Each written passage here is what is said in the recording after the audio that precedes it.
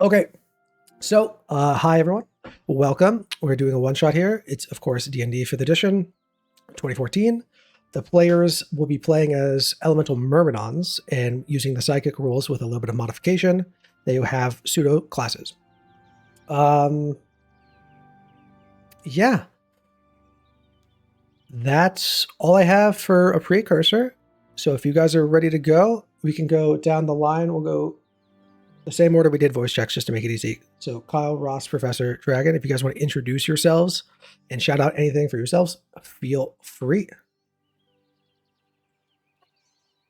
Alrighty. Well, I guess I will start. Hello, my name is Kyle. I am also known as the Art of Lore Show on Twitch. I stream a lot of Warhammer content, painting mostly, as I have in the background here. But every once in a while, I get to play a little role play one shot D&D with the guys here, and I'm excited to do another one. Hello, Awesome. everyone. My name is Ross, Kelvin's Coin online. I also stream on Twitch and I have a YouTube channel. That's a little bit inactive right now, but we stream a lot of retro RPGs and strategy games, and the occasional one-shot D&D. So I'm excited. It's a good Friday night. Anytime you get to play D&D, I'm excited. Let's go. Professor? I am the Professor. Also, I think I broke it here on Twitch, Instagram, Blue Sky, and I stream RPGs. And in fact, a week from today, I'll be running a one-shot for Halloween of Ghostbusters International, and one of the players is here with me, X, who was the fucking champion of the last one. And honestly, I've done one-shots with everyone here except for Kelvin. Hi. Awesome. Dragon, anything for you? I'm Dragon. I stream literally anything that I feel like playing. I'm playing a water myrmidon tonight. I believe I've actually done a one shot with everybody here previously. Pretty sure I have. Cool fun fact. Okay, and I, of course, am X. You can find me XB5792 on Twitch or YouTube. I'll be doing... I don't want to call it an ad read or anything.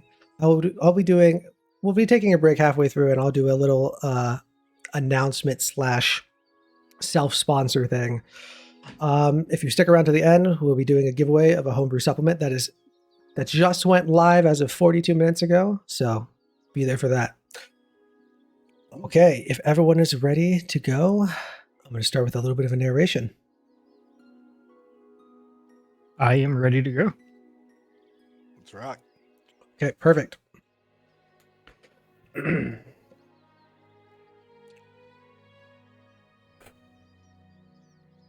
Chaos. Endless tumult. Currents of heat, pressure, and particles churn together, floating in and consuming themselves in a dance. An unending dance. A perfect balance. Flames devour until nothing remains but ash, and from the ash rises stone. The stone cracks, weathered by water, and from its wounds bursts a storm of booming air. Lightning, igniting fire once more. A dance that does not end and does not begin. The elements sing in a wordless cycle. An endless dissonance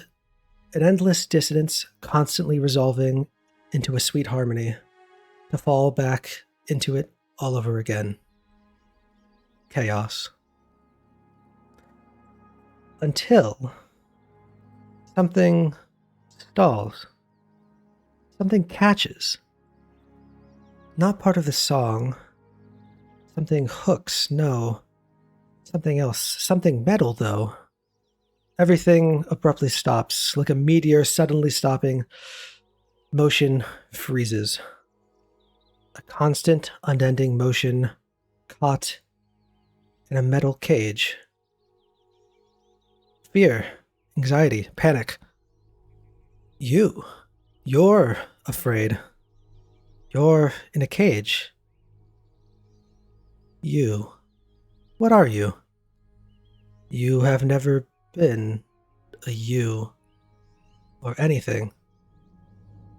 You feel yourself, you feel your cage.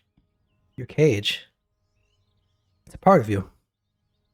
Your eyes open and you see for the first time, you see yourself, you see in front of you, standing on a sigil-drenched floor, glowing lines of power bending reality around you, hissing and humming as the magic cools off. Offset from you, another circle, glistening still, a figure in shimmering robes, gestures in wide, deliberate motions coming to an end. Their eyes glowing with triumph, with avarice, with something that isn't love, but is equally prideful. Two hulking figures, automatons of some kind, take a defensive stance between you and this figure as they look upon you. What do any of you do, if anything? I'm gonna freak out. Can you explain how Yeah. an earth elemental essentially freaks out? I'm looking around. I'm like, what is this? What's going on? And I'm made of this amorphous sort of material of sand and seashells and broken rocks and things like that. I'm just like, what am I? What does all this mean? I'm so confused. I look at the automatons and I'm like, I can probably take them. It's the first thought I had.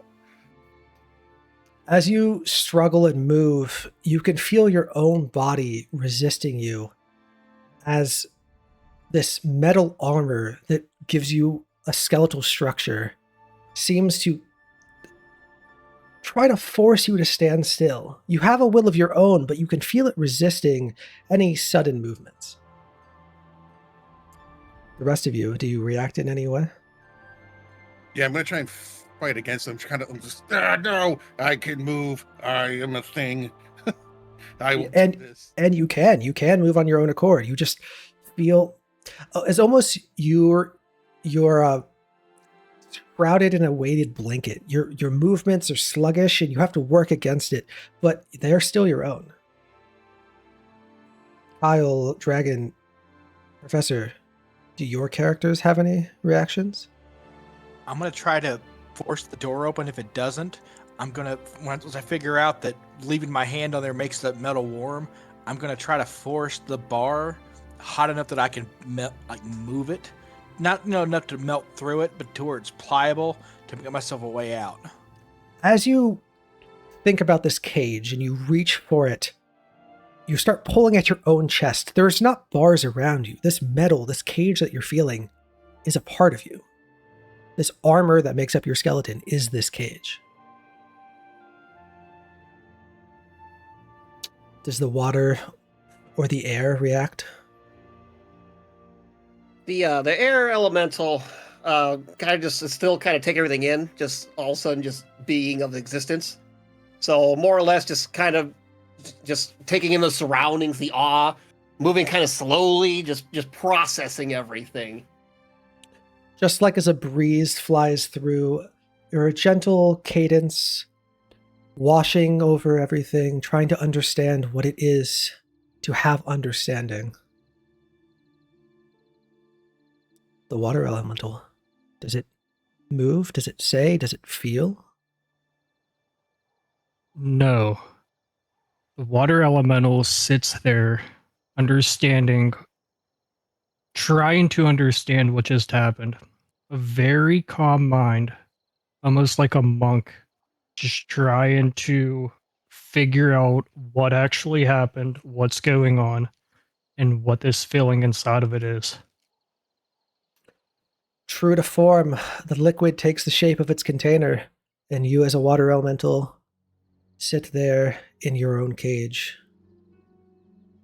This figure smiles widely. You can see it. It's a middle-aged half-elf, so probably in their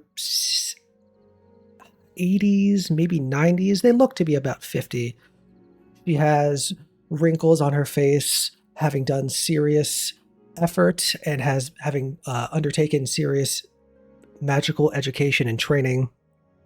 Her hair seems to be long, white. She wears a tiara. Her robe seems to be red with gold intricately sewn in. She wields a wand in her hand, kind of backwards, like she's kind of holding it in a reverse grip, almost like a dagger. My children. She's catching her breath. Welcome.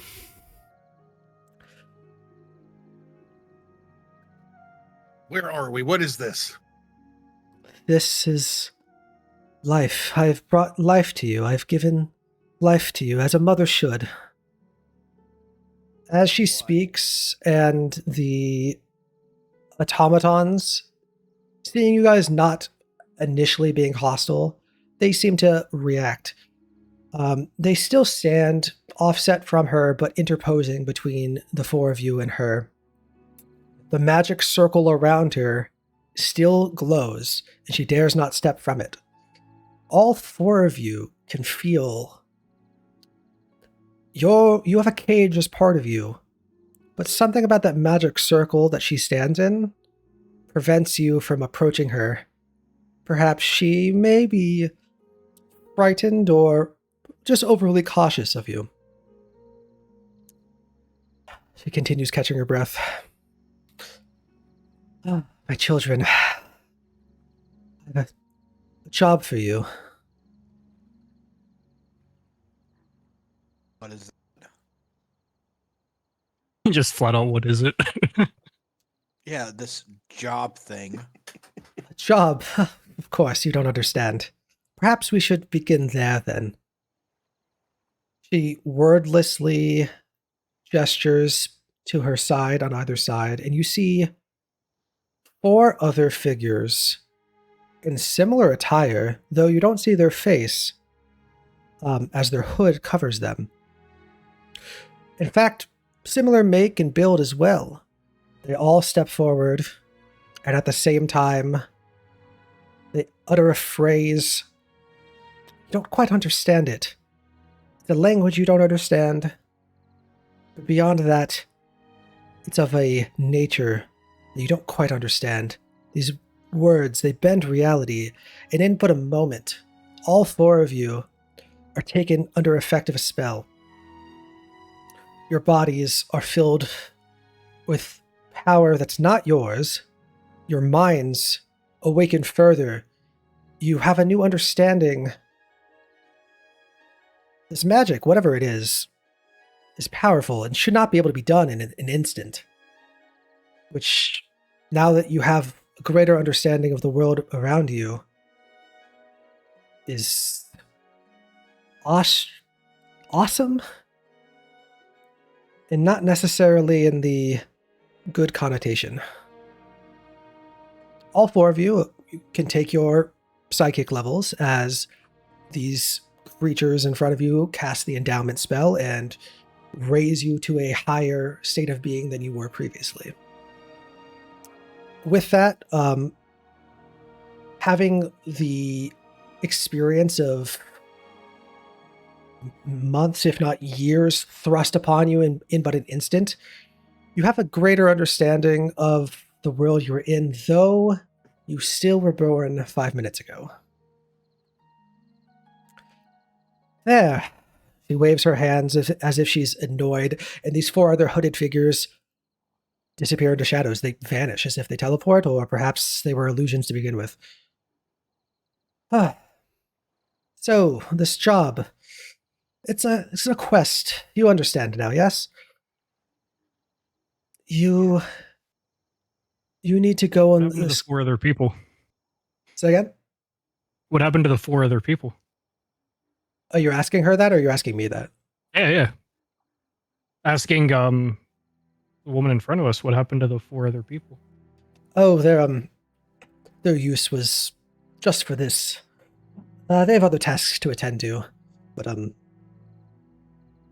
don't think we need to worry about that.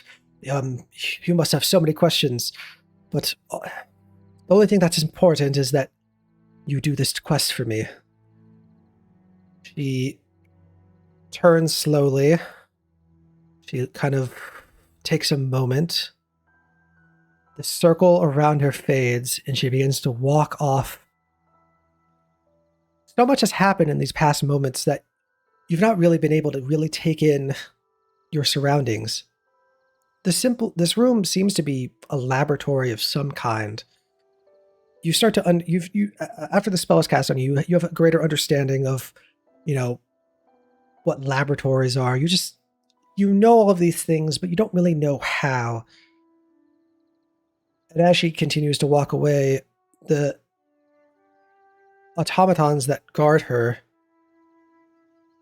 wait for you to move before they take their steps to follow her. Do you four follow her? Yes. Okay. Able to move against the immense weight that I'm feeling oppressing my body, and I'm just from the download of all that information. I'm still kind of like. Interesting note. As you follow her, you feel no weight of your skeleton. Following her seems to be easy.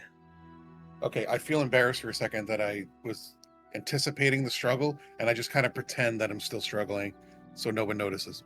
True to your form, a humbering earth elemental as you walk forward. If the rest of you follow, if you don't, please speak up, but if the rest of you follow, she walks across the chamber to what appears to be a small fountain. Instead of being risen, it is depressed, and she begins to walk into this fountain. She waves her hands over it, casting a spell. Two of you actually understand this language now. It is the language of spellcraft, and your fiery friend and your watery friend are both magically inclined, as if but a moment ago. She begins to cast a spell. Neither of you are familiar with its nature, but your magical inclination allows you to understand it to be some type of scrying-like spell. It's a scrying pool. She wades into the water, she casts a spell, and in front of you, a scene of a faraway place. All of you can look upon it. The basin, about 20 feet wide, glimmers and shows about a bird's eye view of a forest line. Here, the verdant wardens. They have an artifact I need you to retrieve for me. The seed of bloom. She waves her hand, and a different scene appears. A dark, lit by fire room. Perhaps it's a cave, as there's dirt around, and you can see the particles of dust falling from the ceiling. A risen altar, and floating above it in the center, a larger than a fist, perhaps a small squash, we'll say for the size, a crystalline seed floating above this altar. The seed of bloom. I need you to acquire this from the verdant wardens. She waves her hand, and the previous scene returns. Do you have any specific instructions for what to do with the wardens? They're of no consequence to me. They will not let you take it. I assumed as much. Yeah, why did you birth us for this? Why can't you get it yourself? I join in on him just because of, like, as soon as I came in, like right now, I'm extremely overwhelmed. I was created out of nothing. I had all this weight on my chest, like how it felt like a cage inside of me, just out of nowhere. It went away as soon as I started following the thing that said they created me. We followed her up to a thing, then she instantly put this magical energy inside of two of us, which is leaving me overwhelmed with thought and just curiosity on why were we created for this? She chuckles to herself. I am very busy, and It's not necessarily an easy task. It's definitely not a safe task. There is a little bit of trouble in the forest that surrounds the grove. Your nature will allow you to pass through it less encumbered than I would be. And for the grotto itself, magic protects it and prevents me from instantaneously appearing there. As the scene, unless any of you have something to interject. I do have one other question. Of course. A strange looking sandy dusty arm kind of forms and like scratches what I guess would be my forehead, and my hair of seaweed and seashells. I'm just like, what happens once we get this seed? What happens? What becomes of us? Well, you are my children. I'm sure you'll grow older, and with your age, you will be able to be more of use to me. Okay, I don't think I understand what that means, but I'm weirdly okay with it. Then I turn. I'm going to look at specifically the water elemental, because I feel sort of like a kindred sort of thing with them, because I'm a sand creature and the ocean is right there. So I kind of understand what water is. But just like, are you following this? Are you okay with this?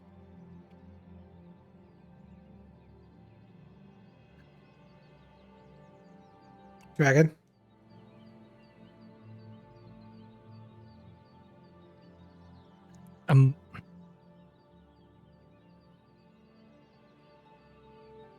No.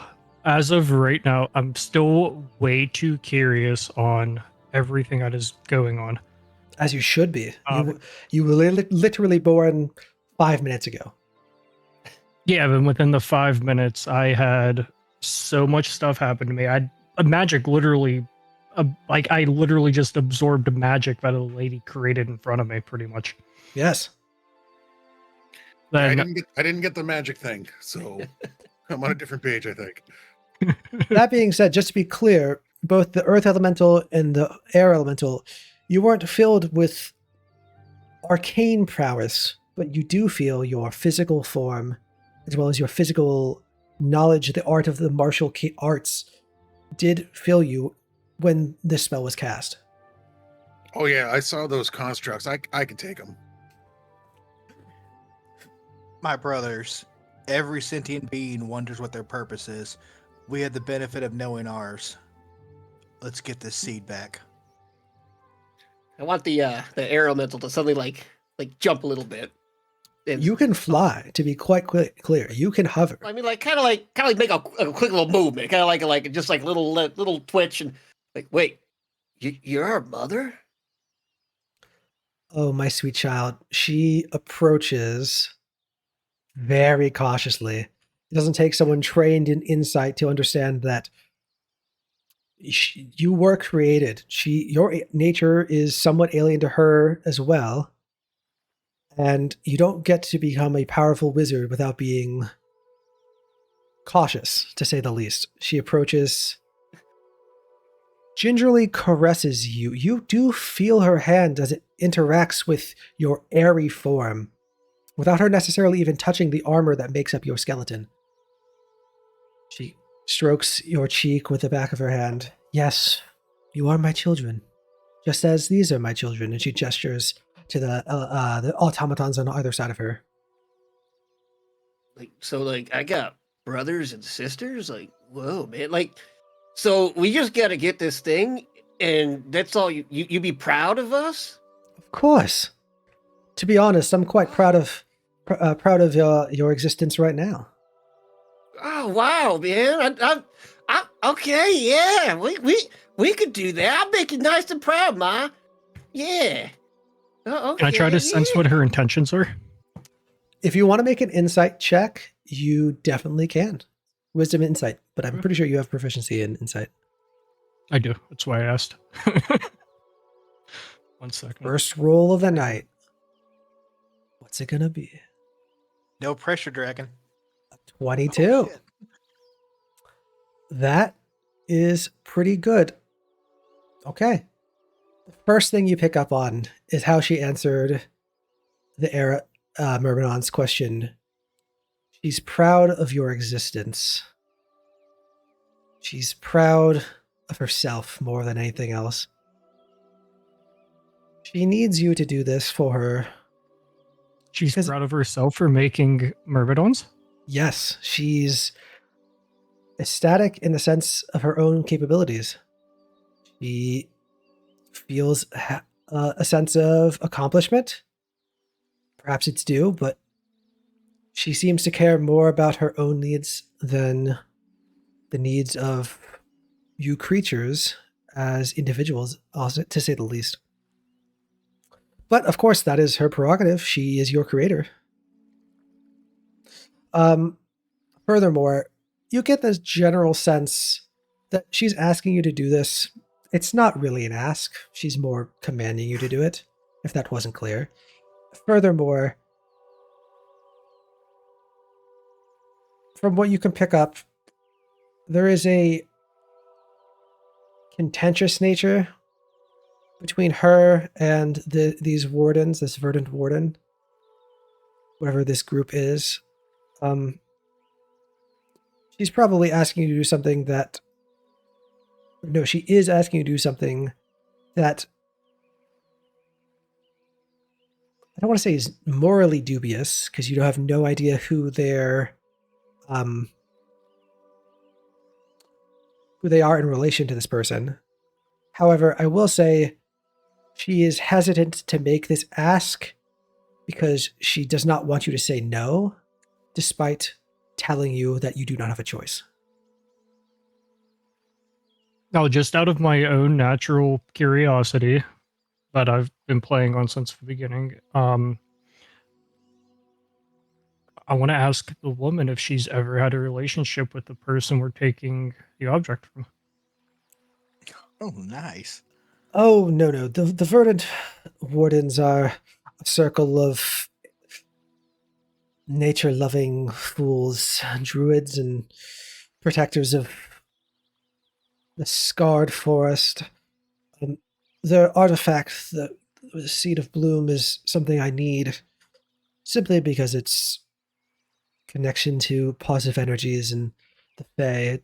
It is a powerful magical artifact, and that's why I need it for my own research. It's nothing personal.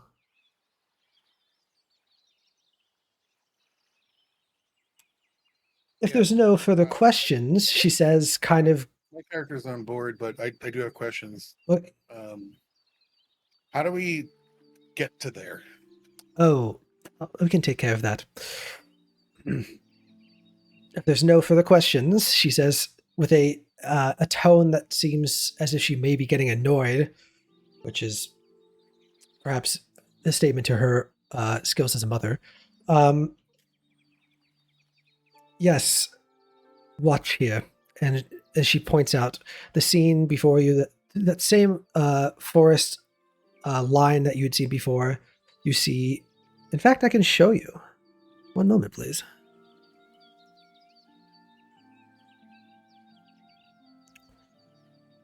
You see several petitioners outside of a forest that seems to be guarded by, as she stated, are they druids? Actually, at this point, you would understand what a druid is. Guarded by druids and warriors. There's beasts on guard. There seems to be... You caught the start of this as this conversation was going on, as this scry pool has been happening this whole time. There seems to be a pupil or maybe a petitioner that wants to become a druid. It's just been a spell cast upon them. You see this green energy flow into them, shoots through their veins as if there was dye injected into them, and then pulses out of them in this protective ward. You can see the mouth of this man back here, clad in heavy armor. 1 hour, he mouths and holds up a finger. This nervous pupil nods, walks past this bear that seems to be sitting guarding this entryway and takes off with a hurried step. There are more petitioners, families, a man with his cat. There's traders here. They seem to be sitting up here offering goods to the druids. There's a sleeping direwolf, as well as, hounds with their masters. A bear laying down underneath a tree. You'll be entering the forest here. The miasma of the forest will have no effect on you. You'll need to navigate your way through it to the grove I showed you earlier. As for how you're getting there, she waves a hand, and a similarly dressed, similarly build figure as before walks out and is waiting to cast a spell. Do any of you have any final words, questions, or any questions that you have as players about what you're seeing in front of you? Or, yeah, no, I did show it to you, yeah. Come, my brothers, we have a purpose. That's right, brother. I'm Yeah, in. guys, For Mom. We gotta make Ma proud. She's counting on us to go get the thing, right? So we just gotta go and get the seed of bloom. The seed of bloom. The seed of doom. Bloom. Bloom. She casts. Yeah, I'll get it, Ma. Don't worry. I got it. She. You can see her kind of almost get the ick, for lack of a better term, as we need the seed of bloom so we can grow the pretty flowers like the people here in the forest. She. I choose to fail my insight check on her annoyance, and I jump in the freeze frame, and the Family Matters theme starts playing. I'm in the background just screaming, what does it all mean? Awesome. Amazing. Just for sake of narrative, she casts a minor illusion spell to show the air Myrmidon what the seed of bloom looks like. She reiterates it's called the seed of bloom. And if there is no further questions, and she doesn't wait for a response when she's saying this, she nods, and the figure to her right begins to cast a powerful spell. As you see arcane runes shoot out from this creature, they form a circle perpendicular to the ground. They alight around. To detect what spell it is. If you can make an intelligence check, I do not believe you have Arcana proficiency. If you do, you can make an Arcana intelligence check. Could I try an Arcana check? All of you can try an intelligence check if you'd like to. Okay. It's going to be a harder DC for the people who are not spellcasters. I'm going to pass. It's still catching up to me that there's even a spell being casted. Perfect. So, Flat-out intelligence check. There's one of those in every sibling group. Yeah. So, intelligence, Arcana. If you don't have Arcana, it's just to be intelligence. Ooh, not good. oh boy. Like, you're just going to sit there looking at the pretty colors like, whoa. With a 15, Colors mean. with a 15, I'll say you do not know exactly what spell it is, but you can tell it's a very powerful spell, way beyond your capabilities. Perhaps beyond the capabilities that you could ever attain. Just out of curiosity, for the fun of it, what do I see with a 1? You just see magic. You don't even know what it is. See Pretty swirls. colors. Essentially, yeah. So as these runes outline this circle that is perpendicular to the ground, you see lines at the different cardinal directions appear. They then rotate like an aperture, and you can see the hazy image, now from a different perspective, of the scene in front of you. As that hazy image becomes more and more clear, as a gate opens between the four of you and the scene in front of you. The first thing that happens, this would happen before the gate even opens, as the magic is being made real. I just want to do this for my own fun. Hold on. The gate is appearing down here. You can There's see your it. colors. And before this even happens, before the gate apparates, the scene, just for a narrative, birds scatter as if they can have, some primal sense. This dog who's waiting in line dutifully with their master turns their head and kind of takes a more defensive pose and doesn't bark, but is looking with worry. This dire wolf, sensing its other canine friend, starts to stand from its restful pose. The gate is now open, and you four can step through. More than that, you four feel compelled to step through, not only by the skeleton inside of you, but the gate itself seems to be drawing you through it. Well, only one way to go, and Pierre will step right through it. Okay. If the four of you can click where it says your, water myrmidon, fire myrmidon, and drag you on to the map in this general area, that would be phenomenal. I was just dragged a spell that I have. Wait, why did mine work? Yours worked. We need the fire one. I can't see me at all. You can't see yourself at all? No. I see all four of you. I do not see I, Dragon's character. I also don't. Okay. Is it- Dragon, try it one more time. I'm gonna click on the Click the picture that text. says Water Myrmidon. Click the text and drag it over. I see a white box show up, and then it Yeah, disappears. and it just disappears. Yeah. Okay. Yeah, me too, actually. Interesting. Let Hold me on. try. My spiritual weapon works. Yeah, I see Let- that. Um, It's a trident. That's awesome. Oh yeah, thank you for that. I guess that was just Perez. I didn't know what you made for me. okay. We'll just do. You guys can see this image I just added. I can see do, that. yeah. Okay. For now, we're just gonna do this. It's not gonna have the full scripting and everything, but it's whatever.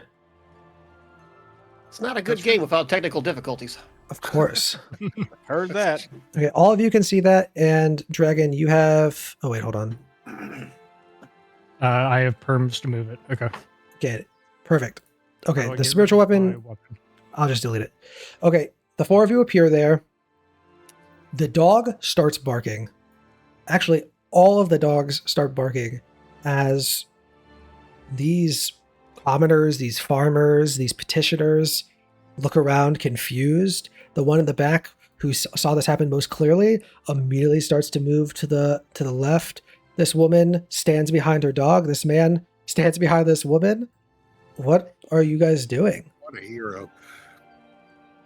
I'm Stand. even more overwhelmed now Kind of the after everything that just happened to me in the last 5 minutes, and now I'm seeing more things that look like the thing that created me. I'm gonna In the step same out of boat. portal. kind of just overwhelmed, wandering around, just kind of processing. And then I'm assuming are they screaming? Are they talking? Do we understand? They are definitely afraid. It does not, as long as you have around 10 wisdom, you know just generally what their feeling is. They are definitely afraid, but they're not like panicked. This is definitely something they're unexpected, something they've never necessarily seen before. But actually, anyone that wants to make a insight wisdom check, so just wisdom if you don't have proficiency, if you'd like to make a roll, and I can give you a little bit more clearly, or perception check, either one, perception or insight. Oh, nice. Oh. There's a crit. I rolled a natural 20. Nice. Okay. I got a 10. Jeez. Okay. Yeah, I think all of you, Dragon, your character being proficient in wisdom or being proficient in insight, you justifies a little bit more knowledge, awareness, even with a low roll. Yeah, you could definitely tell they're looking between each other and back to these different druids. It's like, is this something that you guys cast? Is this normal? I've never seen this before. And you can tell as well that these druids, they don't know what's happening either. This man, I'm gonna step through the gate, and I'm just gonna be like, Hi, we're here for the seed of bloom. Do you know where we can find it? But I'm going to accidentally say it in Terran, so it just sounds like a cinder block being dragged across stone. So you don't say it in common or any language that these guys would understand, which is perfectly fine. The rest of No you, one understands. Oh, yeah, I guess we somewhat know understand. what language you speak. Yeah, that's true. Yeah. You guys somewhat understand him. Despite not speaking Terran itself, you all speak your respective elemental language, which are distinct dialects. Primordial, yeah. Yes, they're all dialects of Primordial. So you have a vague understanding of what he's saying, as if you speak Italian and someone speaking Spanish or Spanish and Portuguese. Exactly. You brought up another good point because we just showed up here. We have no idea what language the people in front of us are even speaking. The language that your creator spoke to you was not primordial in nature. With True, a but, like, perception you won't know what- checks, with anyone that rolled above a 15, you would know that they were speaking a language that you did understand to each other. And as the scene is, People speaking that language now. there's mostly hushed whispers and screams, but with a high perception or high wisdom roll, it's especially a natural 20, you would understand they're speaking Common, which is a language that you somehow innately know, perhaps due to your creation. And as the scene unfolds, nothing is immediately happening as far as combat or whatnot is concerned. This man in the back steps forward. Halt! Come no closer. What is it that you are? Why are you here? Pass through. That's all we want. Don't delay us. We won't cause any trouble. We just want to make it through.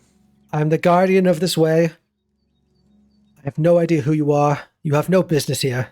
Return to where you come from, and we will have peace. We're the brothers. We're looking for the seed of bloom. You know where we can find it? If you're the guardian this way, you should probably know. You speak that in common, I'm presuming?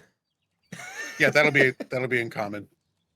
As Oh, that's you... right. It was Bloom, not Doom. Ah, man, I can't get this I'm out of having, my like- head, man.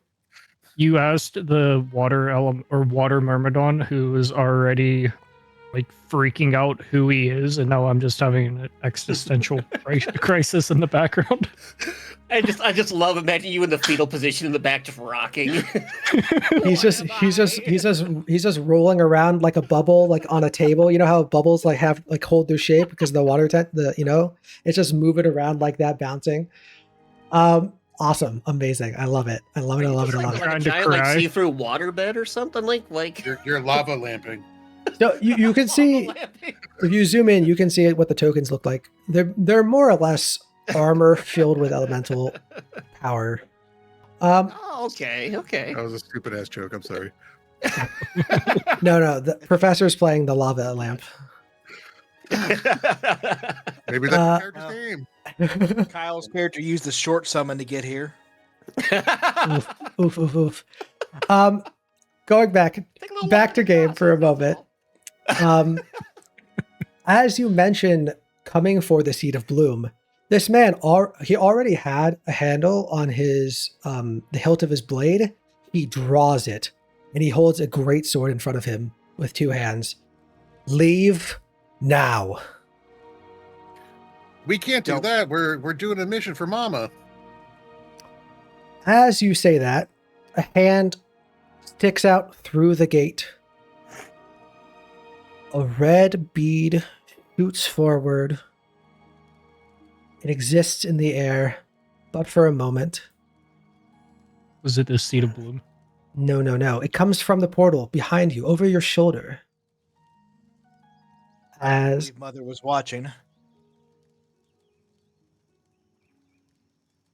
a fireball explodes, disrupting the scene. Your mother is not patient and does not want to mix words. Clearly, this man has no intent on letting you pass. She does not care. I'd like all of you to roll initiative, as I also figure out who exactly is dying from this fireball. Let's see. Is that about the right size? It's easy on you. You roll it again. There's my first nat one. Fuck you, Kyle. God. Oh, I got Okay. 11 and a 23. Wait, where's the Ooh. initiative button? Don't It's worry. that little tiny 20-sided dice next to your armor class onto the Yeah, right. it's to the of right it. of the armor class. That little tiny initiative button. Got it. Yeah, it took me a minute to find Steph's it. fault. Oh, someone getting cooked. Yes, all of these people need to make dexterity saving throws. Give me a moment because this is going to be dice. To be clear, Mhm. that was a delayed blast fireball. So it's a fireball upcast to, I believe, 7th level, and then she waited to the end of what would be her turn for it to get an extra d6 for free. So I believe that would be 13 d6 For delayed blast? for an extra turn. Because it's fireball upcast plus 1 d6. I think you're right. I can look it up. Yes, if you need. I believe it's either 13 or 14. I don't think it's going to matter for most of these people. It probably isn't.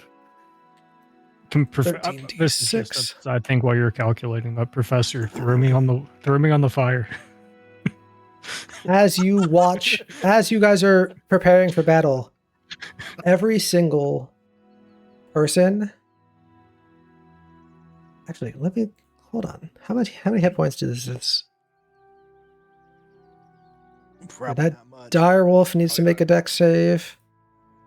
Direwolf dies.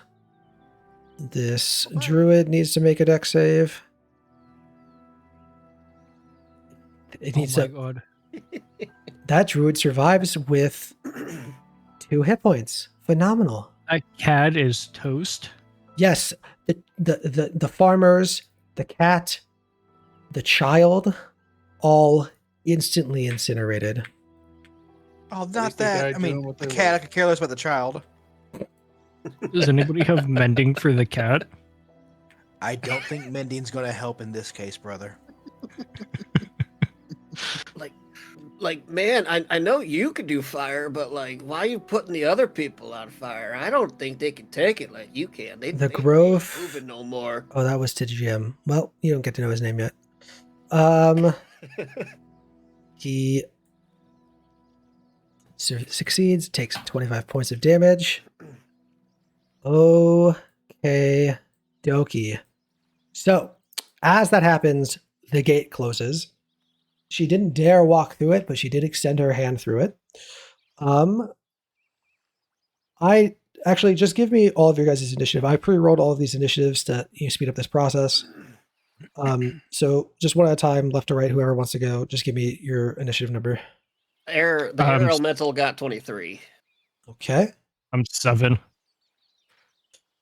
Oh, Earth Elemental rolled a 14. okay. Professor, what'd you get? I got 2. 2? Okay, I guess we know who's going last. I hope so. Guess I'm getting my nat ones out of the way now. Okay, I mean- dokie. Start of the round is, lucky for him, the air elemental myrmidon. You see a scene of, honestly, horror as a family is incinerated. A man and his pet is incinerated. A direwolf, a beast that could perhaps terrorize an entire town, is incinerated. What do you guys do? Or what do you do, rather? It's your turn. This is seriously just out of curiosity for this. Because again, how old are we right now? Like 10 minutes old? 10 minutes, yeah. We'll go with 10 minutes, yeah. Do we even understand what we just saw? Like the loss of life? Like we don't even comprehend that or anything, do we? Like I we would- know, I do we would even know say- that something bad happened. I would say until the endowment was cast on you and you were risen, essentially you were given 8 levels worth of experience. Until that happened, I would say definitely not. After that happened, Okay. I'd say you'd have a textbook understanding, but you'd have no real understanding. Okay. Okay. All right. But as far as you know, these people are your enemies. I mean, your mother did Like we this. comprehend what just happened though. Like we comprehend that like 7 people just got turned to ash in front of us. I'd say all of it. especially you being higher wisdom would definitely, yeah. Okay. So top of initiative, the Air Elemental Myrmidon. It is your turn. What would you like to do? Well, as I take the scene of them all bursting into flames, and I'm assuming I see some type of town guard or somebody draw their swords out. Yes. So that would click into my mind that I should take mine out. Like, oh, hey, man, you want to compare sizes? I got this one, and I'll pull it out, and I guess I'll move forward Okay. towards them. What is your movement speed? And are you flying? I wouldn't say I'm flying at the moment. It's kind of more of like a just a small hover. I'm not trying Perfect. to fly away or hover anywhere. So just Perfect. a little off the ground. And it looks like I can go 30 feet, which I'm trying to think. Does it? I know there's a way you're supposed to track your movement. While you're holding it, if you tap Q or if you tap right click, it'll put down a waypoint while you're holding the So token. I'm holding my guy. Hit Q. Oh, okay. So if I could move through my friend here, Of course. I would just kind of move forward, and I guess that would be kind of the end of my turn. I don't really. Well, you could take your action to double that movement, or you could take an action to ready an attack if something was to come into range, or you could take a dodge action and prepare yourself if anything was to attack you. I guess I would kind of do like a preparation, like just kind of have it up and ready, because like I'm not really assuming we're in combat, but people just exploded, people pulled their swords, so I guess I'm just like I guess we're doing this. I would say Ma wanted to do this, so I would say you have a innate understanding that whatever air of conversation was ripped away very violently. You can see the murder in the heart of these people that seem to be warriors or warriors of a kind, as seemingly innocent people were just killed. But if you're readying an attack, that's your turn. I mean they can see. Did they see the fireball? Didn't. Everyone saw the fireball. The fireball No, exploded. did they see like where it came from? Do they think it's us or? They saw it come from the portal, essentially. As far as they're concerned, you came to the portal. Fireball came out of. Yeah. So. Yeah, okay. Okay, We're enemies to them. Druid 1 is up. They are going to... Oh, fuck. What are they going to do? Oh, actually, they would have cast Absorb Elements as a reaction to take 12 less points, or 13 less points of damage. So I'm going to add 13 hit points to them. That was their reaction. They're then going to cast a Moonbeam on in front of the air elemental. I need you, when it's your next turn, to make a save. So don't do anything now. Okay, that's their turn. Druid number Where was 2. the druid that casted it? It's the one with the red dot. What was it? Okay. That's that. By the way, speaking of red dots, do the red dots and the green dots mean something specific? There's just to differentiate the different tokens. Oh, all right, great. Thank you. Druid number 2 is up and is going to walk forward and is going to cast a ice knife spell at...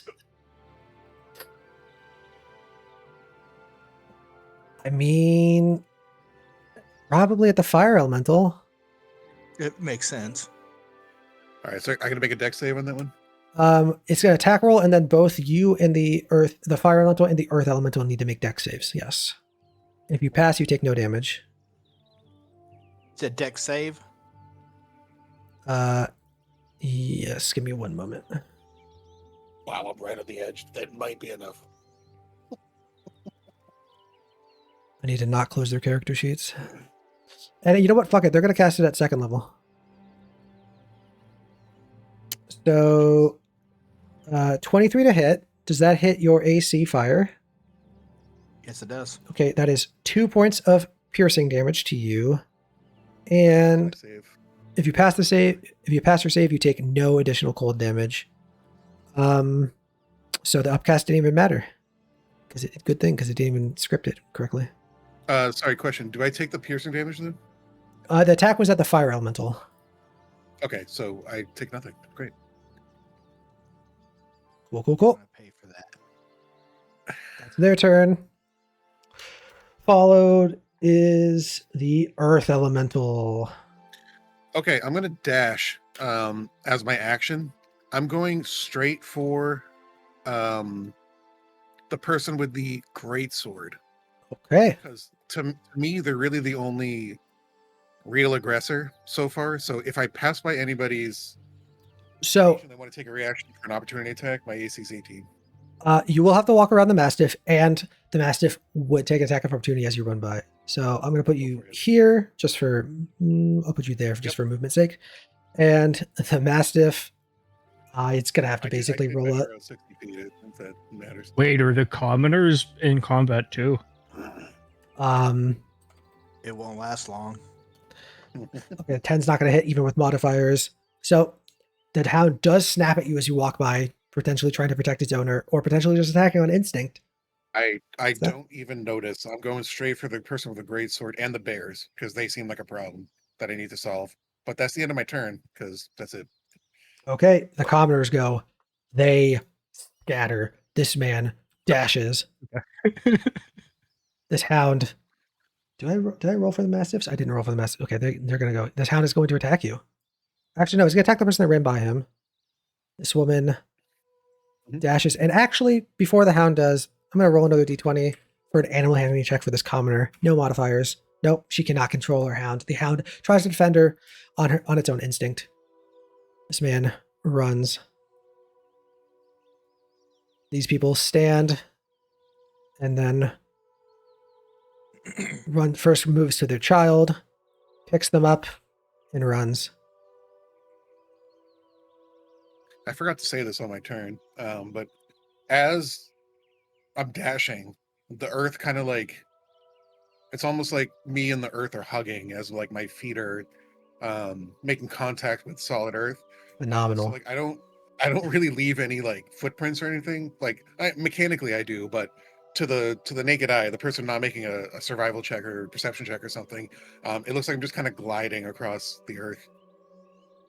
It looks really graceful for a thing that is not very graceful besides its feet. Anyway, I just amazing. As your stride comes to an end, this other hound comes up and attempts to bite you. It does bite you to no effect. B1 and D3's turn. Who the hell is B1? Bear 1. Ah, yes. This bear stands from its seated position. It wasn't prone necessarily, and looks towards the Grove Guardian for some type of command. It readies in action. D3 is going to go. Do we know if they're like bears or is it like a wild shape? It seems to be a cave bear. You would not know beyond that. This druid's going to walk up to you as well, and cave bear is going to try to.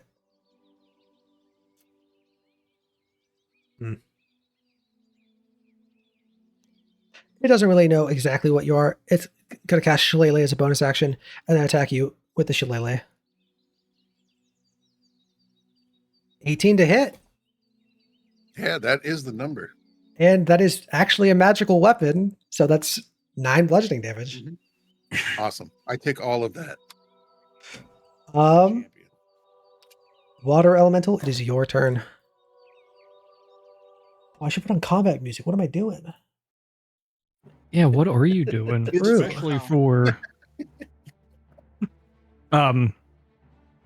after seeing everything and still being overwhelmed, I saw somebody cast Moonbeam, and like I got like a deeper understanding of like everything that's going on. Did you ever play the Persona games when they awaken their persona and like the badass music plays and everything like that? I've not played them. I've listened to Persona music before. I have a vague understanding of what you're talking about, but go for it. Yeah, so that kind of happens, and this is where I start understanding like, oh shit, I can actually cast spells. Awesome. That Earth dude is surrounded by a couple big dogs. How did you see or say how to see movement? Oh, wait, what's going on? You can measure it ahead of time, or if you click the right button or right mouse or Q, it'll put down a waypoint that will measure from. Okay. While you're holding the token, that is. While you're holding the token. Yeah. So I'm going to use my movement to move up. This is 35 feet because I had to move to the left. Can I just say I started 5 feet to the left? Sure. Also, you can take a diagonal for free. Once per turn, and then every other one is it's whatever. It's a whole thing. Wait, why is it being dumb? My roll 20 is being weird now. Oh, you were using when we made your character. You had to use a specific browser. Are you using that same browser? Yeah. Okay. I did the Q. Oh, there it goes. Okay, it was just. Oh, don't hold Q. That's why it's gonna take. Yeah. Okay. Yeah. Okay. Okay, that's your movement, action, bonus action. Anything else?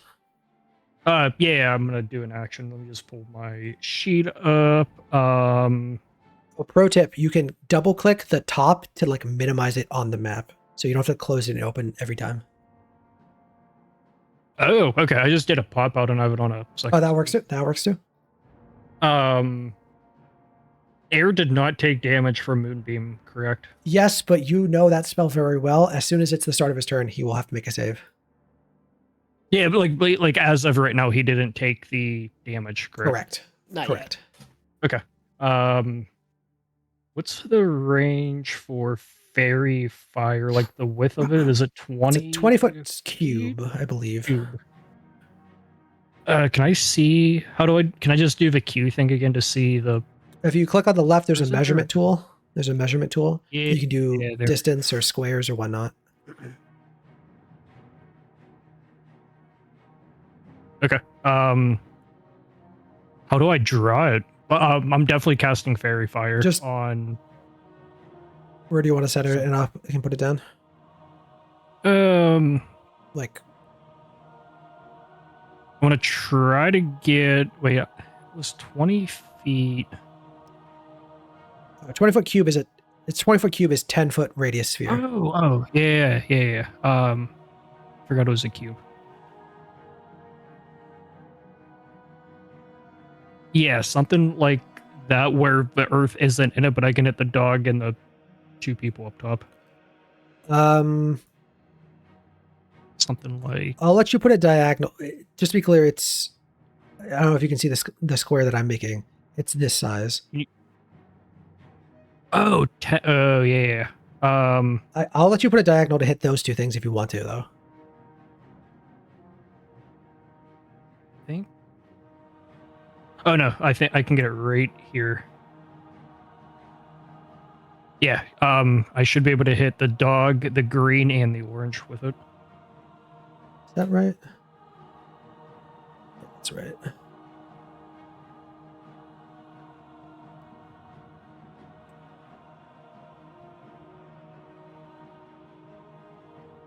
Okay, perfect.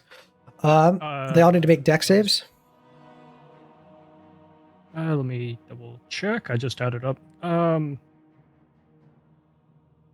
Yes. What is your spell save DC? Where is that at? It'll be with the spellcasting feature. It's 8 plus your proficiency bonus, which is 3 plus your wisdom modifier. So 5. 8 plus 3 is what, 17. Okay, so the hound and the druid in the back fail. So they are lit with a fairy fire. Hell yeah. That was my movement, my action, but my bonus action of I want to cast spiritual weapon as my bonus action, and I'm gonna. Unfortunately, you can't cast 2 leveled spells. Damn. Oh yeah, good call. But wait, unless even as a bonus action. Correct. Yeah, just by rules, you can't cast a leveled spell as a bonus action if you cast one as an action. Okay, no problem. Okay, that is my turn then. Amazing. Bear 2. I'm gonna make a wisdom check because he's actually a sleeping bear. Let's see if he actually notices what's happening. Oh, he's all tuckered out. Ham's the best of us. You know what sucks too about what you just tried to do in the. I know you guys prefer the 2014 rules, and the new ones they made spiritual weapon a concentration spell, so you wouldn't actually be able to do fairy fire and spiritual weapon at the same time. That bear is Sad. asleep. It is GS giant spider. That's its turn. This giant spider is gonna go. It climbs over this back of this rune, jumps down, stands in front of here, and is about to shoot a web. It's gonna make a web attack against the only person it can without disadvantage, assuming that's within 30 feet. Oh, it's not. It's going to make a ranged attack at you with disadvantage, Mr. Earth Boy. I'm trying to help you out, Earth Boy. I fairy fired the people in front of you. I keep rolling to GM because of. I appreciate that. Okay, 14 to hit does not hit. The webs hit your sandy form, but scatter as there's nothing to really grab onto. That's the end of that. It is Warden's turn. That's what that is. I was going to say water. No, he just went. This Warden is going to step forward. It's going to dash.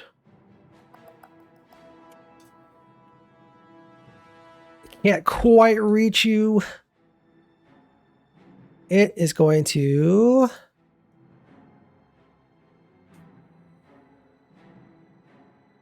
Do you have a crossbow or a javelin or something? Nope. He's got some spells.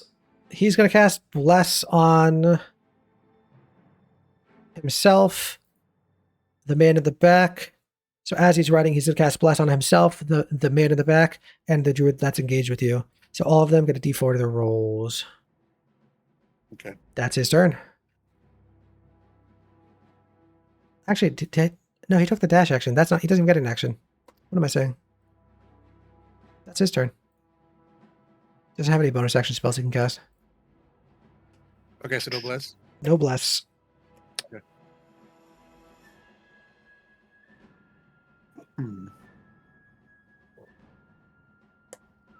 I have something on here that I don't know what it is. Oh, I don't know. Okay, whatever. This druid's gonna go. The one that is fairy fired. It is going to cast an ice knife at the two of you. And it's going to do so at second level. Water and air. 23 to hit. It was targeting the water one just because you're closer. So 23, I believe, does hit. It does. So For 7 points of piercing damage. And then I need both the two of you to make dexterity saving throws. Spell save DC 12. If you succeed, you take no damage. Oh, okay. Do I update anything for the save, or can I just throw a dex check?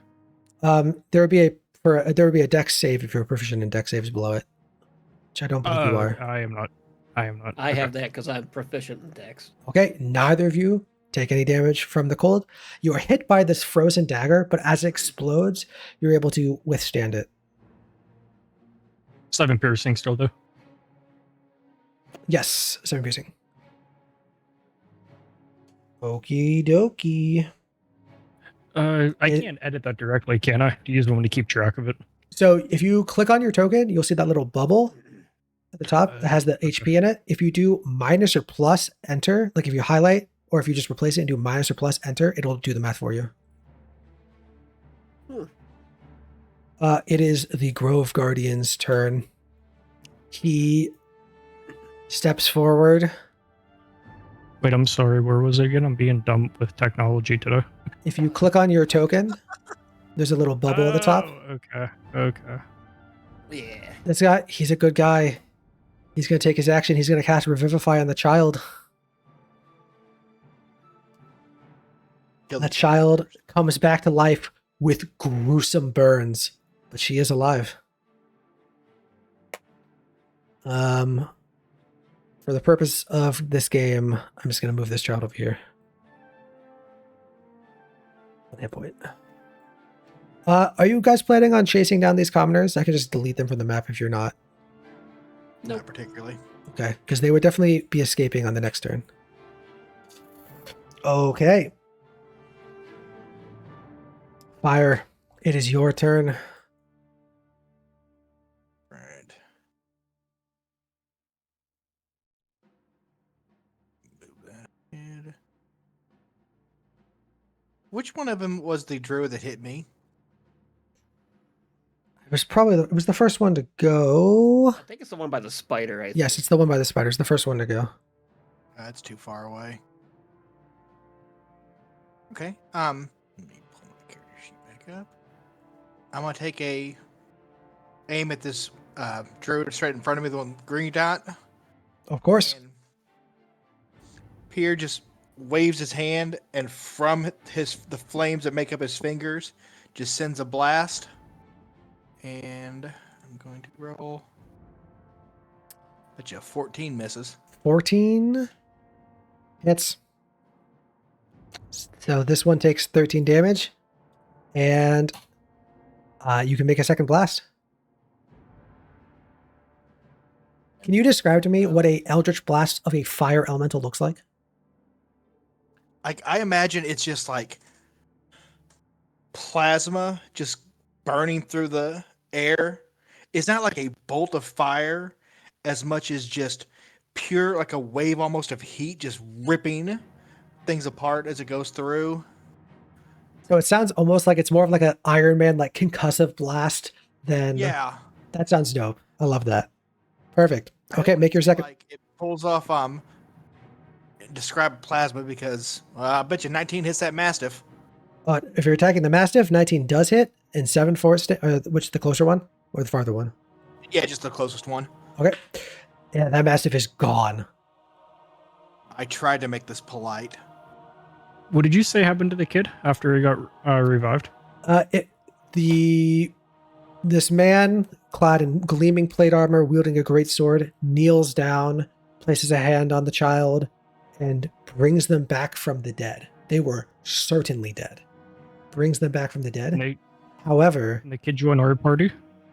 you can try. However, it does not heal any of her wounds per se. Her injuries still persist. She is completely burned, but she is alive. I will fix that issue soon.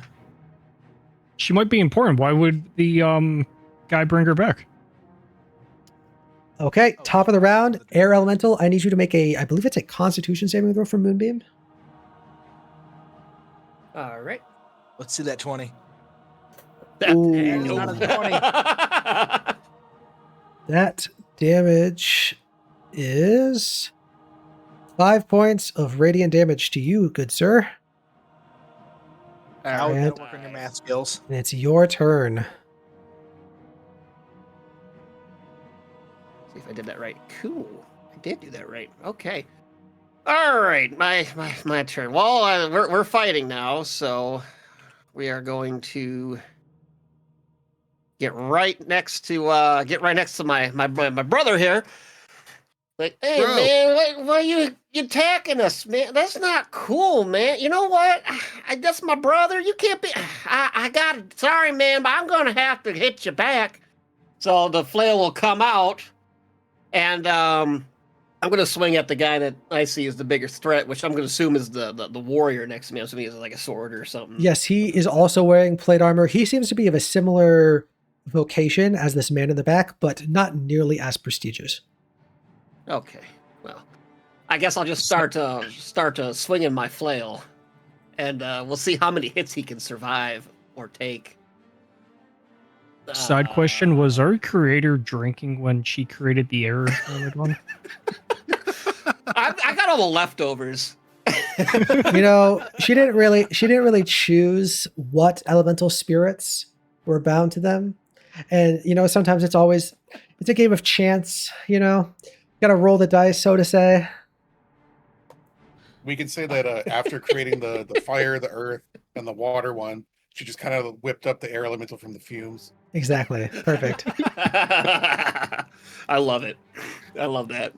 All right, let's go start flinging. Well, here's the first one. 9 First against one.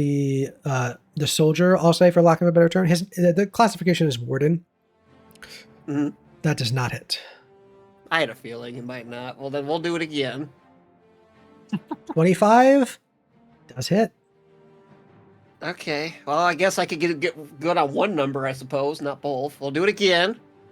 So 6 points of bludgeoning damage. I like that one. A natural 20 certainly hits for 11 points of damage. Yes. Sorry, I gotta mute. And You have one more attack, I believe. is he still standing? Can I hit him with another one? He is still standing. He's taken those blows relatively well. He's definitely taken the blows, but he's not looking like he's failing. Well, miss. I hit. I'm like, hey man, you're doing pretty good. Don't worry though. I got another one though. And I'll swing again. And that one's only 15. Yeah, the 15 does not hit. Okay, I actually pinned something in Twitch chat, and I have no idea how. The message I pinned was L, and that's fucking hilarious. Like, oh That's why we never man, got hit this with that guy's a flail little gun. ducky around, man. He's kind of all over the place. I got him twice though, brother. Don't worry, I'm going to help you out with this. Perfect. Talking to the Earth Elemental. Druid 1 is back up. They're going to take their action to move the moonbeam onto the two of you. That's their whole turn. Druid 2 is up. Druid 2 is dead. I want to see a blue dot druid. Brother, you got to watch out for that thingy that just hopped on us. It don't feel too good. It's daytime. Why is there a moonbeam? What's a moonbeam? I don't know what's happening. Earth Elemental, it is your turn. At the start of your turn, I need you to make a con save. Yes. I rolled a natural 20 again. That is I gotta save these, really. success for half damage, so 5 points of damage. I take 5. All right, let me mark that down real quick on the token. Awesome. If you want to, if you subtract from the middle number, it'll move the health bar as well. Oh, all right. Would you rather I did that or I would, just for other people to see. righto? I will do that. Boom. Awesome. So both of my arms turn into giant hammers, Based. and I look at the druid who's moonbeamed. Not moonbeamed, fairy fired. And then I say, for the only time tonight, it's clobbering time. And I'm going to make the first of 3 attacks. Okay, just to be by the way. Just to be clear, this druid that's next to you is not the one that's under the effect of fairy fire. Just so you know. Okay, well, I'm going to choose to hit the one that is fairy fired. You can hit the mastiff, or you can move, but the one that's under the effect of fairy fire is this one that's back here. Yeah, the orange one's got the fire. And the square doesn't stay, does it? It's just an effect that happens, correct? No, I see the square. I just wasn't sure if the 2 next to me were actually part of it or not. I thought they were. I think that druid saved. I think. Yes, this druid saved. You can attack it. A 20 would hit if you want to attack it. I'll just tell you that. You know their AC is way less than 20. Yeah, I'm going to do that. Okay, so 9 points of damage to this druid. It's actually, oh no, I only crit on natural 19s and 20s, right? Correct. Right. So yeah, it is 9 points of bludgeoning damage, and then I will make a second attack against the same target. This one's a 16. That still hits. That person falls to the ground. All right, and then I'm going to, for my third attack, can I actually move out of the moonbeam to course. right here? Yes, you definitely can. Okay, and then from there, I would like to attack big Of course. sword over here with the final attack. And here we go. It's a 27, and I'm going to thunderous strike it. So a literal sharknado appears out of nowhere and attacks. I don't know. I had no ideas for thunderous strike. I'm sorry. So that's 12 bludgeoning damage on the attack, and then I roll a 4d10 extra thunder damage. Okay. Is there a save for that thunder damage? Good question. No, he takes the damage, but he has to make a DC 15 strength saving throw, or he's knocked prone. Okay. So it's a total of 43 damage. That's 12 bludgeoning, 31 thunder. I accidentally rolled to GM, but he rolled a 19, which I believe saves. Yep, he And- is not prone. That's the end of my turn. And it was 33 points of damage? It was 43 altogether, 12 bludgeoning and 31 thunder, if that matters at all to this character. 43? Oh, that does matter. He is no longer with us. Oh, then I say He does fall prone. He fails to save. Life's a beach, bitch. I have no ideas. I'm sorry. You're fine. A good 30 seconds after you knock the guy out. Yeah, Hey, good job, man! High five. I would high five you, but my hands are hammers. Oh yeah, maybe you shouldn't do that, man. That's a good idea, man. Okay, well, let's go after the dog next, I guess. Okay, we're gonna let it stand because it's cool as fuck. But in the future, the Thunder Strike is instead of the multi attack. So, because we'll say with the It's under actions. You're right. no, it's totally fine. 31 It's thunder damage. no, it's totally fine. We're gonna stick with it because I want to keep this thing going. But in the future, you can use that with one additional attack from your sidekick rolls, though. So you can't use that and multi attack, but you can use that and the extra attack from extra attack. No, got it. Cool. I literally did not understand that until just now. Thank you. That's totally fine. Earth Elemental's done. Commoners, we said ran, except for the fact that this Mastiff is still here. This Mastiff, let's make a Wisdom save. Let's see if he is a scaredy cat, for a lack of a better term. Natural 20. It might not be the healthiest thing, but this dog is not afraid. He is going to bite the stone man in front of him. Because he does not want to. He could tell that the moonbeam is not safe just by looking at it. Yeah, here's a bite attack. 12 does not hit. That's the Mastiff's turn. Bear 1. Oh, I didn't narrate this. Sorry. Soft retcon. When the Grove Guardian went, before he went up and cast Revivify, he would have yelled at the bear to go. The bear would understand. The bear had readied his action, looking towards his master to know what to do. And this bear dash actions into the woods and disappears. Soft retcon for that. Sorry. Druid 3 is gonna... No, Druid 3 is dead. Water Elemental, it is your turn. Is the orange shirt the one casting Moonbeam? No, the one that's concentrating on Moonbeam is the one that's in the back. The one that's a stopwatch on it. Okay. Ross, you're fine. You're fine, Ross.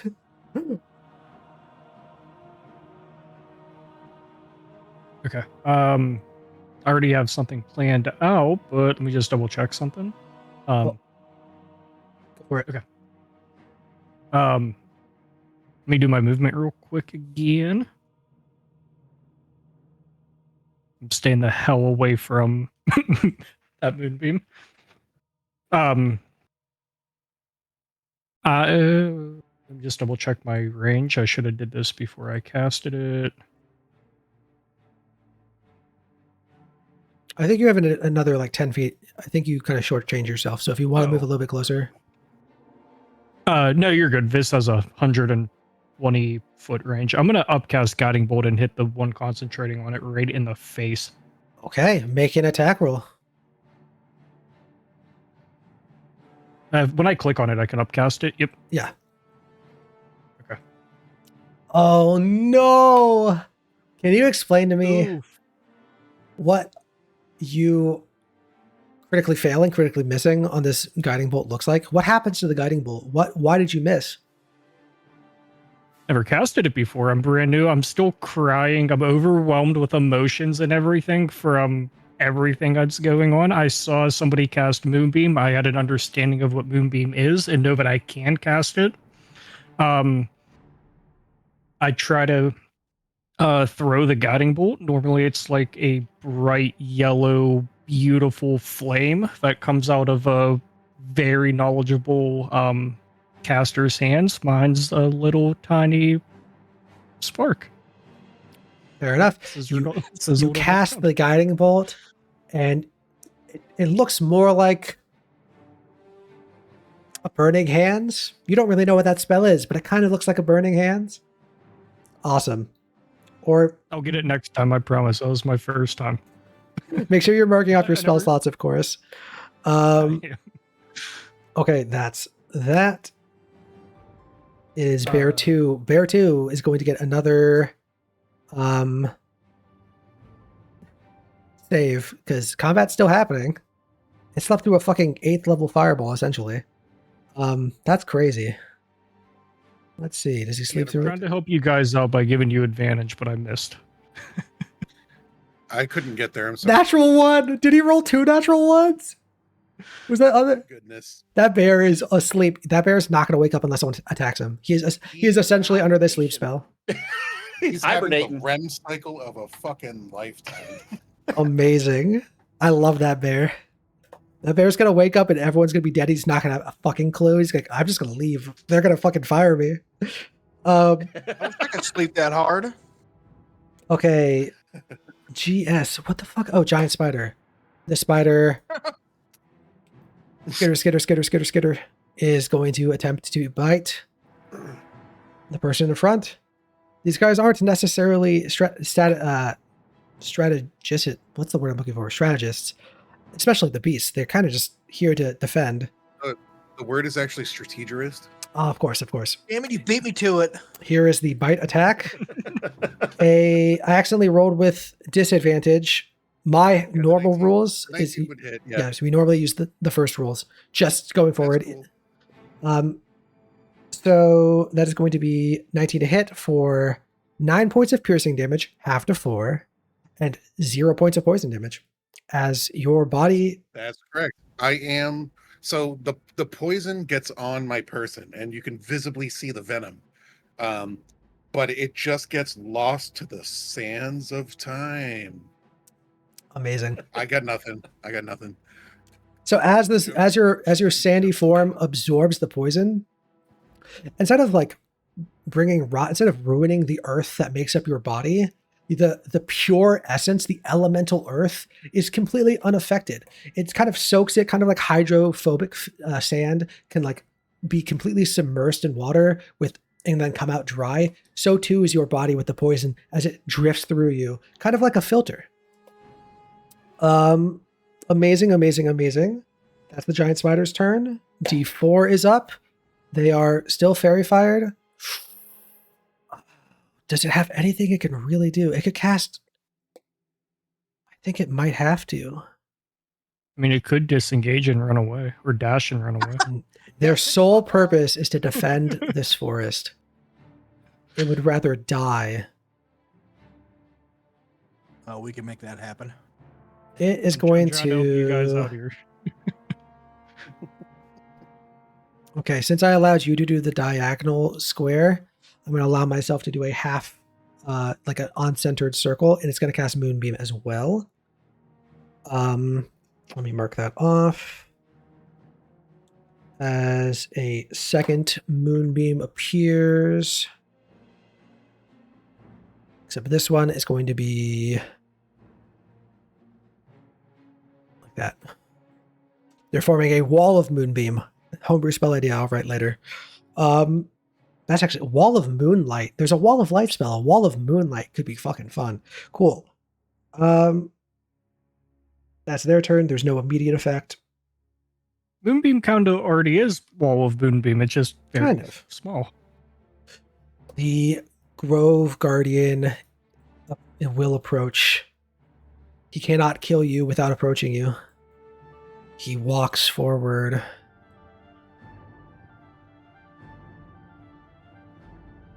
Can he cast any spells as a bonus action? Let's take a look.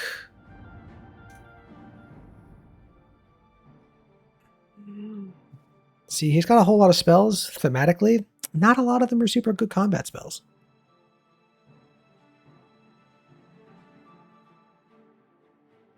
He's going to- They're surprisingly few spells that have a casting time of a bonus action. It's crazy.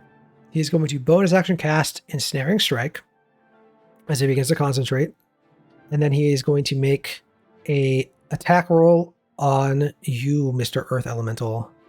Sure, 18 is the number to hit. He is flanking you. Ah, I see. 20 to hit. So That- you take, I don't know why I didn't roll damage. Here we go.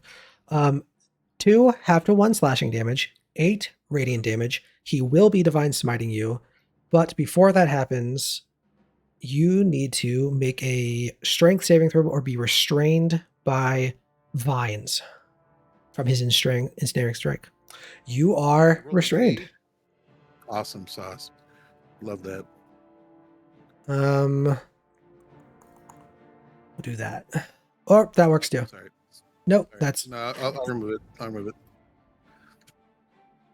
I just kind of use those as they seem fit. I don't actually necessarily have any of them predetermined. He is then going to dump a 3rd level divine smite into you and roll an additional 48. Oh, that's just right. Those damn paladins. 9. That's such a bad roll. 9 points of radiant damage. Terrible roll. Yeah, baby. He's gonna make his second attack against you. Everything's coming up, Sandman.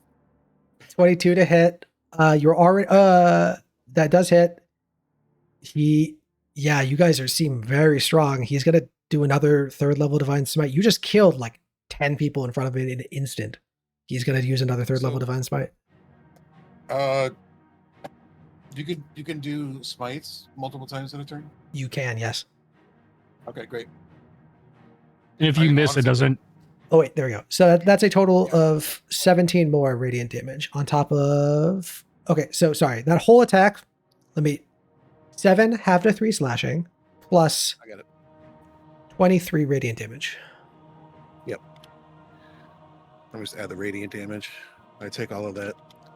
That is his whole turn, though. He is concentrating on that. You know what restrain means, right? I do, yes. Okay, perfect. Fire, it is your turn. Okay. So the paladin, is he wearing armor? Yes, he is wearing heavy armor. He seems to be more defensive than other paladins might be, and just as a forewarning, he seems to have an ability to parry blows. Oh, it's not a blow I'm worried about. Perfect. I'm gonna heat his armor up. Amazing. Can you please describe to me how a fire elemental casting a fire spell works? And you know what? You can upcast at 1 level for free. I don't know if it gets extra damage. You can upcast at 1 level for free. I don't know. Hang on. You can click it. It should be on your character sheet. You should be able to click it and just have it appear. Oh wait, I have it. Never mind. It adds another 1d8.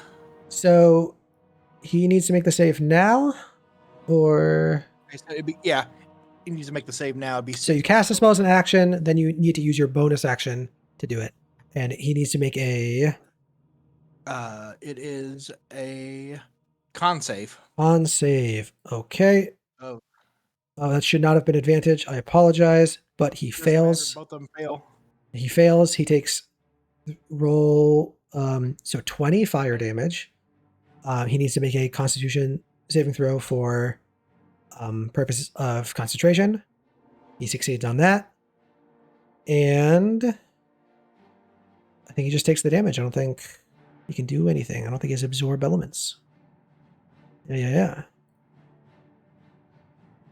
So He minus. literally walks up, looks at him, leave my brothers alone, and squeezes his hand and watches as the armor starts to slowly glow, and as it just completely goes red hot attached to him.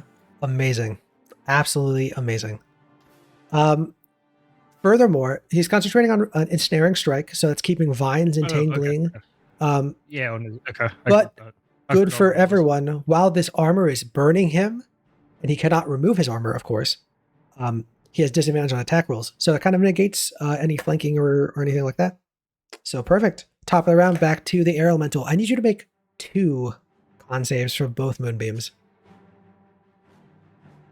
1 Go. and 2. So a failure and a success. Okay, I'm here. I'm just going to show my camera for like 20 seconds. perfect. The first one is that one, and then the second one is that. You fail the one that does 2 damage. What the fuck? No, you succeed the one. Never mind, Giga Chad. You succeed the one that does 2 damage. That's incredible. So I take the 15, of course. So you take a total of 16 damage. Yes. Fun. It is your turn. Okay. All right. Well, am I able to swing around out of the moonbeams? Yeah, you can move out of them. They don't Make me hamper attack? your movement in any way, shape, or form. Okay. Okay. So holding my guy. Okay, 10. It'll be 15. If I loop around. Okay, and you are now Okay. flanking. So Yeah. yeah, perfect. So I'm gonna swing my trusty flails at the man in the shining cherry red armor. Yes, it is Big glowing damage. hot. To be clear, it is Pretty cool, glowing man. hot. Your armor can glow and shit, but I don't know if that's gonna work really well against this. And pull the flail out and just swing at him. Now, do I get any advantage or anything? Yes, you do get advantage. Yes. Okay. So make sure you click that advantage tag or at the top toggle. And can you also, when you do hit, because you're going to hit, actually you might not, but when you probably hit, can you explain to me how the advantage from hot armor is multiplied by your wind strikes? Go for it. Yeah, so as I swing the flail and it makes contact with the metal being hot and malleable, I imagine the flail can indent into the armor better. And just every time I make a swing and the air flows, it kind of fans the flame, just kind of some sparks go flying and stuff and everything, and Amazing. just gets in his face and it's hard to see. And that's what I'm imagining happening every time I just swing this flail and just rock the armor. Like the billows of a forge and the hammer of the smith. Perfect. Make your attack rolls. You got the big job there. I ain't no poet like that. I just swing my flail at things. I do not believe you know how to read, brother. Oh, that's when you put all those little pictures and glyphs together. I know what that's a dog and a spider over there. I regret asking immediately. 22 to hit. Actually, Yes. he is going to use his we don't need this anymore. He's going to use his reaction to parry that blow, giving himself +4 AC to that specific attack. Okay. I'm gonna swing again. That one's a little rough. I don't think that one's going to hit. Dang, +40 AC and a parry. That's awesome. Swing again. 24 will hit, as that parry is a one per attack thing. All right. So that is 11 points of bludgeoning damage straight to him, straight to the jaw. And I got one more for him. 17, unfortunately. He doesn't necessarily have to parry, but he is wearing well-made armor, and he seems to be of a defensive fighting style. Wink, wink, nudge, nudge. So yeah, that's All right. that. Can it be that well made if it's melting on top of them? It was well made. There we go. Actually, interesting note. Can heat metal work on magical objects? Does it say a non-magical object in its description? 1 moment. A manufactured metal object. So it does not use the term non-magical. It definitely works on magical armor. We have no conflict here. Druid It is a 1. manufactured metal object within range. Yeah. It's Druid's 1 turn. Can't cast another concentration spell. Let's see. What can it do? It's going to walk up, and it's going to cast Upcast Cure Wounds on the warrior in front of him, and that it's Its second. Do you have counterspell? I don't think you do. I should have taken counterspell. Shit. I don't think you guys have. So that's 8 points of healing back to the Grove Guardian. Yeah, we didn't have it, Professor. Oh, that's Its action. It doesn't have a bonus action. That's its turn. Earth, it is your turn. Can you please roll me your recharge die? Roll a d6. I meant to cue that up before. I'm sorry. Here we go. Boom. Okay, you do not get your Thundering Smite back or whatever it was called. And it's your turn. Yeah, go for it. Well, first things first. I don't know narratively what happens, but I guess I take a huge sort of breath, and I'm going to second wind, which is going to heal me for this much. If I just click this, it'll roll. Yep, you regain 17 points of hit points. 17 points of damage. All right, and now, once I've caught my breath, I'm going to look at this. Well, I'll do the warden or the. Oh, wait, hold on. Before you do anything else, let me roll a concentration check for the warden or the Grove Guardian. Because he did take damage. Okay, he's still concentrating. Right. Not for long. I'm going to smash the crap out of him. Amazing. Yeah, any attack rolls you would make against him would be straight rolls. Boom. 20 is his AC. All right. Wow. Okay, so that's 10 magical bludgeoning damage, and then second attack misses. The third attack Hits. hits for 13 magical bludgeoning, and then I've used my action, my bonus action. That is my turn. I yield. Okay, here's 2. Actually, hold on. I'm sorry. I have to roll with disadvantage. I'm so sorry. No, there are straight rolls because you have advantage. Oh, that's right. Yes. And he is still concentrating. Oh, Okay, the Mastiff's going to go. This Mastiff, he's got that dog in him. He's not going anywhere. He's attacking you with advantage. 22 to hit for 3 piercing damage, and I need you to make a strength save. Sure. Sorry, just double check if I make this with disadvantage. I don't think I do. No, you do not. Mr. DM, I just want to thank you for grouping everybody together for me. Uh-oh. You guys kind of started that. You are knock prone, which is good. That's the end of the Mastiff's turn. Bear is gone. In that group, by the way. Water. Hands, everybody. Water, it's your turn. Do you need a con save for movement? Yes, I do. Con save, and then a second one for concentration. So you take half damage. What would it be? Let me get that to you. So you take 1 point of damage. These rolls. And you need another con for my DC 10 for concentration. Correct. Wait, just another con save, or do you want like a Another con save, yeah. Okay. That's a failure. Fairy fire unfortunately dissolves as the that doesn't matter, moonbeam. everybody's group. Fair enough. Okay, it's your turn. I'm gonna move out of the moonbeam. Just like right. Oh, what's the distance for? I know it doesn't matter for this, but what's the distance for spellcasting for it to not be at disadvantage? For if you're making a ranged attack while a hostile creature while you are in reach of a hostile creature, that's disadvantage. Or if you're making a ranged attack against an enemy within 5 feet who is not incapacitated. Okay. I was just curious. Okay. If you are still okay with the diagonal thing, I think I can hit the. How do you pink? If you just long click. Oh yeah, I think I can hit the druid, the spider, and the dog with fairy fire without getting the earth guy. Okay, I'm just gonna say because he's an earth guy, you can't diagonal across him because he's bigger than other people will. Okay. Just him in particular. I can make the save. You actually, I think you're making the save at disadvantage because you're restrained though.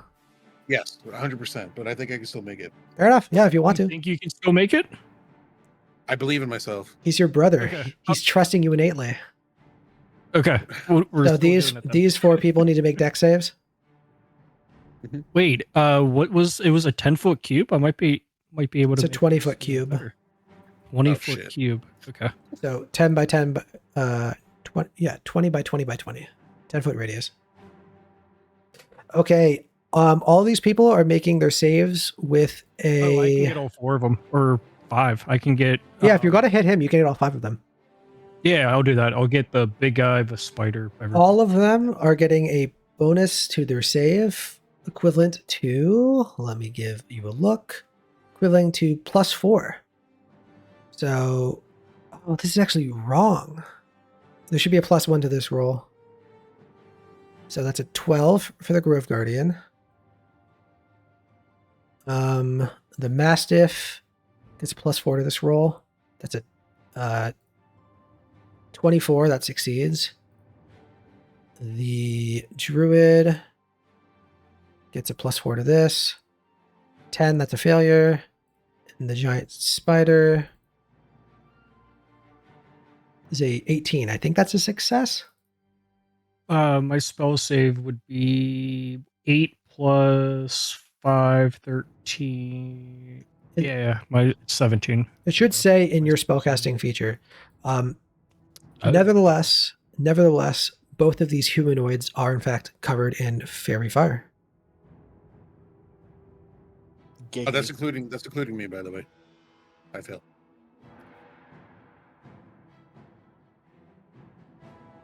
Okay, cool. I thought I could handle it, but I can't.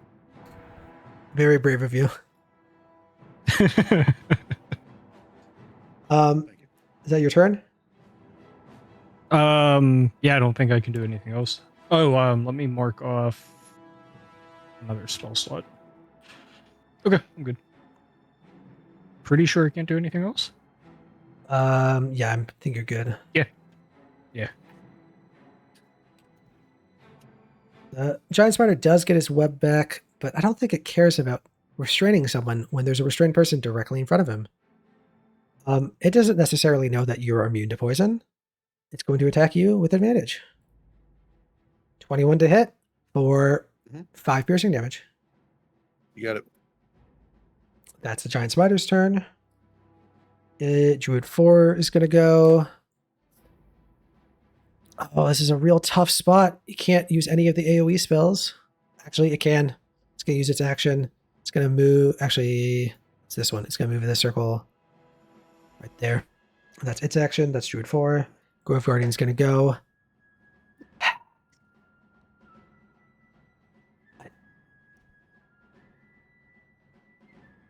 The Earth Elemental is restrained. He's the one that smacked him for a heck of damage.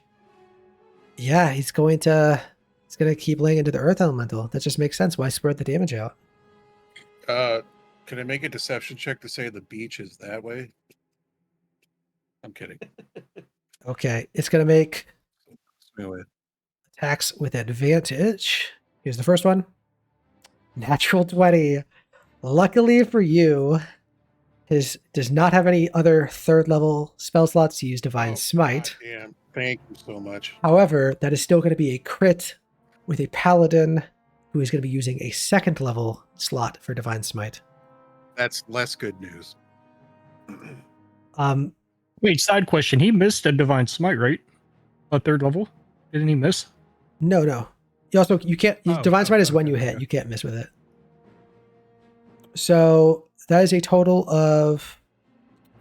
We'll just do the slashing damage by itself, and then we'll do all the radiant damage together. So it's going to be 8 halved to 4 slashing damage, and then here is I'm going to do 2nd level Divine Smite twice because it's a crit. Can I not cast? Oh, stupid. I'm clicking a different thing.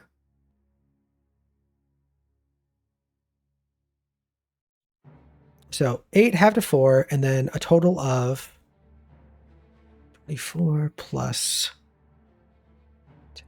34 radiant damage. All right. He gets a 2nd attack. Of course he does.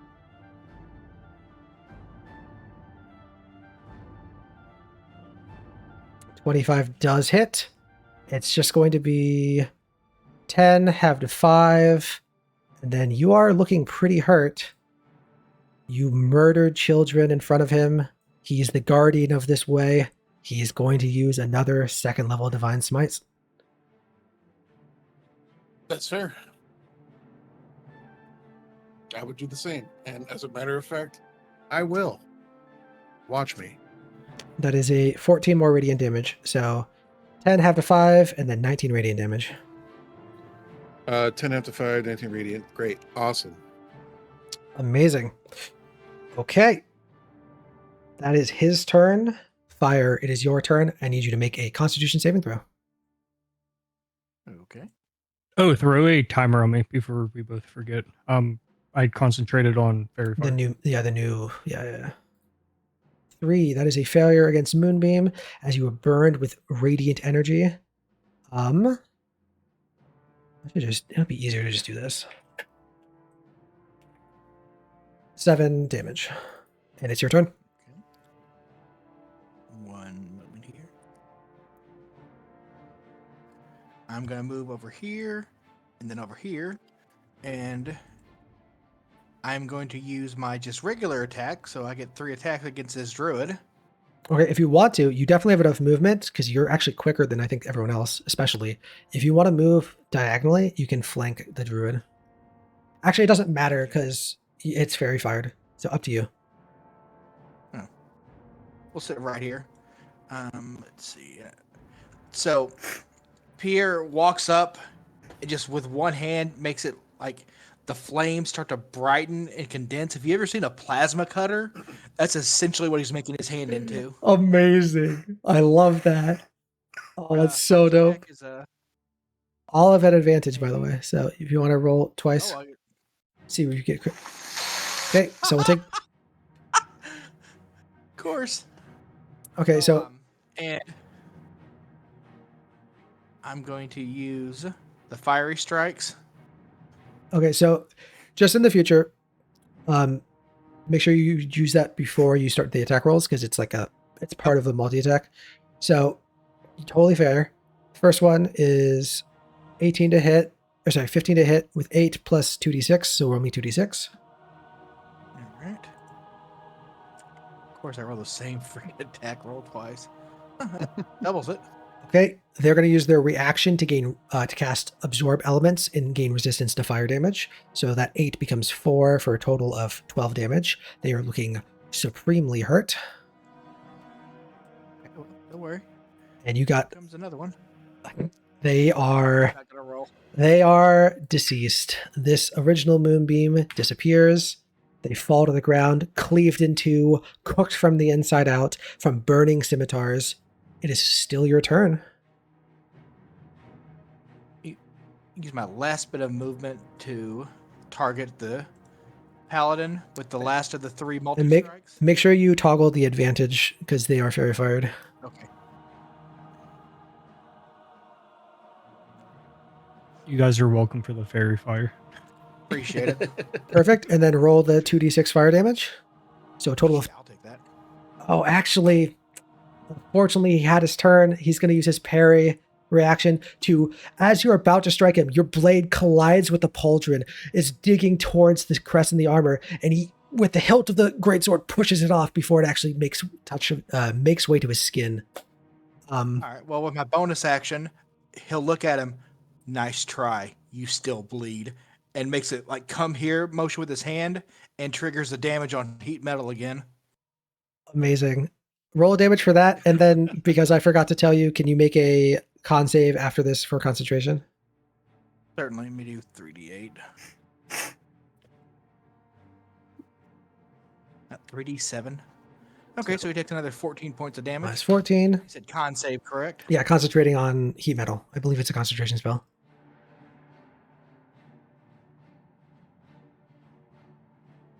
Okay, so Oh, with sorry. the last whispers of your concentration, perhaps it's because it's a fire spell, you could hold on to it just a moment longer than you should have. You're able to burn him as the damage from the moonbeam breaks your concentration. You are no longer concentrating on on heat metal. Unless you made that I didn't have damage. save at advantage for a reason. I Did you did make? not. Okay. Then yep, that is a failure. Cool. Air Elemental, it is your turn. I did what I could, boys. He looks over at fire. He's like, "Yeah, man, good job, bro. Yeah, you did it, man. High five." I gotta get this guy real quick. Hold on to that high five. I gotta get. What I about gotta me? do the thingy against the guy in front. You know what I'm doing. And I take up my flail and start swinging at the paladin. What about me? I made him turn pretty colors and stuff. Oh You yeah, did no, very well. no, bro, you're all the way over there. I'll get you after I do the thing with this guy. So I'll start swinging the flail at the paladin there, and it's still at advantage, correct? Yes, Very until fun, all that fun yeah, jazz. exactly. He is glowing in flame, guiding your strikes, causing his eyes to squint as he can't quite concentrate, and also literally highlighting his exterior.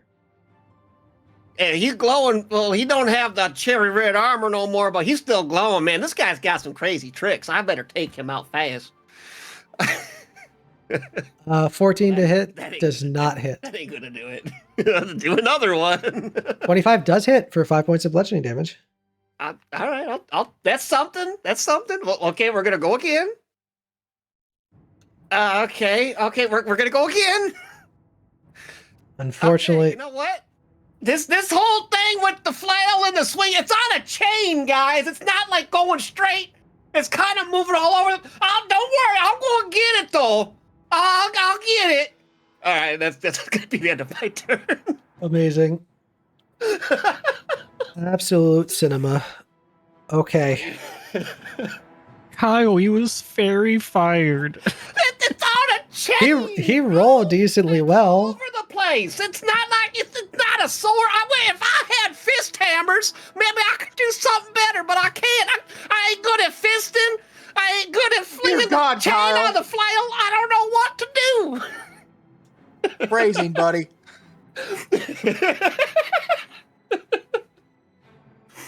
The Mastiff does bite you for Earth Elemental, Mr. Sandman. He does 3 points of piercing damage, and just don't fail a strength save, otherwise you're restrained and prone.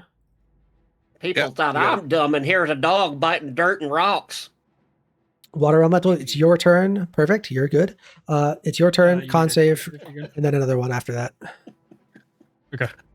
Son of a chain. 10 fails the Moonbeam.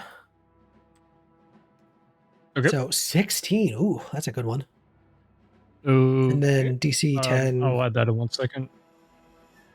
Another con for still concentrating. Okay. Let me adjust my health real. If you want to, I can do that while you're taking your turn. Oh yeah. Okay.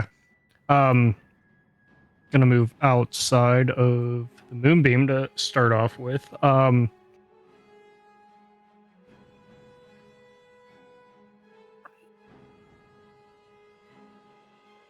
Okay. I'm gonna actually just move right up next to. Which way is the paladin facing? Am I able to flank him at all? If you stand on the opposing side of him, you can flank him. He's still fairy fired, so for advantage that doesn't matter. Oh, yeah. That doesn't matter. What do I have? I have a trident, right? Mhm. So I actually have something on his stick, Mr. Air Myrmidon. I don't have to swing it around. You got wet noodle arms though. Yeah, that's true. I'll do a melee multi-attack on him. Perfect. Make your rolls at advantage. At advantage, okay. There's one. Nope. You got to click. Oh yeah, click the Yeah. There we go. There you are. 19. I do not. Let me double check. I do not believe that hits. That does not hit. Okay, here's number 2. 21 does hit, and he already used his reaction. That is 5 points of damage to him. He, I think, is officially not bloodied. He's officially not bloodied. Okay, I'm gonna try it one more time on him. That also hits. Wait, hold on, let me double check. He is officially exactly bloodied.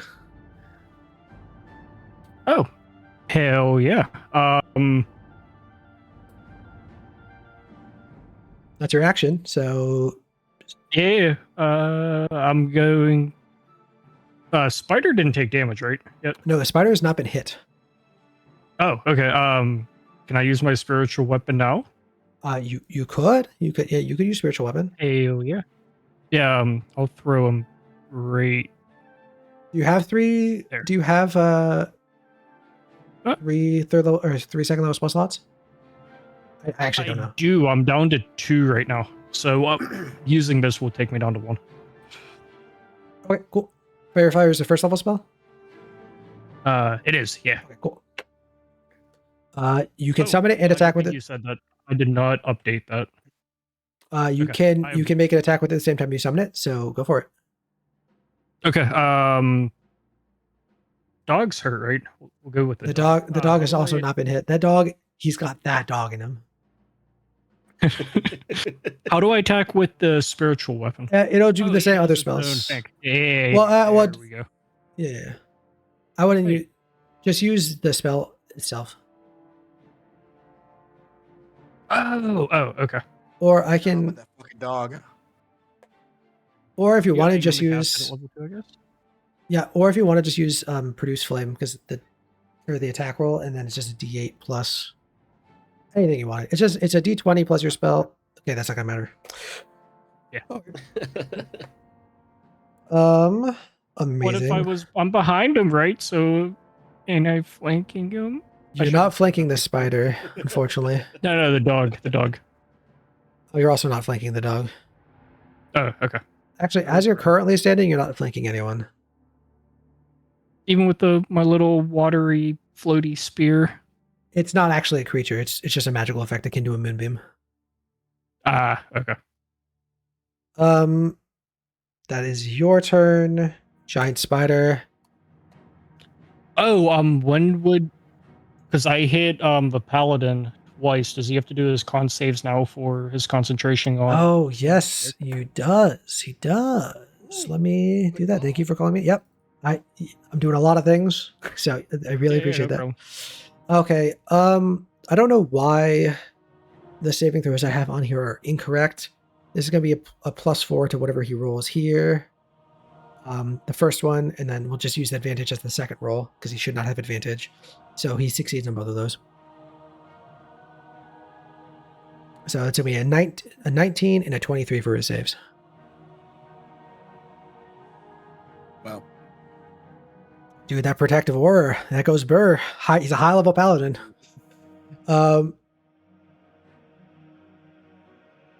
Giant spider. He is literally born to attack restrained prey. He's going to attack you, Mr. Earth Elemental.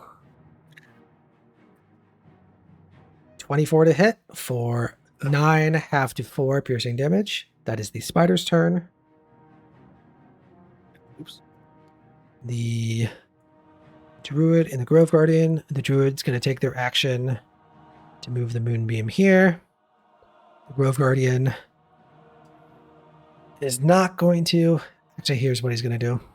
He is going to attack the restrained creature. He's a high level paladin. He's not fucking around. This is it, brothers. Remember me. 22 to hit. Damn it. Remember me as I was 15 minutes ago. In one piece? So he has to decide to use a spell slot on Divine Smite before he knows whether or not it knocks you unconscious. He's going to use a first level spell slot to cast Divine Smite. So that is, oh my, he rolls max damage on it. Okay. That is a total of 11 half to 5 plus 21, so 26 hit points of damage, knocking you unconscious. He is then That sure does that.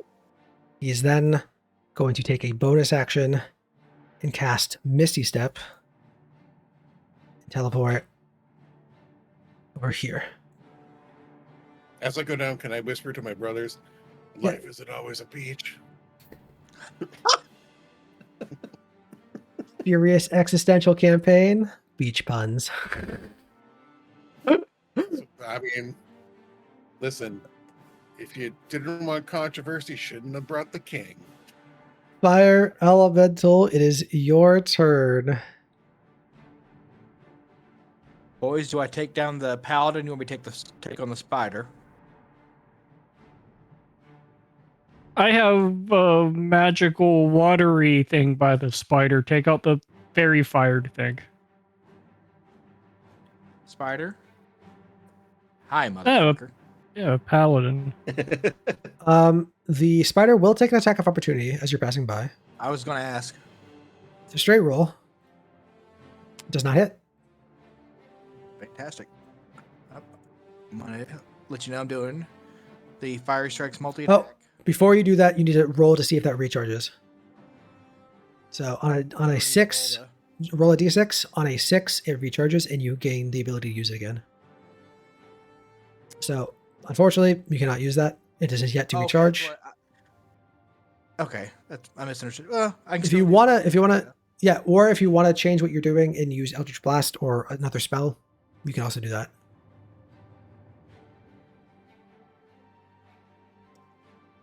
Since he didn't hit me anyways, I'm going to keep him flanked. And I'll just look right at the paladin.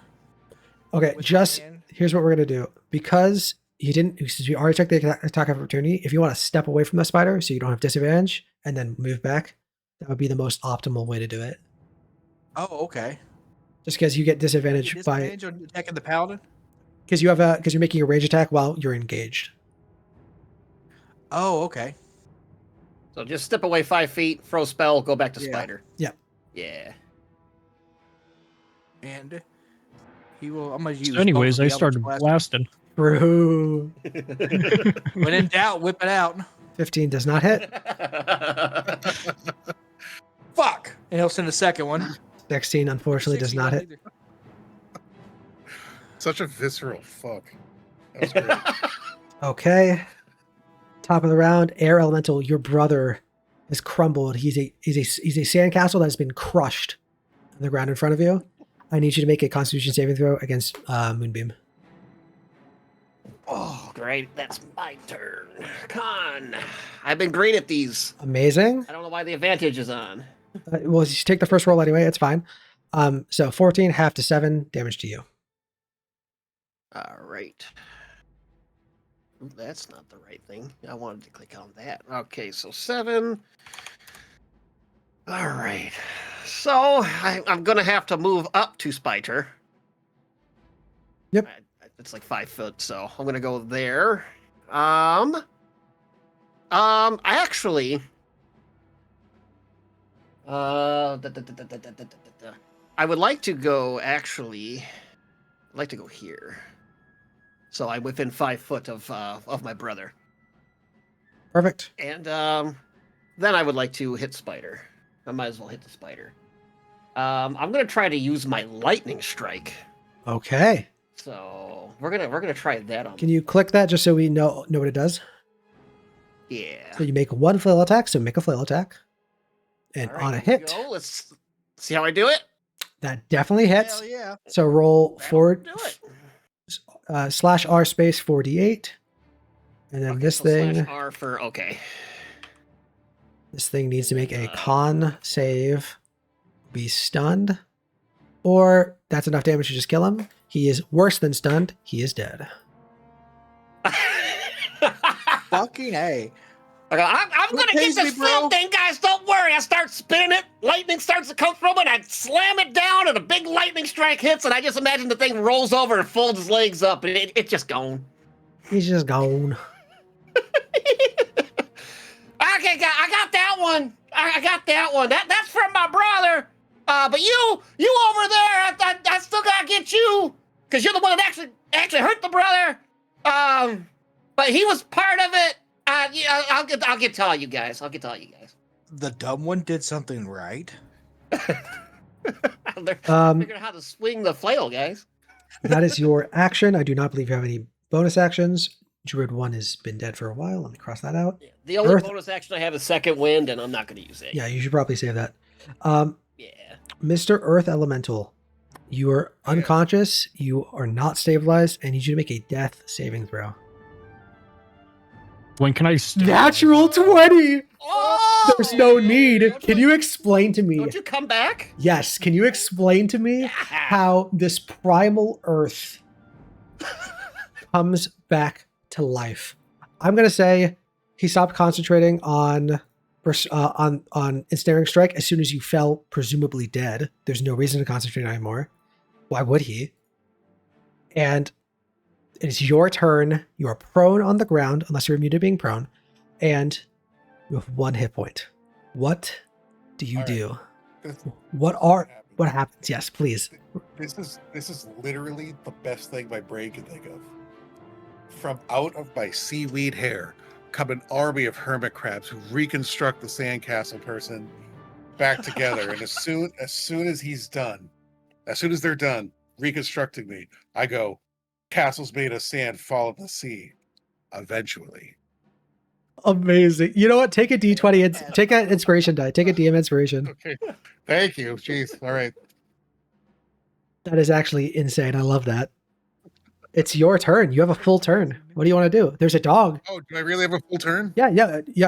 So those who don't know, if you roll a natural 20 on a death saving throw, you regain 1 hit point.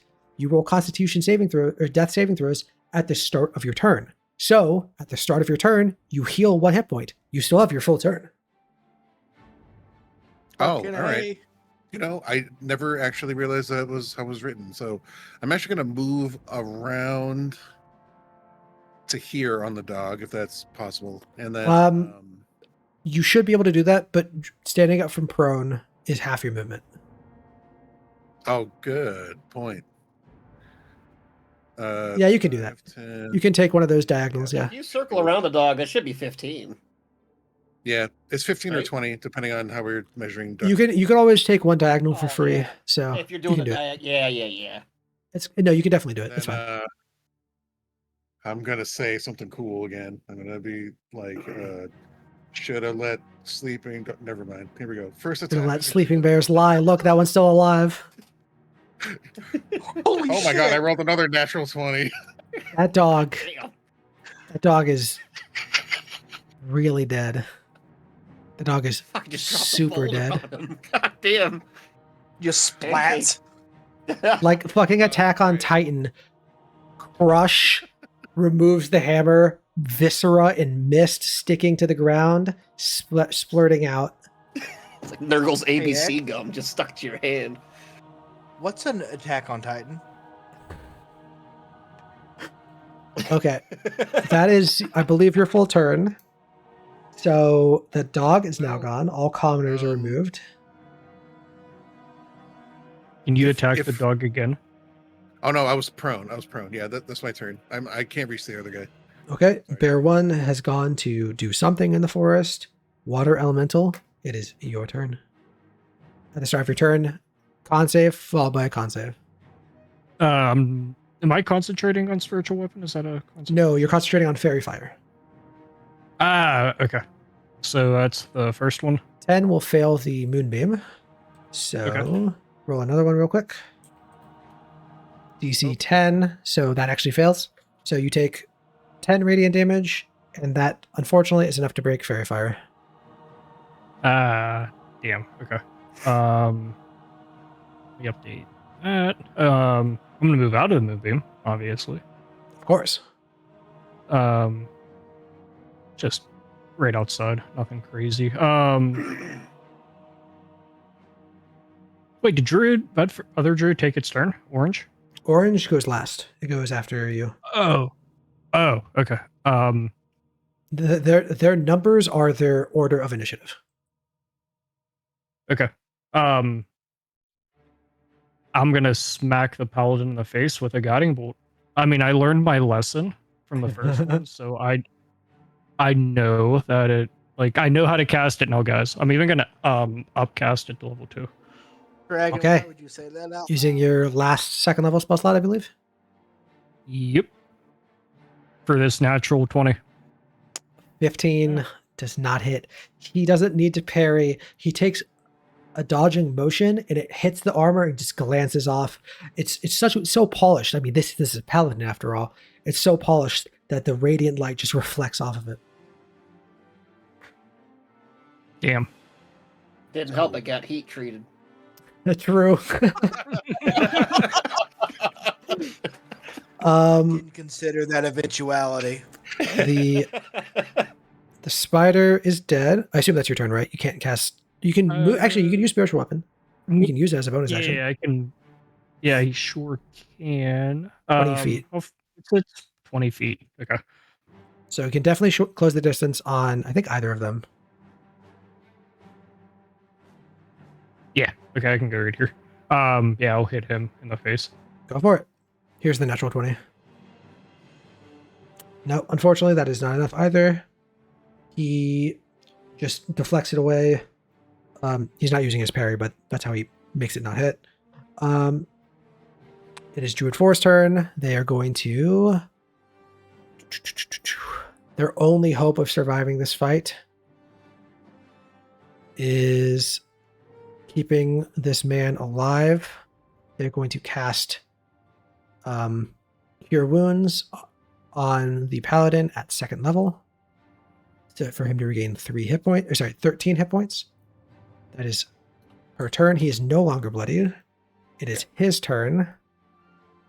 He looks at you with...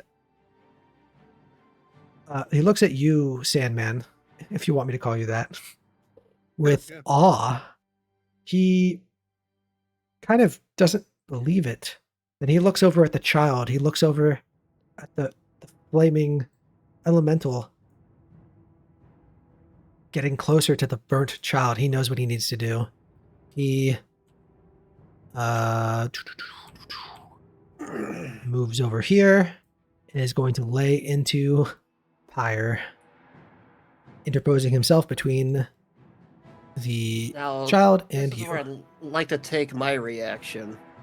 Since I am a defender class and he's not attacking me, and the fire guy is within 5 feet of me, it should be a disadvantage. He is attacking you. You are the fire one. No, I'm the the fire wind one. one. Oh shit! Yeah, you're right. I'm stupid. I got confused. I'm an idiot. No, yeah, you win. I'm made of the air. True. Very. I don't know how I forgot that. Amazing. So this first attack is at disadvantage. You said, yeah. Yes.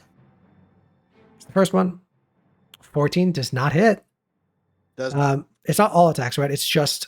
It just says uses a reaction to impose advantage on the attack roll of the creature within 5 foot of whose target isn't. I can actually just push it, but I don't know what I'm doing.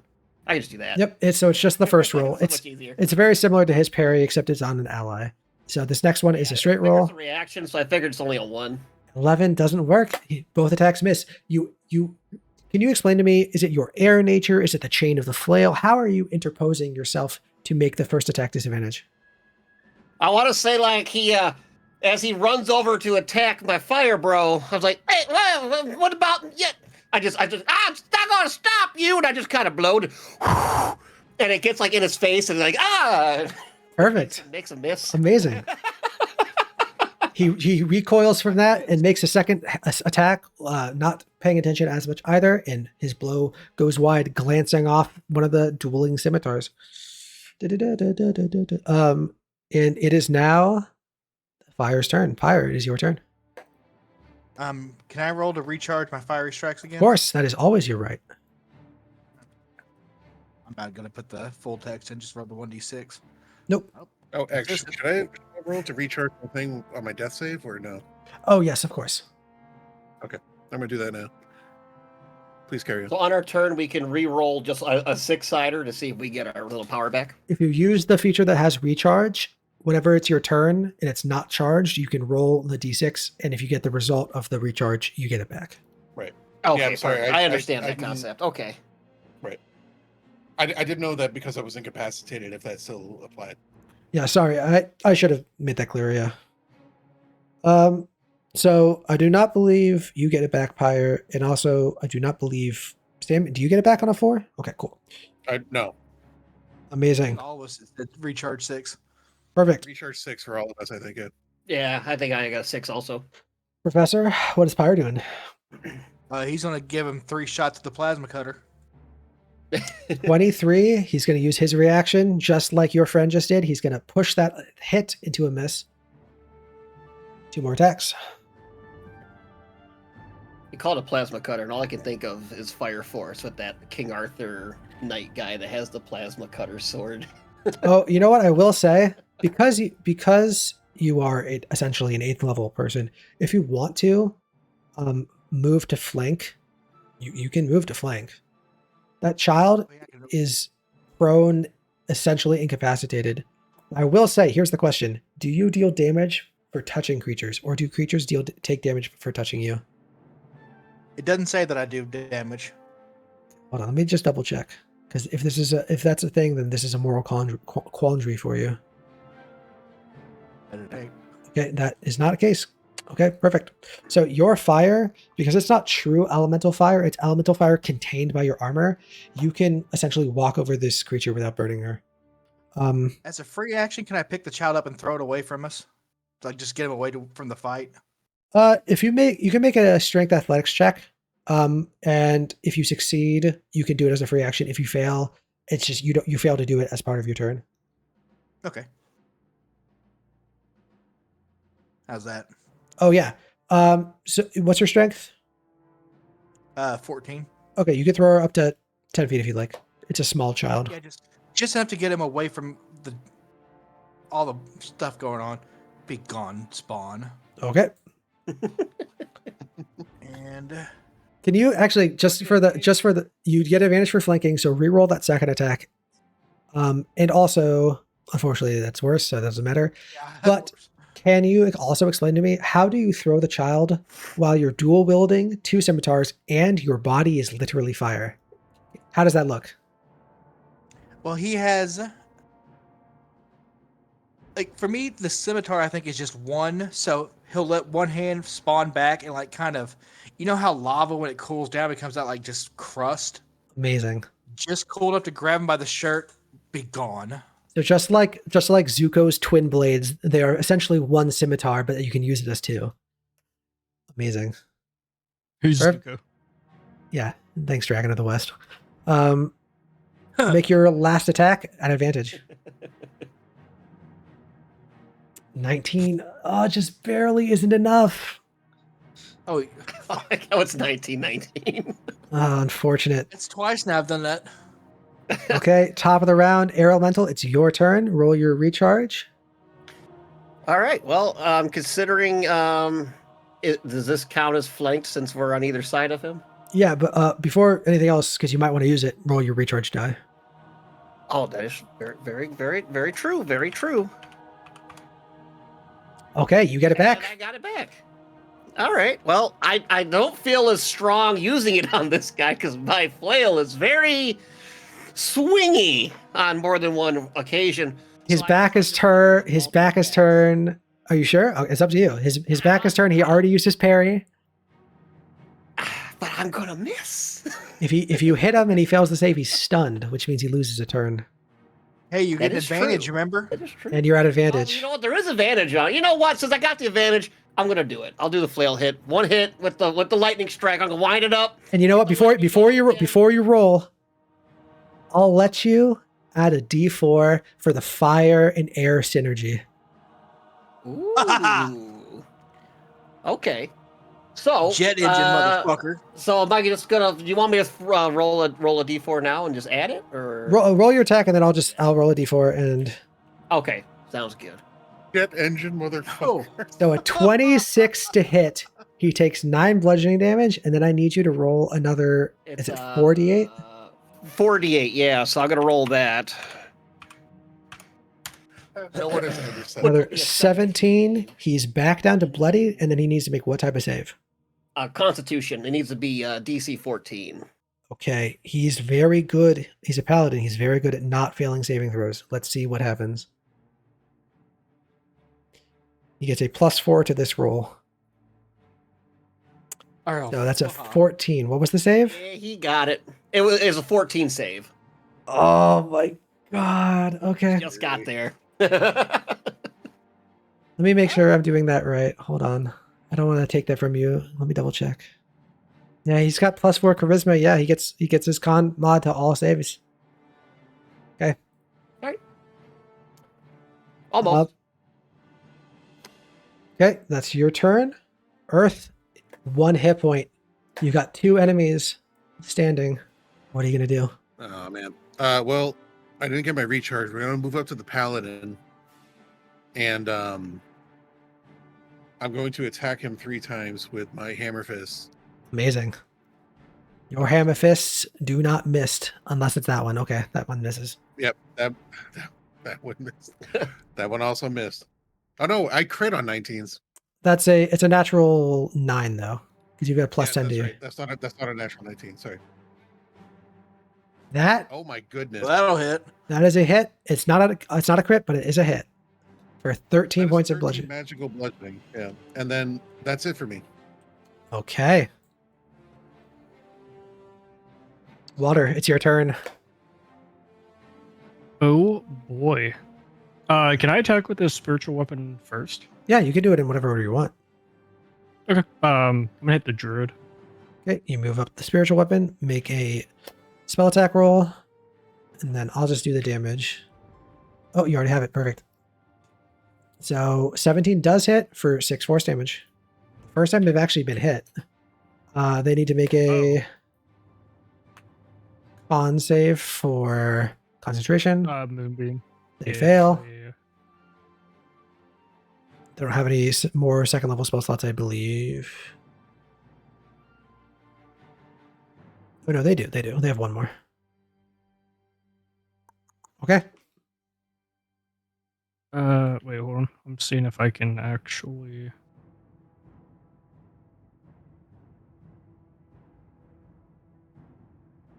Move up a little tiny bit.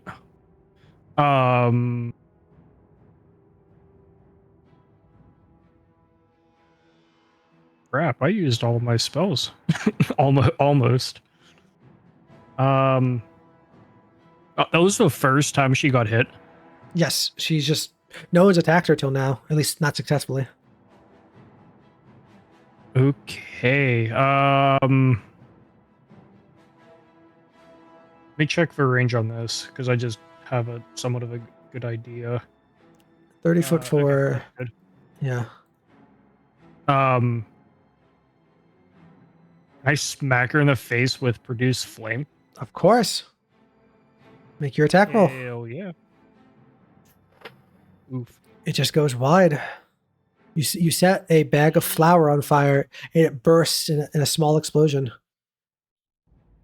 Damn. Something funny about the water elemental having produced flame. Yeah, can you I explain for the have- audience how a fire spell looks like coming from a water elemental? I don't have a single creative idea on how a firebolt is coming out of a water steam. tank. Yeah, steam. It's just hot steam. It's just hot. It's just hot water, essentially. That makes perfect sense to me. High energy state water is still water. Perfect. I do have one spell slot left. Well, you used your bonus action to attack. Bonus action. Wait, what? Spiritual I weapon. did the bonus action. Yeah. Okay. Never mind. I was gonna try to heal Rock Guy. That's Sorry. okay. It's the druid's turn. What is the druid going to do? Well, I probably shouldn't say this out loud, but this castle made of sand might fall into the sea eventually.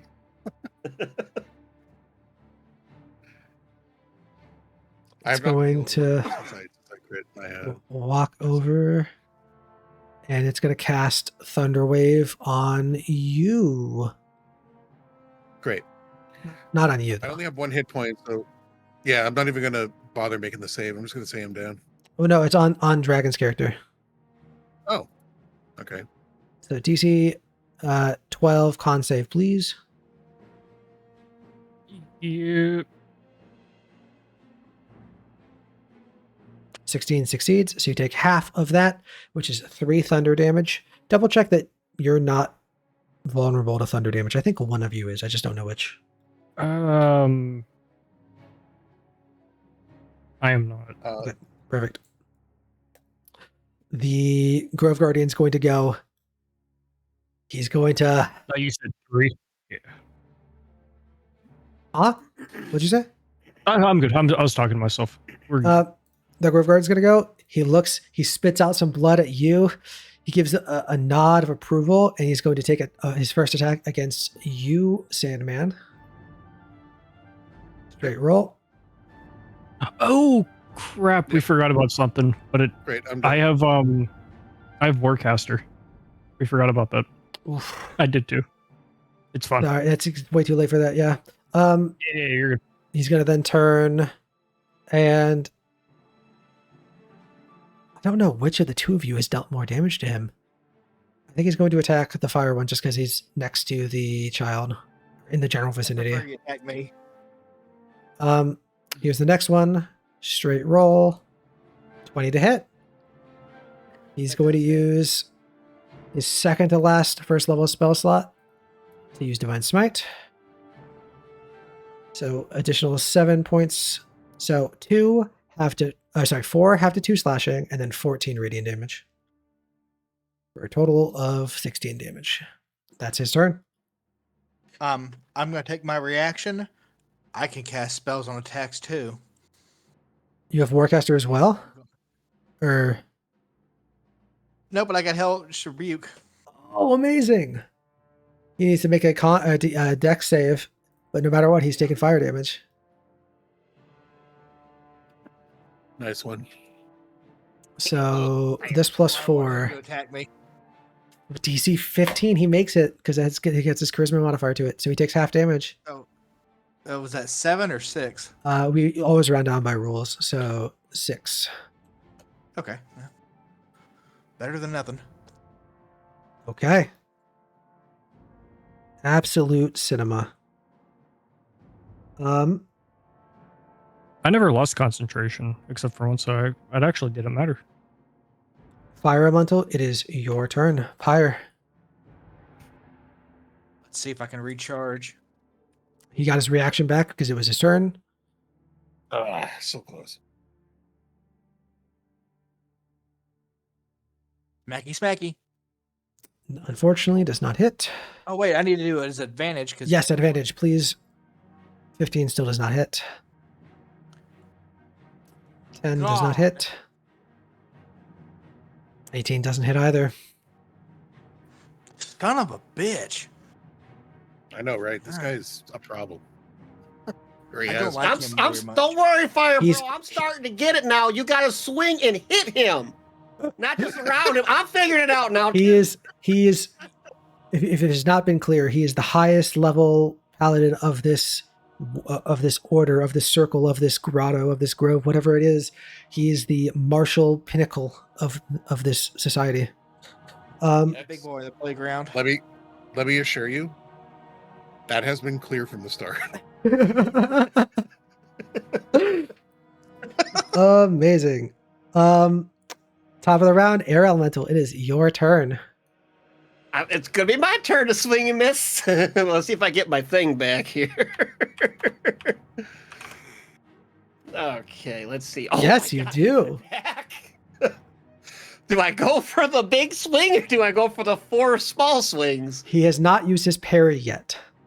That is true. So I think I'm gonna go for the 4 swings because knowing my luck, he'll fucking parry it. So I'm just gonna go for the 4 flail swings. Let's fail at the flail. Here we go. 26 hits. He cannot. Actually, that one will hit. He cannot parry it. That's 8 points of damage to him. That's a crit because I crit on 19. Okay, so roll another d8 then. So Hell I'll yeah. roll a d8. Yep. Okay, so So 15 damage. All right, we're gonna roll another flail attack. He's going to use his parry on this one though. So he's going to turn that hit Okay. into a miss. So You we'll got get 2 more another attacks. one. That's a fail, and then 1 more. That is a one hit. Minus 10. All right. I did better this time. He- See, guys, it's gotta hit him. When you hit him, it works. He is grievously wounded. In response to your celebration, I drool dust out of my mouth. Please roll another natural 20. It will be absolute. Wait! Keep in mind that you got your DM inspiration when you roll this if you want to. Yes, I do. I have not forgotten that. First, let me see if I recharge, because that's important. I don't. So here comes the death save. 18. That's a 18 pass. is a success. Do you want to re-roll it? If you do, you can choose either result. So you're never going to turn it into a fail. But do you want to go for the 20? Got to. Oh man, I really want to, but I don't think I should. Also, is there a place in the Roll20 sheet for death saves that I can? Not unfortunately on Okay. the NPC sheet. Okay, then in the future I might roll like a charisma check. Or Yeah, something. if it's a +0, that's totally fine. Yeah. Okay. God, I hate sitting on inspiration dice. I really, really do. But I think I'm actually going to this time. So Fair enough. that is the end of my turn. Amazing. That's one success. Water Elemental, it is your turn. I can't. Can I heal him? Do you have a first level spell slot? I do. Yes, you can. Okay. I'll melee attack this druid first. Can I heal him? Doesn't heal him. No, I'm just kidding. Go for it. Can I It's a heal him? bonus Yeah. action, Okay, I'm I'm gonna getting swing my there. sword. Yeah, the camera We're pans getting over there. to him, and he's just like, if he dies, he dies. Okay, so take your action. Yeah, you taking the attack action? Or Yeah. perfect. Oh yeah, you're using a trident. That's badass as shit. I mean, Why of don't we course, think- you're water, you got to. Multi-attack is still an action, right? Yep, multi-attack is the action, and that allows you to make multiple attacks, yes. Okay, so it was 1. It was 2. The first one and the last one hit. So that's 9 points of damage. Unless there's any riders. Hell, for They're my pretty bloody. throw. Hell yeah. Then bonus action, I'll just do Healing Word on Rock Elemental. Okay. Roll that roll. Ooh, that's pretty good. Noise. So take 8 points of healing. And I'm out of spell slots. Well, I'm out of hit points. You want to trade? It is now the druid's turn and the Grove Guardian's turn. The druid's going to take their turn first. What are they going to do?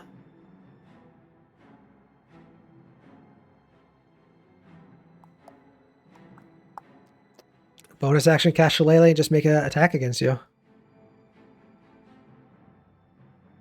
16 to hit.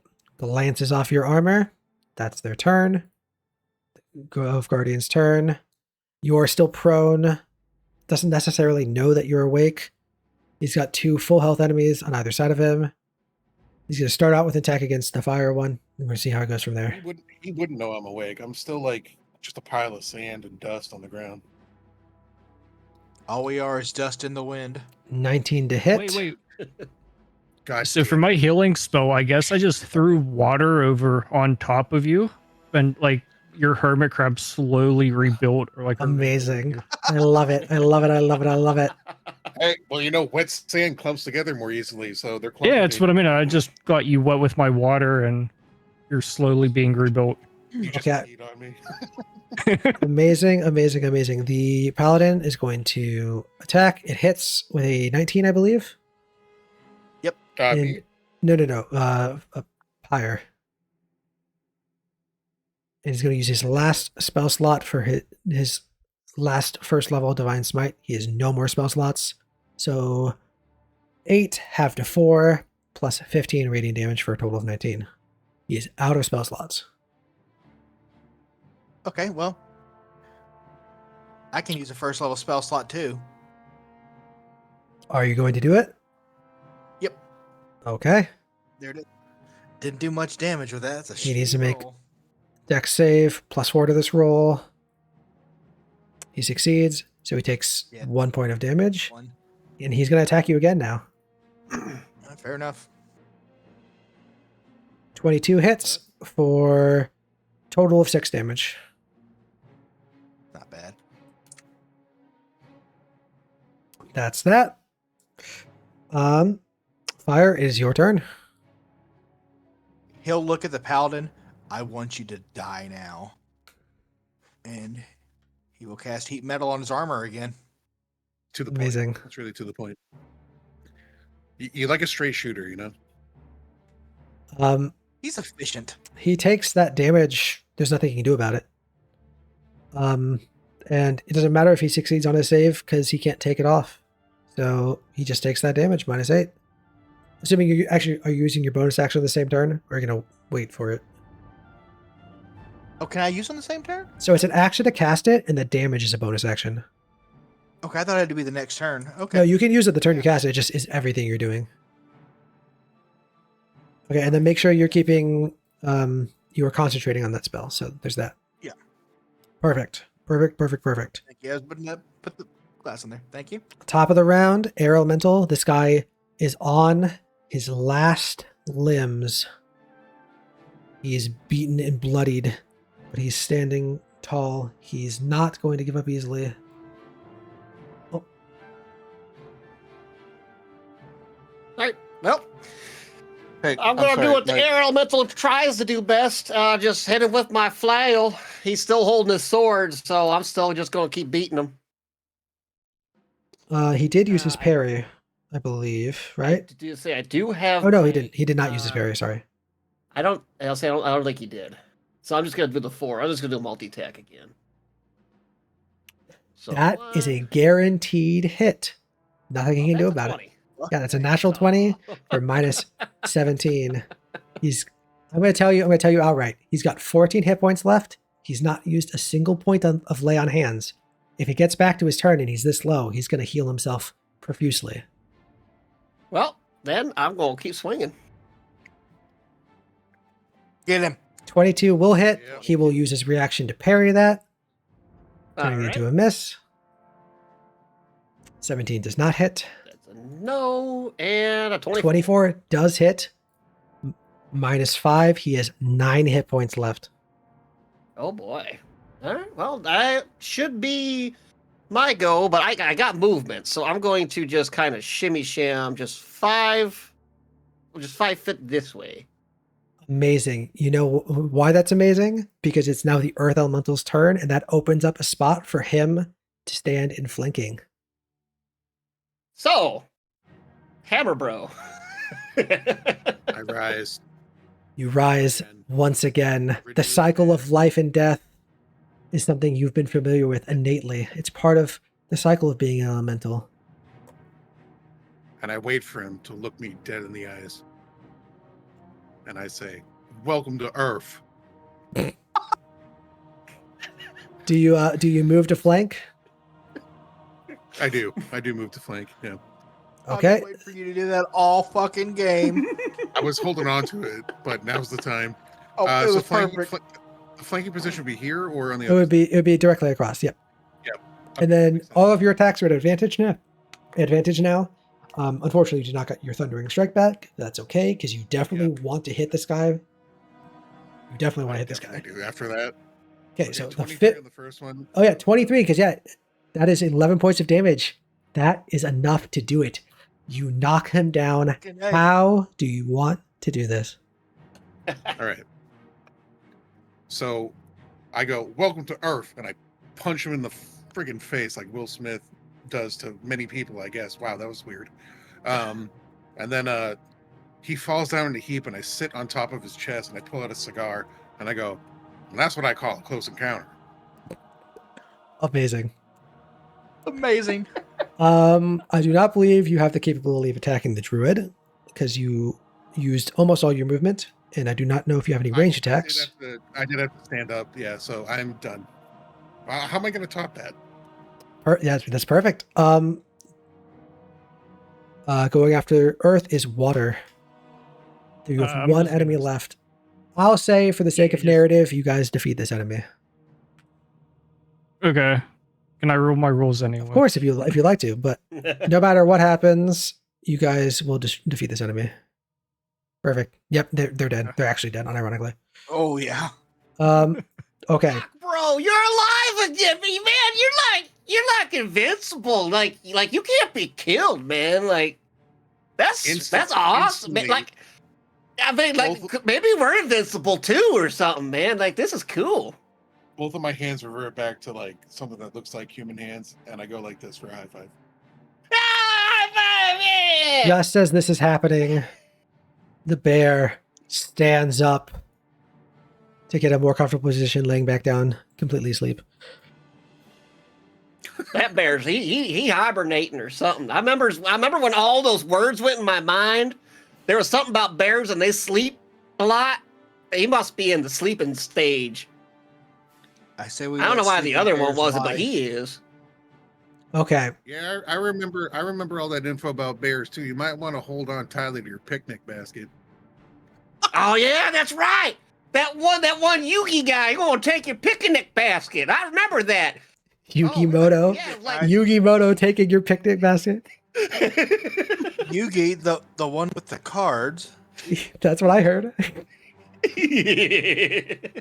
Okay. Just because this, I will say, just above table, it's really hard to balance this one shot just because you guys are stab blocks, and on top of that, a lot of crazy things. That took way longer than I was hoping it would take, although I thought it was pretty fun. Oh, it was I enjoyed great. it. There's definitely more content to go. That was one of the most I just want to, combat encounters I've ever experienced. amazing. Thank you so much. So just to keep things moving along, a couple things I want to touch on. I want to ask about, you can answer either way. First things first, are you guys okay with playing longer? I have full intentions on playing longer. And if so, how late are people okay with going? And if we really, really need to, we can do a part 2. Well, how many hours do you think on track of how this is going? You think might take? If we skip an encounter, I'd say, depending on how long it takes for you guys to do some skill things, 1.5 to 2 hours. And I'm okay with skipping an encounter. Although I will say that encounter has a little bit of a fun strategy thing to it, but we don't have to do that. We can actually, here's what we'll do. We can skip that encounter. And then if we want to in the future, we can just run it as like a combat one shot, just that one encounter, and we can flash back to it. If you guys are okay with playing for another 1.5 to 2 hours, then I think we can almost certainly finish this if you guys are okay playing an 1.5 or 2 hours. If not, Also I am- not- Go ahead. I could go up to midnight, 12:30. I could do 2 more hours. okay. You said you're sitting out. Say if we're- Go ahead. Would you say you were sitting out, Professor? Is that what you said? I mean, either one, but the idea of having a combat with a strategy and it sounds kind of fun. So part 2 would be fun too. But yeah, I can go for another hour or two. Okay. I think this is what we'll do.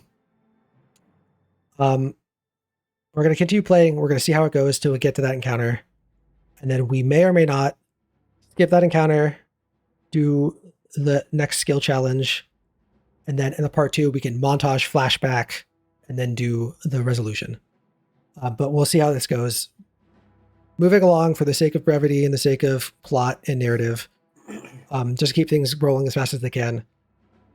Are you guys doing anything with this child? They are conscious. They are essentially incapable of anything. They are horrifically burned. I immediately want to ask her what her relationship to that druid or the paladin was. The one who rezzed her. Let me make a con save for her at disadvantage. If she does, it's going to be a DC 10. So it'll be a death save at disadvantage. If she fails, she can't even speak. Okay.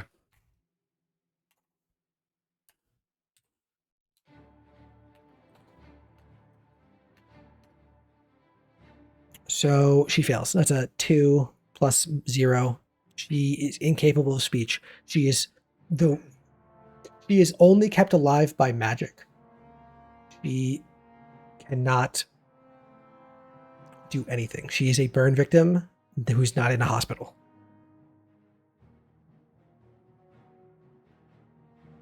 Is there anything at all that we can do for her, like non-magically, to maybe? I have spare stabilize the dying. Um, Spare the dying actually work on her? Spare the Dying would have no mechanical effect. I'll just tell you that. I will say, just like in real life, burn wounds are some of the most horrific, and there is no feasible method of healing her unless some type of magic or some type of divine inspiration. What did I say? Divine intervention is what I meant to say. You could look around for potions. Perhaps these merchants were selling potions. Perhaps there's, an herb equivalent of potions on one of the druids, or if one of you has a spell to cast to heal, to soothe her wounds. I'm out of spell slots. What's on the table? Make an investigation check. So intelligence investigation. I will search all the bodies of the merchants or druids or whoever's You still take there. one druid, I'll take the other. Yeah. Anyone who's looking for anything, please make an intelligence investigation check. I don't know what to look for, guys, but I guess I'll check this guy's pants, see if there's anything inside. That's a good idea. You should do that. I don't know why I still have the advantage on. I don't know why I've been doing such things, but I turned it off now, so it'll be ready for next time. Sandman, that way. Sandman, who are you searching? One of the fallen druids. Okay. You find their satchel. It's filled with herbs of all kind. Their druidic focus is fallen by their side. As you go through it, you're not quite sure why. Perhaps plants, they grow from earth. So maybe you have some connection to it. But something about They grow in these... dirt, my friend. Something about these herbs you think maybe would be the equivalent of a healer's kit. It might not do anything to magically heal their wounds, but it would definitely go a long way in ensuring they don't get worse and perhaps even ease her pain. If it's going to provide her any comfort, I would like to, if I could, Of course. apply the herbalism kit to any wounds that I can see or find. If you'd like to make a medicine check, medicine wisdom check at advantage, feel free. 17. Okay. You do your I'm best. fully prepared to use my inspiration die for this roll. Do you want to see if you can get a better result? This isn't like a failure or success thing. This is like a quality of success. Yes, no, I very much do. So here it comes. Okay, All right, so 17. 17 is it. Couldn't improve. You do your best looking down at her. Her eyes aren't open. She's conscious, mechanically speaking, but she's completely incapacitated, mechanically speaking. You apply these herbs the best you can. Do you leave behind some of your own primal earth as you gnaw and 100%. Yes. you use your hand as a mortar and pestle, and explain how you apply these? Sure. Yeah. My hand becomes a rock, like one of the broken rocks on the beach, and I grind up the herbs and I apply them as best I can, and then I seal them actually with the wet sand from when I was healed earlier. Phenomenal. So to provide some sort of makeshift bandage in a way, to sort of seal in the healing effect of the herbs. Can you roll a d4 for me? You got it. Okay, rolled a 2. Okay. This child regains 2 hit points as far as mechanics are concerned. And I think that puts her at full health. It does, yeah. She's a small creature, so her max hit points are 3. So she is at full health. She is still horrifically burned. It would take greater magics to remove the scarring. But you have it in good authority that as long as nothing were to disturb her, and as long as something comes around to, take her to a place where she can get bed rest, you have it on good authority that she'll make more or less a full recovery. That's amazing. I'm very happy for that. X, I gotta step away for a second. I'll be back in 4 or 5 minutes. No problem. I'm sorry. Okay, I'll be right back, everyone. Sorry. No worries. I'm going to take a bathroom break in a second, too. Okay, let's just take a quick, no more than 4 or 5 minute break right now. And then I think we almost certainly will be having to have this into a 2-part scenario, which we'll have to schedule in the future. So if everyone wants to take a quick break right now, I'm going to mute and say something to stream. Or I guess I'll deafen and say something to stream. I'm going to use the bathroom myself because I might as well. And when we come back, we will do the next skill encounter, and we'll see how it goes from there. 5d8. You can roll as many as you want, but you can do them consecutively. Okay. And you also to be clear, you add your Constitution modifier to each of those dice. I'm barely hurt, so I probably don't even have to. Okay, well that puts me back to. I add it to every dice. Yeah, the con mod to every single dice. Oh damn, that puts me Okay. just about full. Hell yeah, I'm good. Cool. Just to keep. I'm absolutely gonna roll. Oh, perfect, and you're back. Amazing. I just assumed you Nice. guys are going to be taking a short rest. No, I need one. I appreciate this. So I don't know what my hit dice is. It's, Yeah. For all of you, it's a D8. Thank you. Yeah. Yeah, I just saw the hit points. It says XD8. So if you want to do, Right. honestly, if you just want to take the average instead of rolling, so 4.5 plus your con mat, and then multiply that by however many you want to roll, I'm totally okay with that as well. I'm actually gonna do this. Boom. Damn. And then add, Oh. what's your con mat? +4. So that would be 30. 32. So Good lord. 74. And you can roll more if you want to. They don't have to all be at the same time. You can roll them consecutively. So if you want to roll Oh, that another, It was 8. I assume that I just had 8 hit dice. no, you have, it's on your character sheet or on your stat block. Oh, is it? You have 17 hit dice. Oh yeah, you're right. I do. I said XD8 and then I didn't actually look at the number. Yeah, hell yeah. I'm gonna do I don't know however many more. Let's do 3. So you need another like 70 or so hit points. Those are D20s. Oh, sorry. I didn't get there. I would just do it like another AD8, and if you roll over, we can just give it back.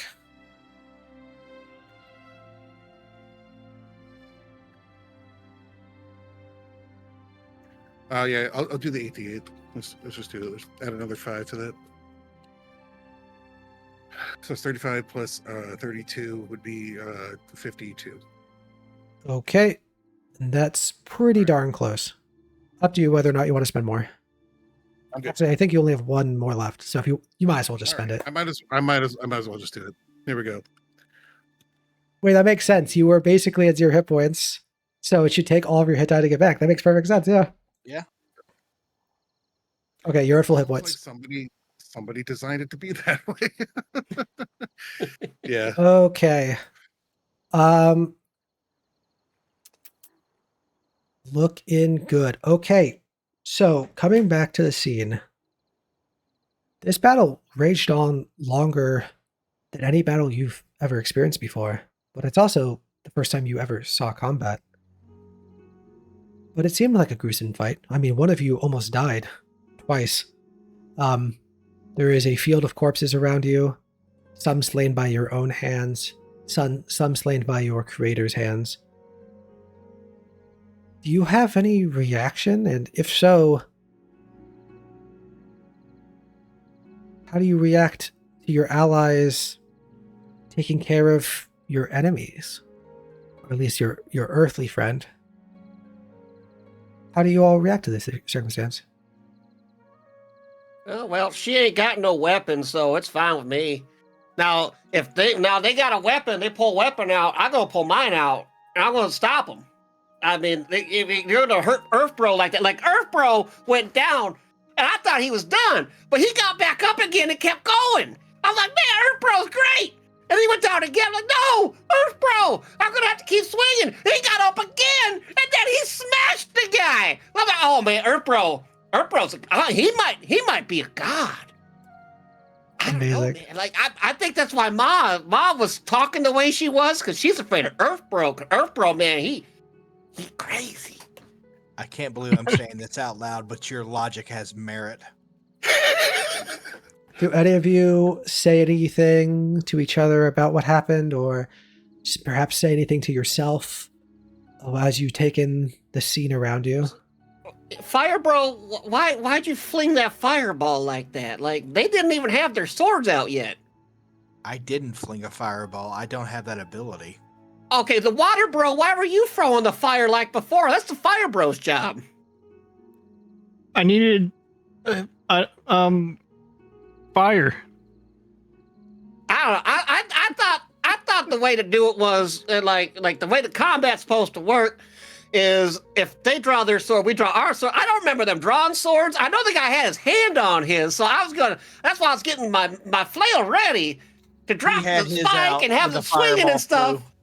I saw Ma cast a big fireball and I wanted to try it myself. Wait, Ma cast a fireball? I thought it was Firebro cast fireball.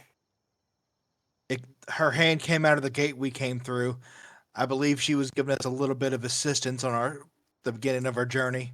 After we yell at her whenever we today. get back. She could have helped us out a little bit more, just saying. Oh, so Ma threw the fireball. She made all them angry. They done come and attack us. No, okay, brother. well, I didn't know that. I thought that was you, Firebro. Oh, okay. The Paladin had his apparently sword Ma drawn. didn't like these guys, so it's all right, I guess. I attempted to do this diplomatically, but he had other ideas, and once Mother saw that, well, and then he kind of just points at all the dead, like, smoking bodies. Yeah, I don't talk too good, so I'll let you guys do the talking. But I'll tell you what, though, as soon as I saw Earthbro there run right up there, I'm like, I gotta get up there too. And he still showed me up. Man, Earthbro, you're great. High five, Earthbro. High five. High five. Do owe him one. Yeah, high five. All right, so what are we doing now? Don't we gotta get the Seed of Doom or something? Brothers, Seed if of Bloom. I'm being totally honest, that fight we just went through, I don't remember too much of. I think I took a couple naps while it was happening, which is kind of weird. I'm feeling kind of woozy. Oh, that's where that term comes from. You just gotta sleep it off. What is sleep? What you were doing during part of the fight. Isn't that where you lay down? Yeah, you lay down dead for a bit, then you wake up. Yeah, what the bear's doing. Yeah, the bear, he's doing that. Yeah, see, Water Bro, he's smart. The Water Bro, he's a smart guy. He knows how to make all the shiny lights and do things. I'm learning. I brought Earthbro back too. Yeah, he made it so the sand was wet. You get the crabs were working, the little construction crabs with little construction hats and stuff. I think that's pretty cool. So, Sandman. Mm-hmm. You guys have to rest here for about an hour or so to congeal yourself, to heal yourself, to solidify your stone and the others' forms. You saved this child, and then shortly after, high-fived your friend about slaughtering her family. Can you bridge that gap for yourself? Well, my brothers are my brothers. We're tied. I don't know where the southern drawl came from. We're bros, right? We're tight. And from what was downloaded into my brain, the death of children is kind of sad for a lot of people, and I just didn't want people to be sad. Fair enough. Okay, well, you guys can take your short rest. Make sure all of you just know that your abilities recharge. And then I'll allow, just because I think that the martial characters are benefiting more to the nature of the stat block, I will allow either the two spellcasters to regain one spell slot of either level, but just a single one. I'm going to take that on level 3 then. Yeah. Well, no, it has to be one that you have. So, first or second level. Oh, yeah, second level is what I meant. Sorry, I have 3 of second level, so I was looking at 3. Yep, I'm doing the same. Okay. Leave the child and anyone else alive. If they're not a threat, they are not a concern. You cast 2 heat metals. You should only have 1 second level left. before It said I this. had 3. Well, you expend the second levels to cast the spells. So you cast heat metal twice. So 3 minus 2 is 1, Oh and yeah, then plus you're 1. right. So I should have 1 second level. Good call. And then the one you just got. Okay, cool. Perfect. Yeah. Amazing, amazing, amazing. I only have a second level, if you're keeping track. Totally cool. Okay. Just make sure you also marked off the 2 hellish rebukes. Or was it 3? 2 or 3? We just say 2. It was 3, but one of them was upcast. Oh, so then you should only have 1. Whatever. That's fine. Whatever you have is fine.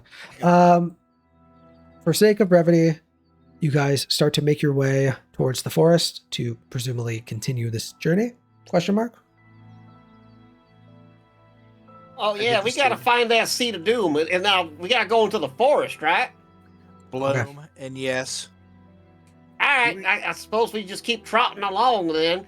Don't worry Did we about the fully- girl. I guess she ain't gonna be able to hold no sword against us. We just keep going, right? Did we Okay. fully loot the camp? Everybody Um, take what they wanted? I searched that spider. He ain't got no pants. He ain't had no pockets. I couldn't find nothing. There didn't seem to be anything of too much importance to you. The one thing you were really looking for was like healing salves, and you did find that. I believe the highest roll was a 12 or a 13 for the investigation check. So there was 12, yeah, there was nothing of seeming import that you found with that. That being said, moving forward, Oh, I as don't you have spiritual weapon anymore. Just so you- true, that would disappear. Yeah. As you guys continue your journey, you leave the child behind, perhaps on the bed that their parents. Actually, her parents, I think, ran away. Oh no, not her parents, but the trader's parents did run away. This child was at the front of the line with her mother and father before getting incinerated. Anyway, you leave her there. Hopefully the bear wakes up and takes care of her, or hopefully the commoners come back, and perhaps when they come back for their wares. You make your way into the forest.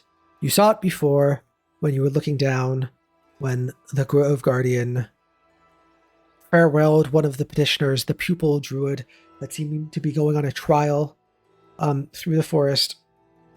The forest itself is darker than you feel like a forest should be, despite this being the first forest you've ever seen. And as you can see further and further, and as you walk further and further, there's a rich, thick miasma, this yellowish, greenish fog that's filling in between the trees. It's not so much impeding your vision as it has this weird effect on your body. Can any of you make either an intelligence medicine check or an intelligence arcana check for me? Any and all of you. And Earthy, you can get an advantage. Can I guidance somebody during this? Of course. Who do you guidance? I would like that guidance. Yeah. Can I throw it on for Of higher? course. Okay. You just want a D4. Yeah, just either one of you roll a d4. Go for it, Dragon. Either one, give me the guidance. Yeah. Hold on. I clicked the actual thing. I'll roll it for you. At least we've got a way to find us. And he Oof. kind of put his hand up and light up. Still better than what I had. Okay. So we got a 12, an 11, And here I'll 7, and a that's 6. me. Okay. I'll say the 11 and the 12. The 11 for you, Sandman, you just experienced something like this. This miasma, it's almost toxic, just like the poison of the giant spider that bit you several times. This miasma is not natural, or at least it's supernatural. It's a thick, dense, poisonous fog, and that's all you can really tell just because of your brief experience with the giant spider. I'm gonna stop in my tracks. I'm gonna turn to my brothers and be like, "Brothers, stay here. Let me check out what this poison is. It won't affect me like it will affect you." At the same time, Pyre, with the 12, with you being a spellcaster, and with you being a spellcaster that witnessed the scrying pool before, you learn the same thing about this miasma, but furthermore, you understand that the spell that was cast on the pupil druid that was sent ahead was some type of protection from poison. And I will say, all of you, none of you rolled a 5, right? No, none of you rolled a 5. All of you would know this poison miasma. You walked through a decent bit of it, at least like 20, 30 feet or so. It doesn't hurt to breathe in. It doesn't burn your skin. I wouldn't know what being burnt feels like. All of you- This here is just colored air. Like it just kind of moves around. It's colored air. It's kind of yellowish. It reminds me of mustard. Kind of like a mustard, but it's like a gas. I don't know. It's just kind of like it don't really seem to be doing nothing to me. If it's some type of poison or whatever you say, I don't think it really works for me. But I mean, I can just walk right through this thing. Look, I can do cool little tricks with it. Look, I can go, make a little tornado. Look at that. It's cool, right? I will draw. You're like, First and foremost, mustard gas mentioned, based. Secondly, all of you, I will draw attention, none of you are affected by poison in any way, shape, or form. All of you are pure elemental. You have no flesh to be poisoned. You have no blood to be maladied. You are all immune to poison, both the condition and the damage type. I Perhaps like how air is 3 hours old-ish, and he knows what mustard gas is. to be clear, that combat was maybe 10 rounds tops, which is a minute. So you all are You know, I got it. Actually, 15 in an hour old. his Okay. level 8 download was Mio Jovovich from Element. The Fifth Element, yeah. Yeah. No, he's sitting there like just crying, but we can't see the tears because he's, So to be clear, none of you are affected by this miasma. Perhaps that's the reason why an elemental was sent to do this task. It seemed like it seems like even the druids themselves have to take precautions, like casting a protection from poison spell before they even traverse. So whatever this poison is, it seems to be persistent, and it seems to be a way of life here. Yeah, it's Now, if interesting. we were ever going to find a seed of doom, it's definitely going to be in the poison yellowish gas. Wait. We're in the spot where everybody was running to, right? At the You start of the are battle? entering. Yeah, well, you're entering where the bear ran off, where the druid pupil that you saw in the scrying walked to start his journey, to start his trial. And you saw when the battle began where the bear ran off to after being sent for one reason or another. If you want to make an insight check, feel free. Yeah. Can I do an investigation check or something too to see if I could see his like a path or anything? So that would be wisdom survival for that. However, I will say, as this is going, this is a flowing circumstance. You walk for about 5 minutes or so. So, happy 5th minute birthday or whatever. And you come to a fork in the road. One goes left, one goes right, and also one leads ahead. It's a three forked road or path. With the insight, I think you generally understand he was going to, send for help, or at least send for warning. So the bear was running off into the forest to perhaps go to the grotto that you had seen previously, to warn or to call for aid. Did you say a survival for tracking? So for survival, here's what we're going to do. Just because we've been playing for a little bit and I want to get this flowing as quick as possible. How would you traverse this path that is winding, splits in multiple paths, and you do not know which way you need to go? What solutions can the four of you come up with to find where this grove is that you had scryed on previously? I don't know if this is like bending the mechanics of the player's handbook, but is there any way that I can like sort of commune with the earth to figure out like which tracks are the ones we're looking for, or which signs of Amazing. is I there love it. anything I can do? That's good. Yeah. I love it. I love it. I love it. All But right. here's what we're gonna do. I Here's what we're gonna sit do. down cross-legged and I go, Here's what we're gonna do. As I mentioned before, if you can articulate or roleplay a way for your skill check or your ability check or anything of the above to be related to your elemental nature, I will give you advantage. So if you're looking for tracks and you're doing that, becoming one with the earth, I will allow you to make a wisdom survival check at advantage. Before you roll that, I will. does Okay. anyone else have any other ideas on how you'd find a grotto, a grove, whatever your destination is, in a forest when you do not know which way or where it is in said forest? X, can I like feel? I know I'm fire elemental technically. Mhm. Can I feel heat? I mean, you can feel heat, yeah. Would I be able to tell like where the tracks have been that are warmer from the person going through? If you hadn't taken a short rest, maybe. Seeing how it's been more than an Yeah, I hour, forgot that. no, it's totally fine. I think that is a little bit beyond the pale of reasonability in our magical Sorry, fantasy no, world. absolutely. Is it raining? It is not currently raining. No, Was it raining during the fight? Like, has there been no, any? it's seems. We kind of skipped over like the the specificities of it. Specificities. I can't speak. It's about midday. Doesn't seem to be any particular weather. A little bit of overcast, partially cloudy. Nothing unusual. Nothing super thematic. Nothing you've never seen before. This But then will again, feed to the roleplay aspect of it. Did we notice footprints in the dirt or anything? that would be From the part caravan. of the survival check. It would be whether or not you Can I can do that discern real quick something. then? Yeah, just before anyone rolls, okay. before anyone, because once you know that there's tracks, they're relatively easy to follow. It's more telling what are tracks, and then from there, it gets easier and easier because you're following after someone. They're more and more recent. You've seen them, so you know what you're looking for.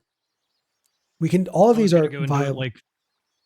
like leaving a footprint would mean like the dirt would be like more moist or anything, and I could like play into it like with the water and be able to like follow the path.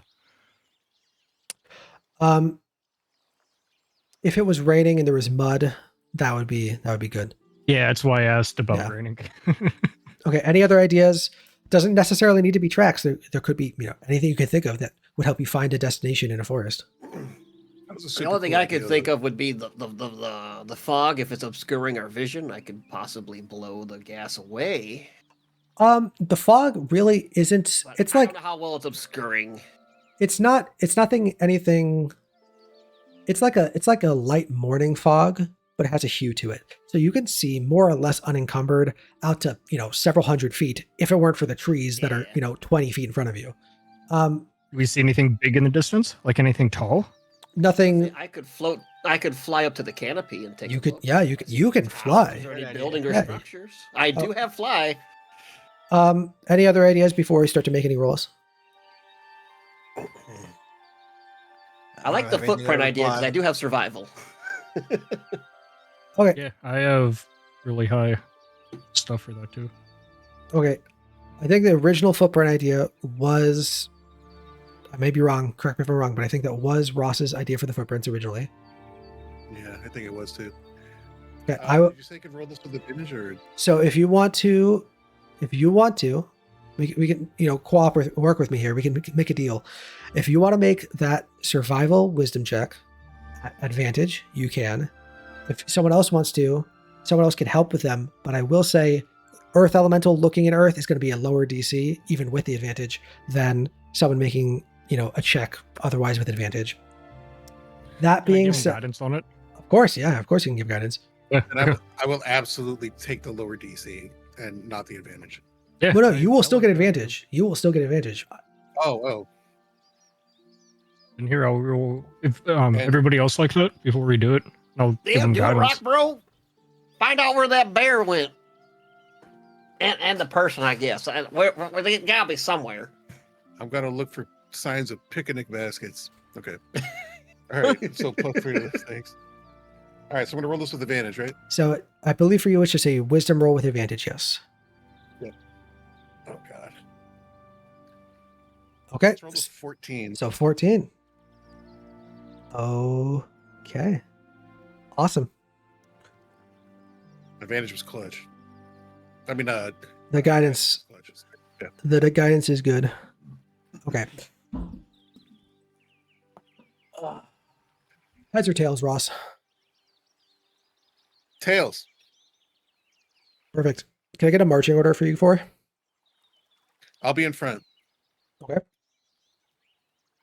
Who's next? And you can be side by side. The path is wide enough that all four of you, if you really wanted to, could be shoulder to I shoulder. figure I'd be second or third if we want to go in the single file. I probably got the most range with Eldritch Blast if you want me to take up the rear. I mean, I want to be kind of far in the back if possible, just from the spells that I have. I can keep you guys healed or buff stuff in front of us or debuff stuff in front of us and so on. I have a very big range on them. Okay, so we have earth, then air, then somewhere in the back we have fire and water. Yeah, I'd say probably up pretty close to Sounds each good. other. Okay. The front of our marching order X is Earth, Wind, and Fire. Amazing. Absolute cinema. Okay, so here's what happens.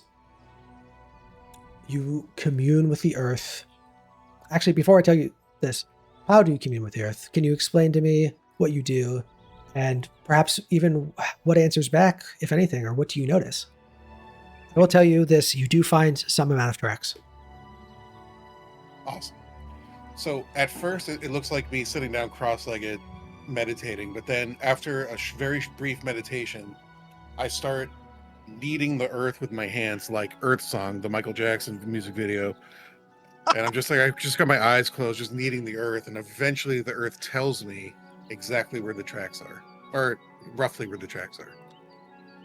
And as an earth elemental, and because these soils are somewhat infused with druidic magics, and actually something older and darker, perhaps that's the cause of the miasma, or miasma, however you pronounce it. It's not as much as a conversation as it is a dance. You flow, you push yourself in, and you feel the push back, and you look and you slide your hands until you find an imprint, a bare pad imprint, and then another. You walk forward. You actually can feel with your feet. Your feet are earth just like your hands are. And you glide forward like you do, finding one paw after another. You find the first path.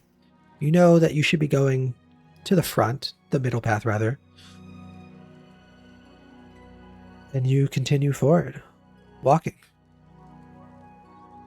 At a certain point, I'm going to turn to my brothers and say, the earth has spoken to me. It says this way. If anyone else has any other ideas, let me know. I trust your judgment. Okay. You travel for about another hour or so. Actually, that's not true. I lied. I straight up lied to your face. You travel for another 20 minutes or so. And the bear tracks seem to dart off the path into the woods. You look past it and you can see it's pretty dense woods, and the miasma gets quicker, or not quicker, thicker. You get the general sense with that roll that you could continue down this path, but perhaps the bear, being a natural creature, knows a more direct route. Right. So when you say the tracks dart off, does it look like it was frightened by something and then ran? Like, are there tracks deeper here, or is it more like there's an animal path that a 3-hour-old elemental wouldn't really see if they weren't? Definitely more the latter.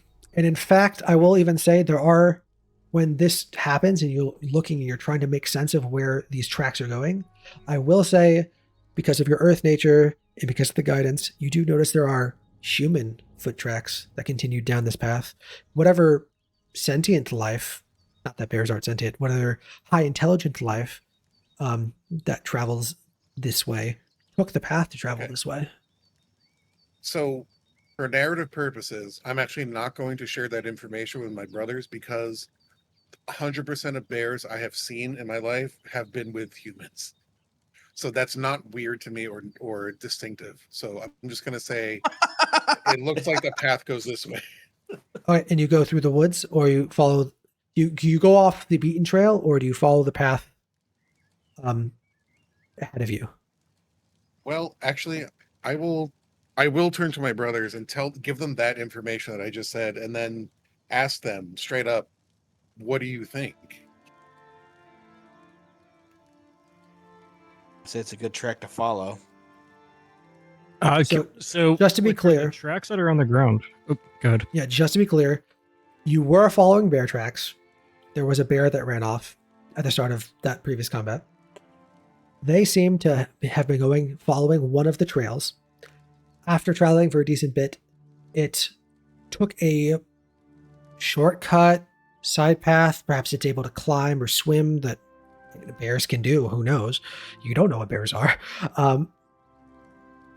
However, in the shakeup of looking for these trails as they dart off of the path that you are following, you do notice there are humanoid tracks.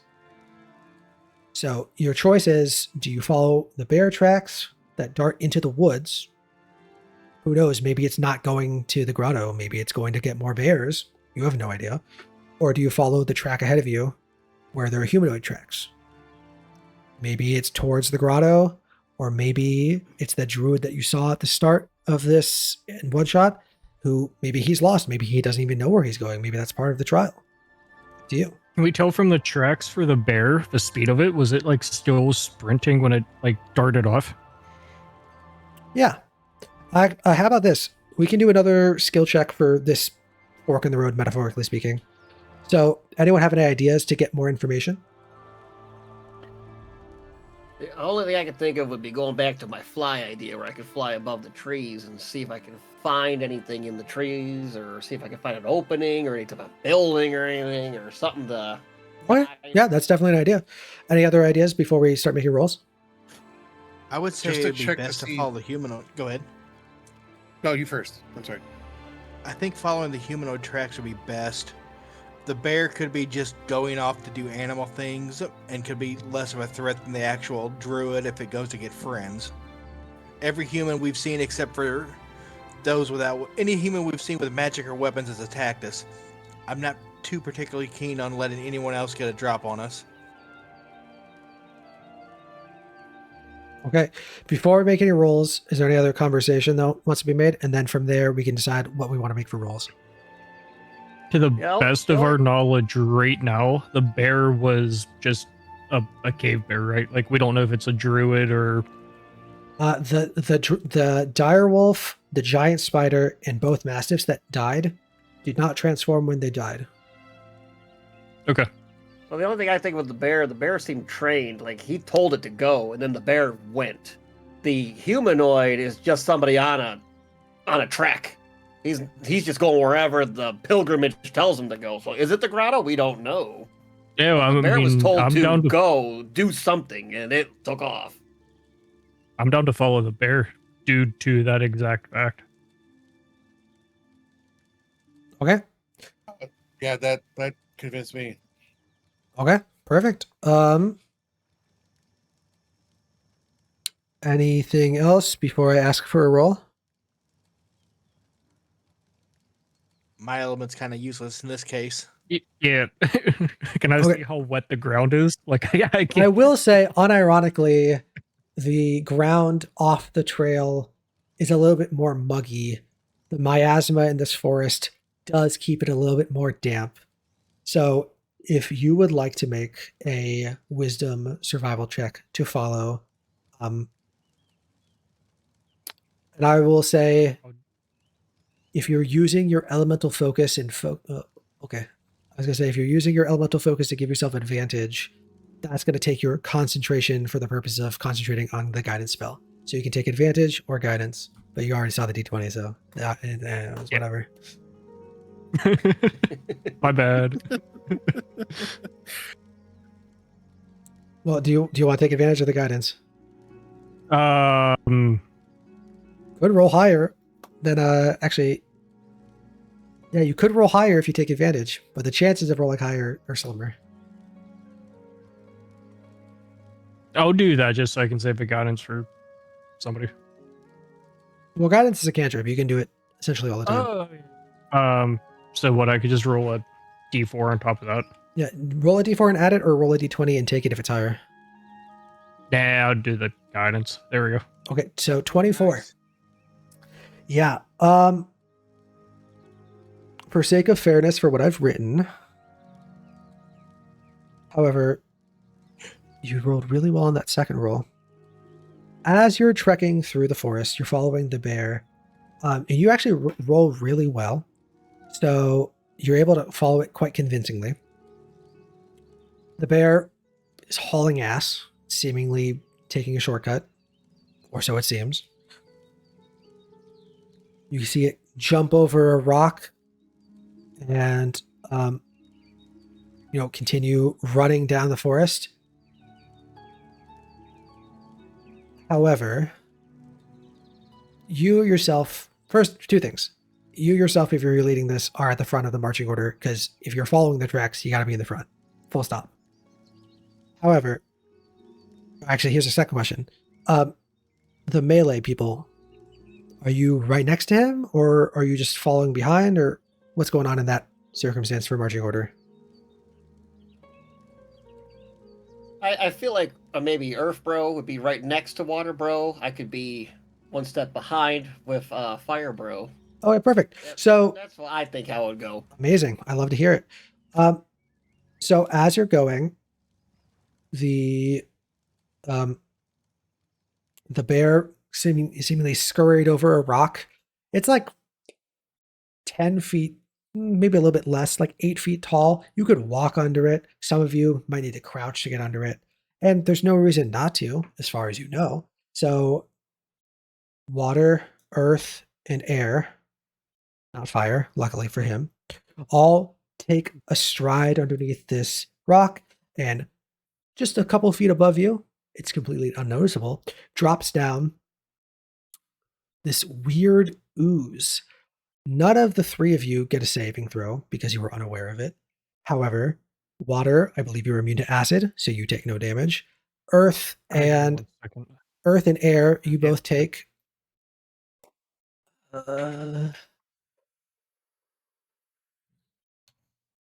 14 points of acid damage, as there is a green slime corroding you. Not poison, acid. Fire elemental, you said you were falling behind, but to cast at a range. So seeing this drop on all three of them and seeing how they have to move slowly, crouch underneath this rocky overhang, I don't even think you'd have to make a saving throw against it. I think you just stop before walking over it or walking under it. I wonder what happens when we play music near the slime. That being said, all three of you are covered in green slime, and it is corroding away at your, for lack of a better term, flesh. What are you guys doing?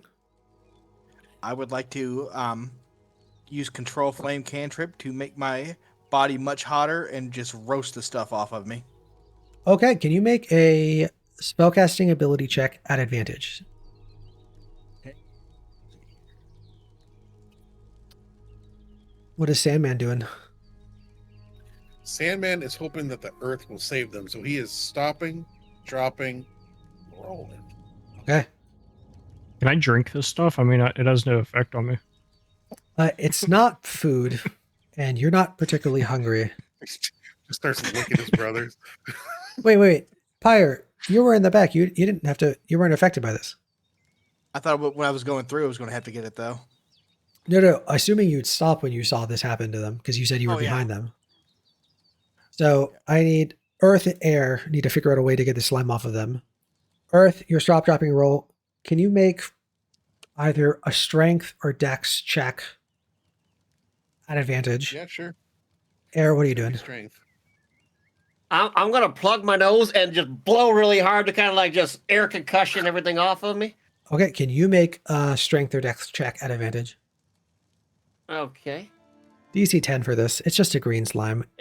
It's not even sentient. It just is an ooze. Do you feel funky? Okay, both of you in different ways are able to carve this slime off of you. You by rolling in the dirt. You by being a kind of like a airburst, just pushing it off of your form. You, your water elemental friend, you just got a pen inside you now? You can save it for I mean, later. yeah, I want to drink this stuff, dude. Okay. You gotta be like little slime bro. I choose you, and throw it at somebody's face. Kind of like how pineapple juice is acidic enough for you to feel it in your mouth. You have this green slime inside of you. It doesn't do you any damage, but it has this tingly sensation. It tastes pretty good. I kind of want more of it. Okay. Just imagine it just kind of floating inside you, this little green glob just kind of floating in your body. You want some air, bro? I had to blow mine away. I had to blow my nose real bad. I'm good. It's all over the Brother. wall, though, if you want it.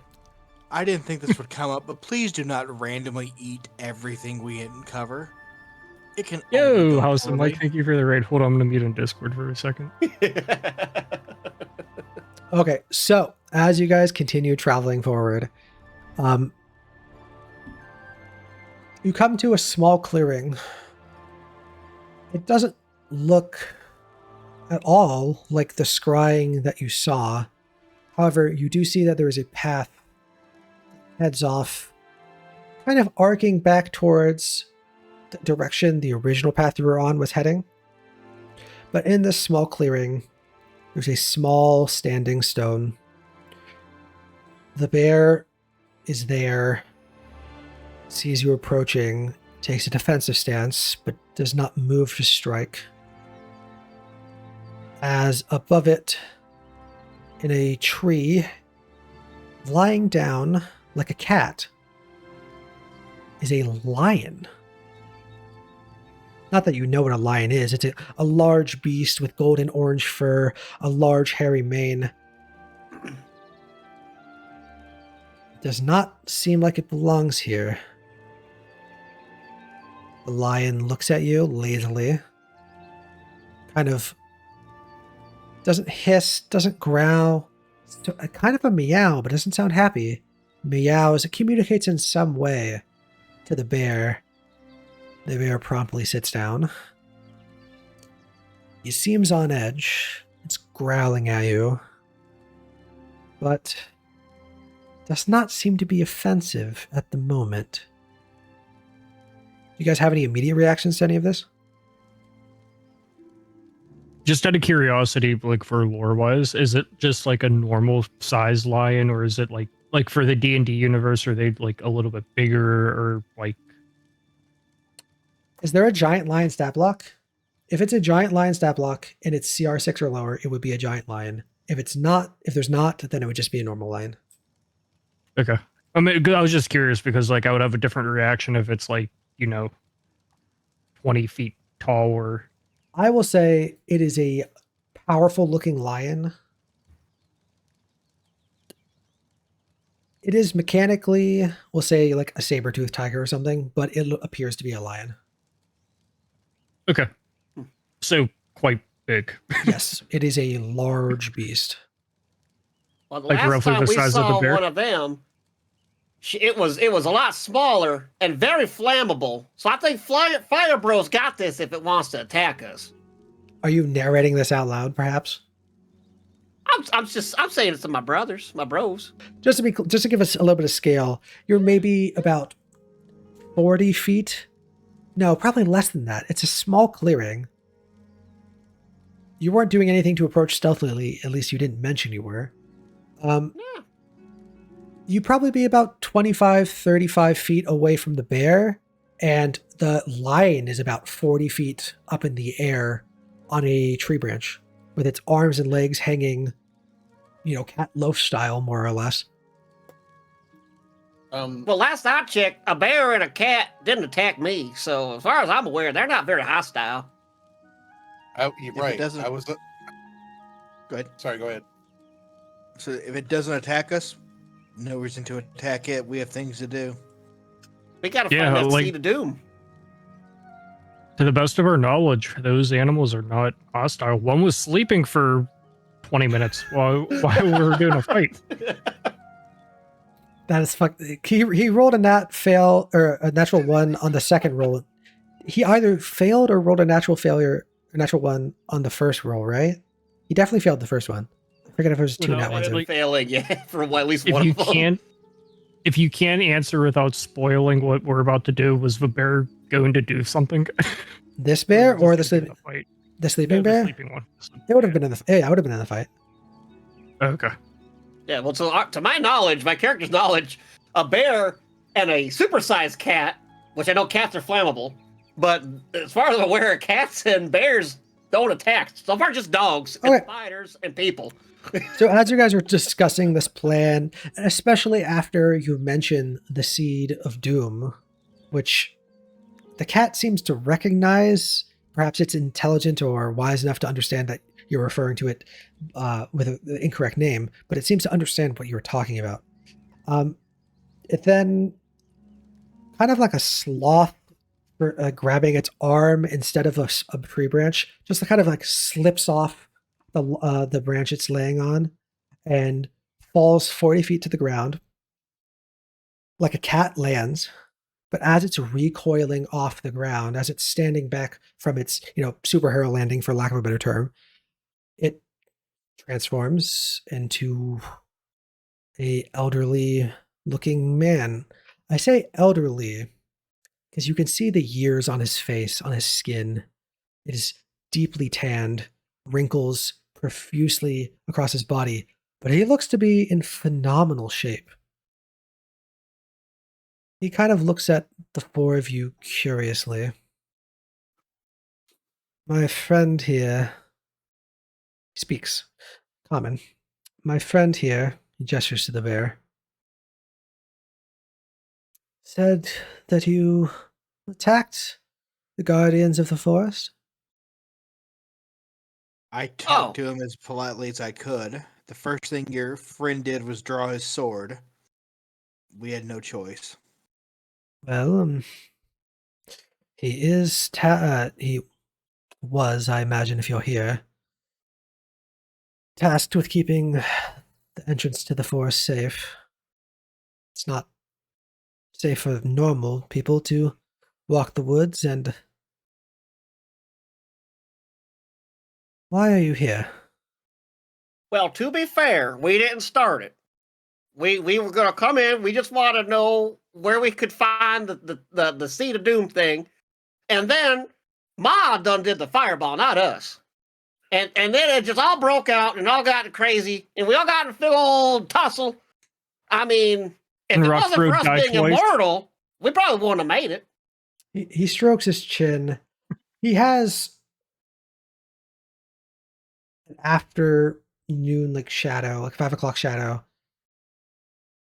He seems well groomed, well kept together. But he still strokes the stubble on his chin. He sighs heavily. You're here for the seed, eh? I guess that's what we were told. Told. He looks at all of you over. I think I understand now. Well, I gave up my duty to the Grove a long time ago. On retirement, so to say. I'm here to sit under my own vine and fig tree as he gestures to the forest around him. I will not stop you. I did make word to my daughter that you would be coming, though. I just implore you. She is the guardian of the grove now. Did you introduce yourself to the warden who guarded the entrance? Did he have the chance to tell you his name before he fell? He didn't give You us were just a chance to cat a exchange moment prison ago. juice. Yes. Yes, I was. What about the bear? Does the bear possess the same power you have? No, he does not.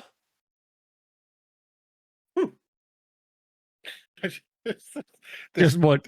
Just out of nowhere, you. Dramatic moments. Like, hey, weren't you a cat? You gotta love D&D. You gotta love D&D. You gotta love it. Yes, No, we he didn't get the chance to catch his name before Ma done threw the fireball. We were trying to talk first, but then the fireball went off and all the explosions and stuff and everything. And I just feel bad for that little kid. I hope somebody's going to help her. We tried our best to help the little kid, but somebody must be there to get her. There was one bear still sleeping. I don't know how long they sleep for, but maybe he'll do something. he goes over and pets the bear, signifying it's more of a pet of our partner instead of a peer. He shakes his head. It's a shame. He was a good man. You should know his name. What's in a name, though? Again? What's a name? Solithir, Briar Shield. Oh, that sounds cool. I mean, he was pretty cool. If we weren't immortal, Earthbro would have been gone like 3 times. Your nature is not that of a mortal. Your spirit does not have a life, does it? I think I'm alive. I can move my arms and that. That's a Well, if question you- for Rock, bro. He died 3 times. If you think you're alive, is that enough of a life to have? You tell me. I tell you We what, have I've been there. Ain't for me. Well, then perhaps you should. He's getting way too wordy for me. I don't get what he's talking about. He's saying something about life, but not enough life. But I thought we are alive. Like, what's going on here? If you Calm down, Air bro, it's okay. if you are alive, then you can act and be alive. That should be enough. We don't know truly what we are until we have the experience and the decision for ourselves. I'm a little lost here. Do you know where the seed of bloom is? I do, but I will not help you. Just as I will not just as I will not step in your way. Why are you not Okay, attacking that's us? fair. I've lived for several centuries and I've earned my peace. You know what? We just wiped out an entire village, and you said that your daughter is the head of the grove now. So if we killed all of those, and you know that we're capable fighters, are you just going to let your daughter die? I have faith in her. I do not believe she will fall to you. And if she does, then that is her place.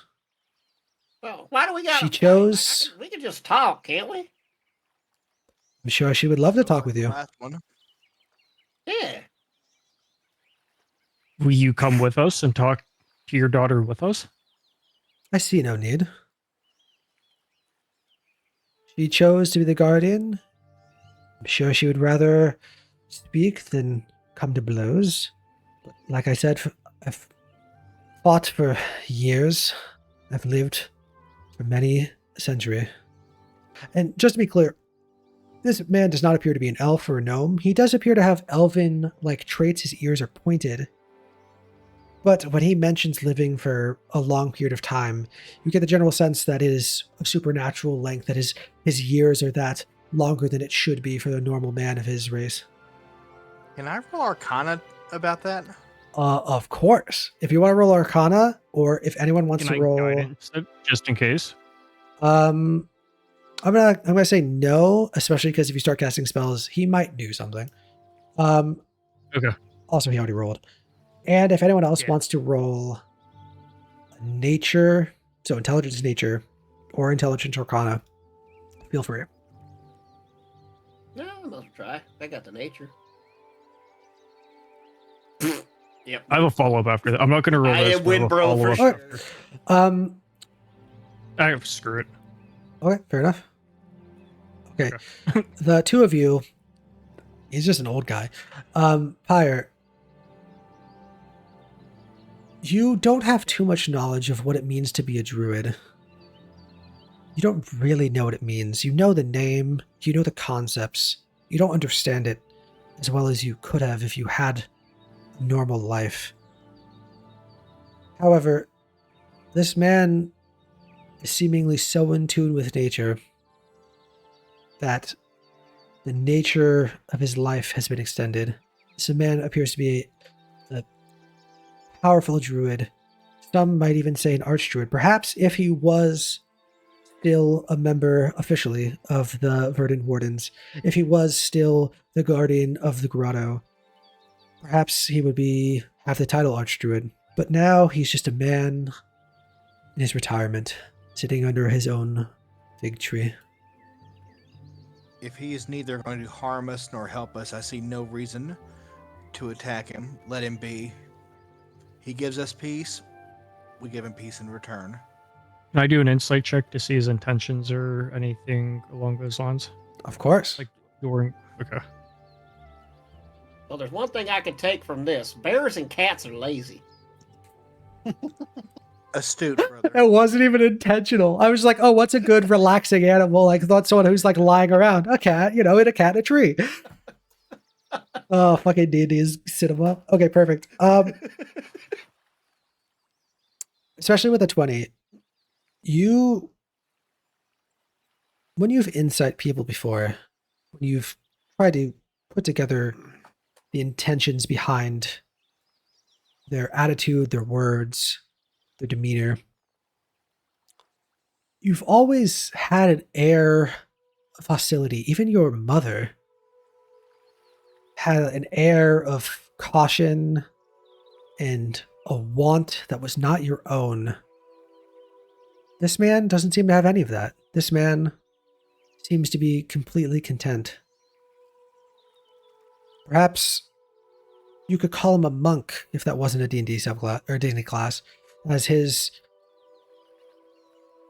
mental perseverance and wisdom, it's almost beyond the years, even though he's lived this long. He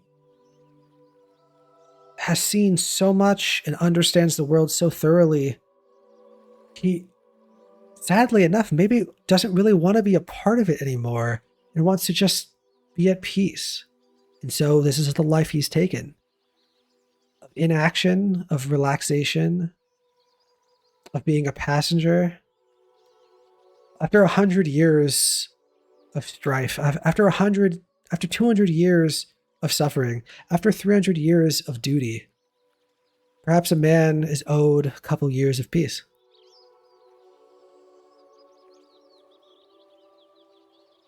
If he wants peace, why is he in a tree overwatching their grove and everything?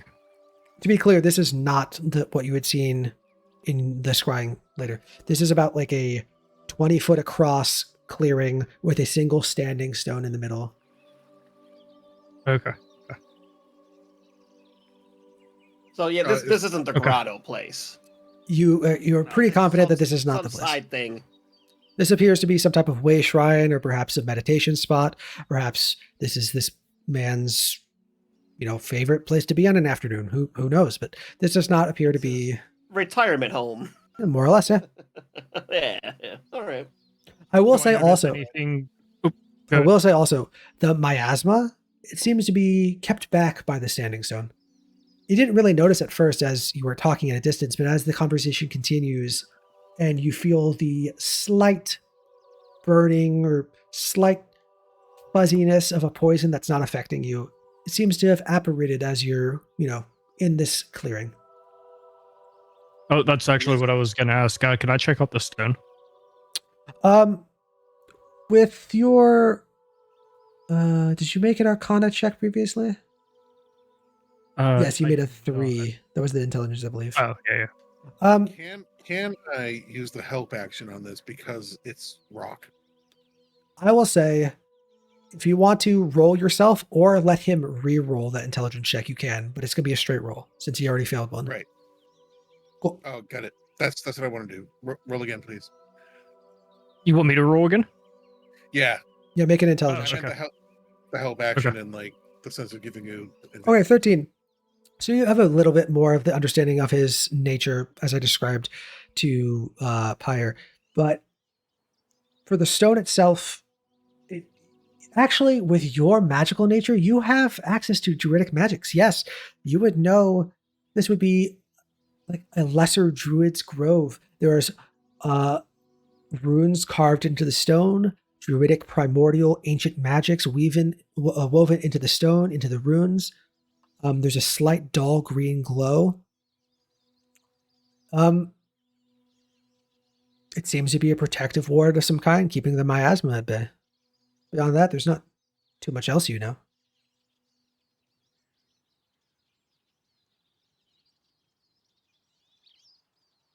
Can I ask him? Following question. I want to ask. So your daughter is now the warden of the forest, and you won't tell us where the seed of bloom is. Would you tell us where we might be able to find your daughter? If she's doing her job, she'll be guarding the seed. She'll be in the grotto. Okay, and that's which way? Just as I said before, I will not help you.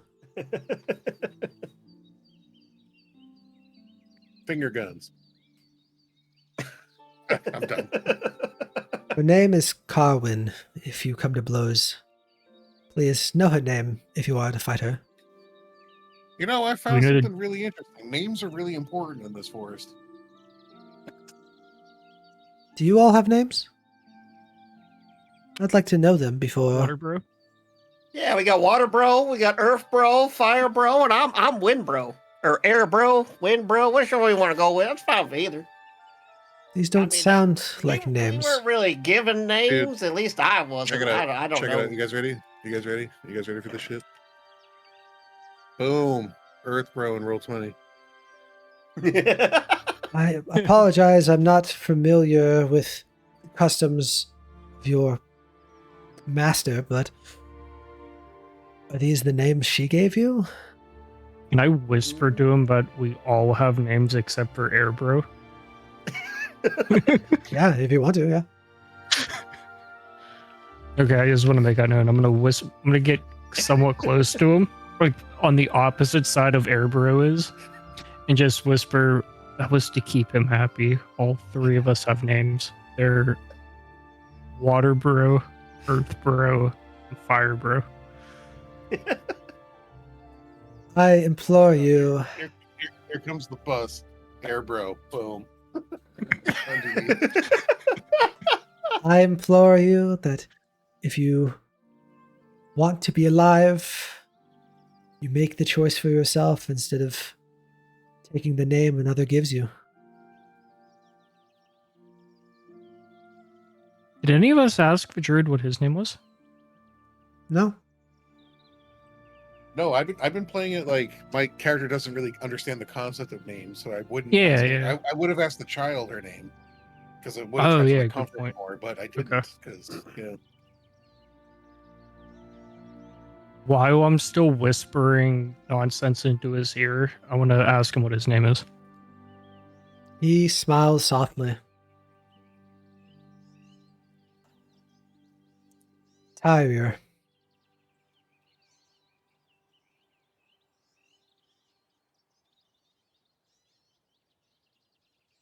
Like the thing that you were just turned into? No. Tyrier.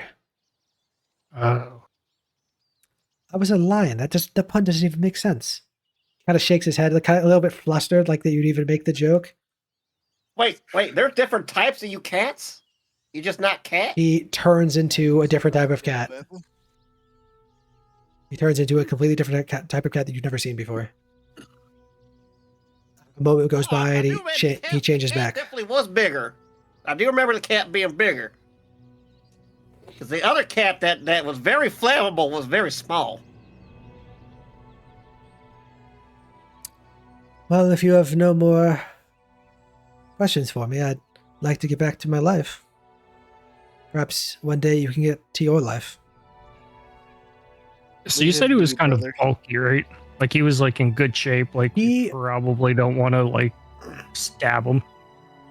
Hold on.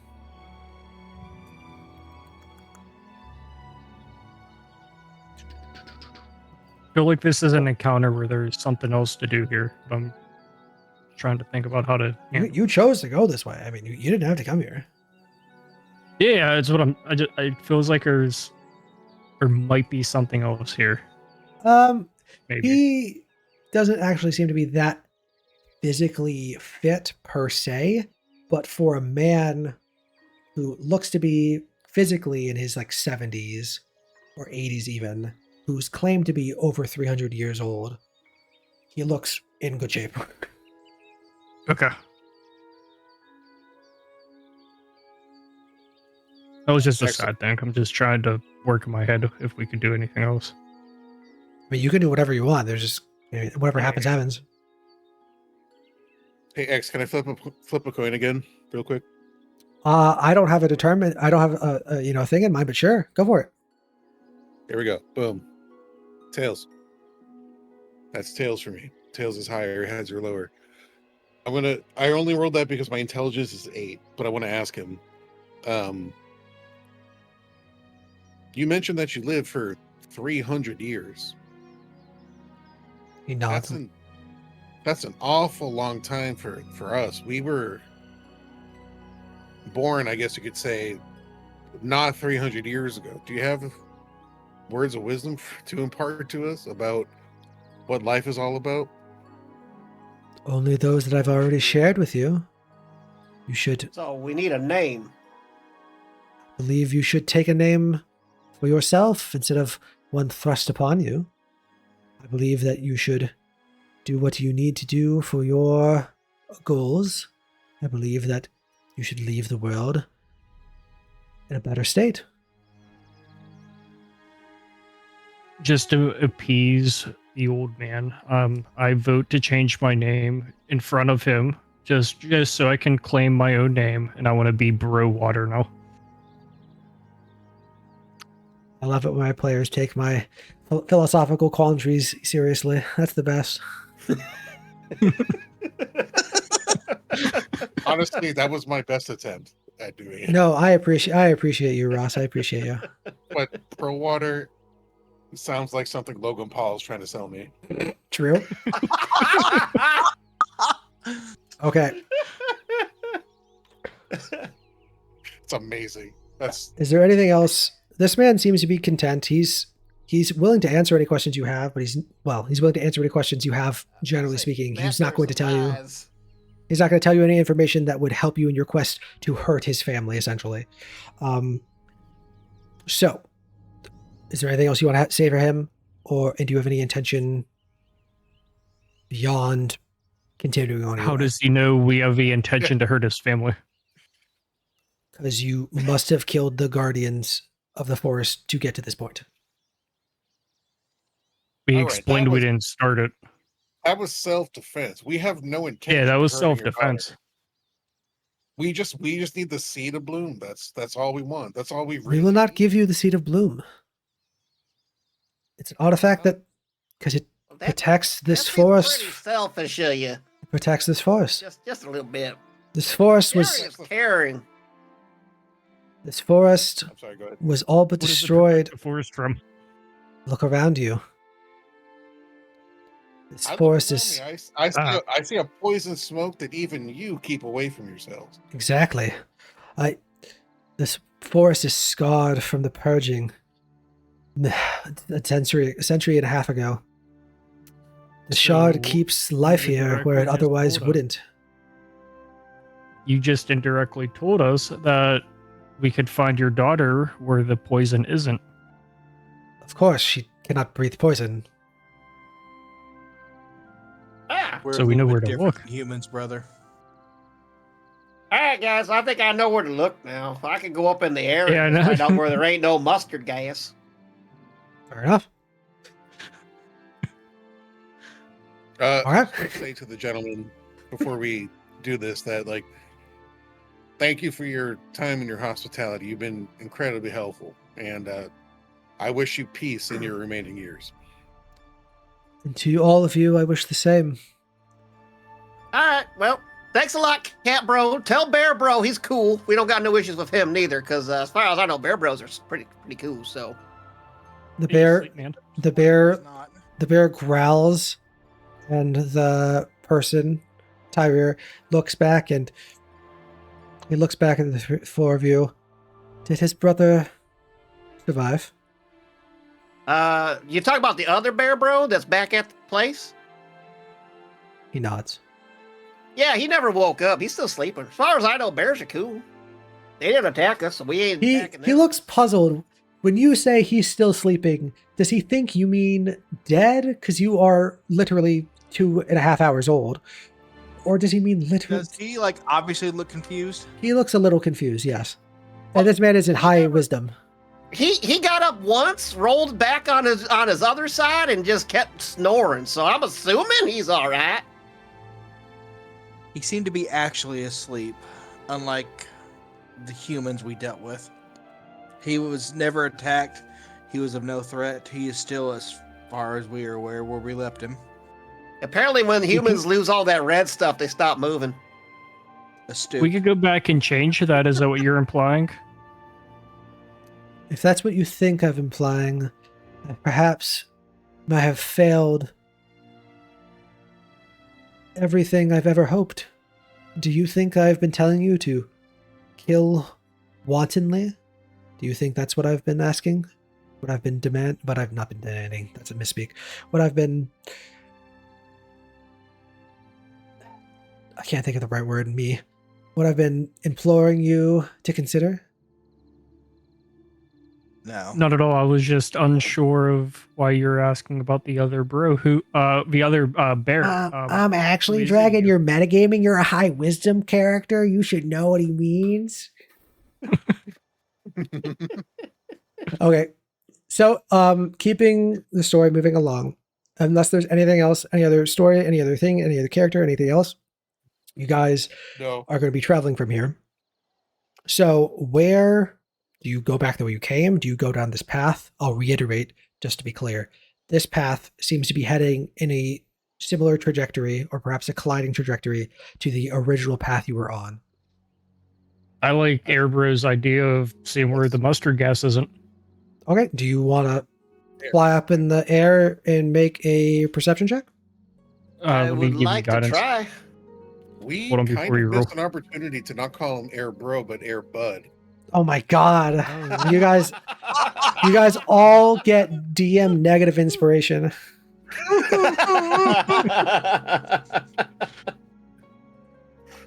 Okay.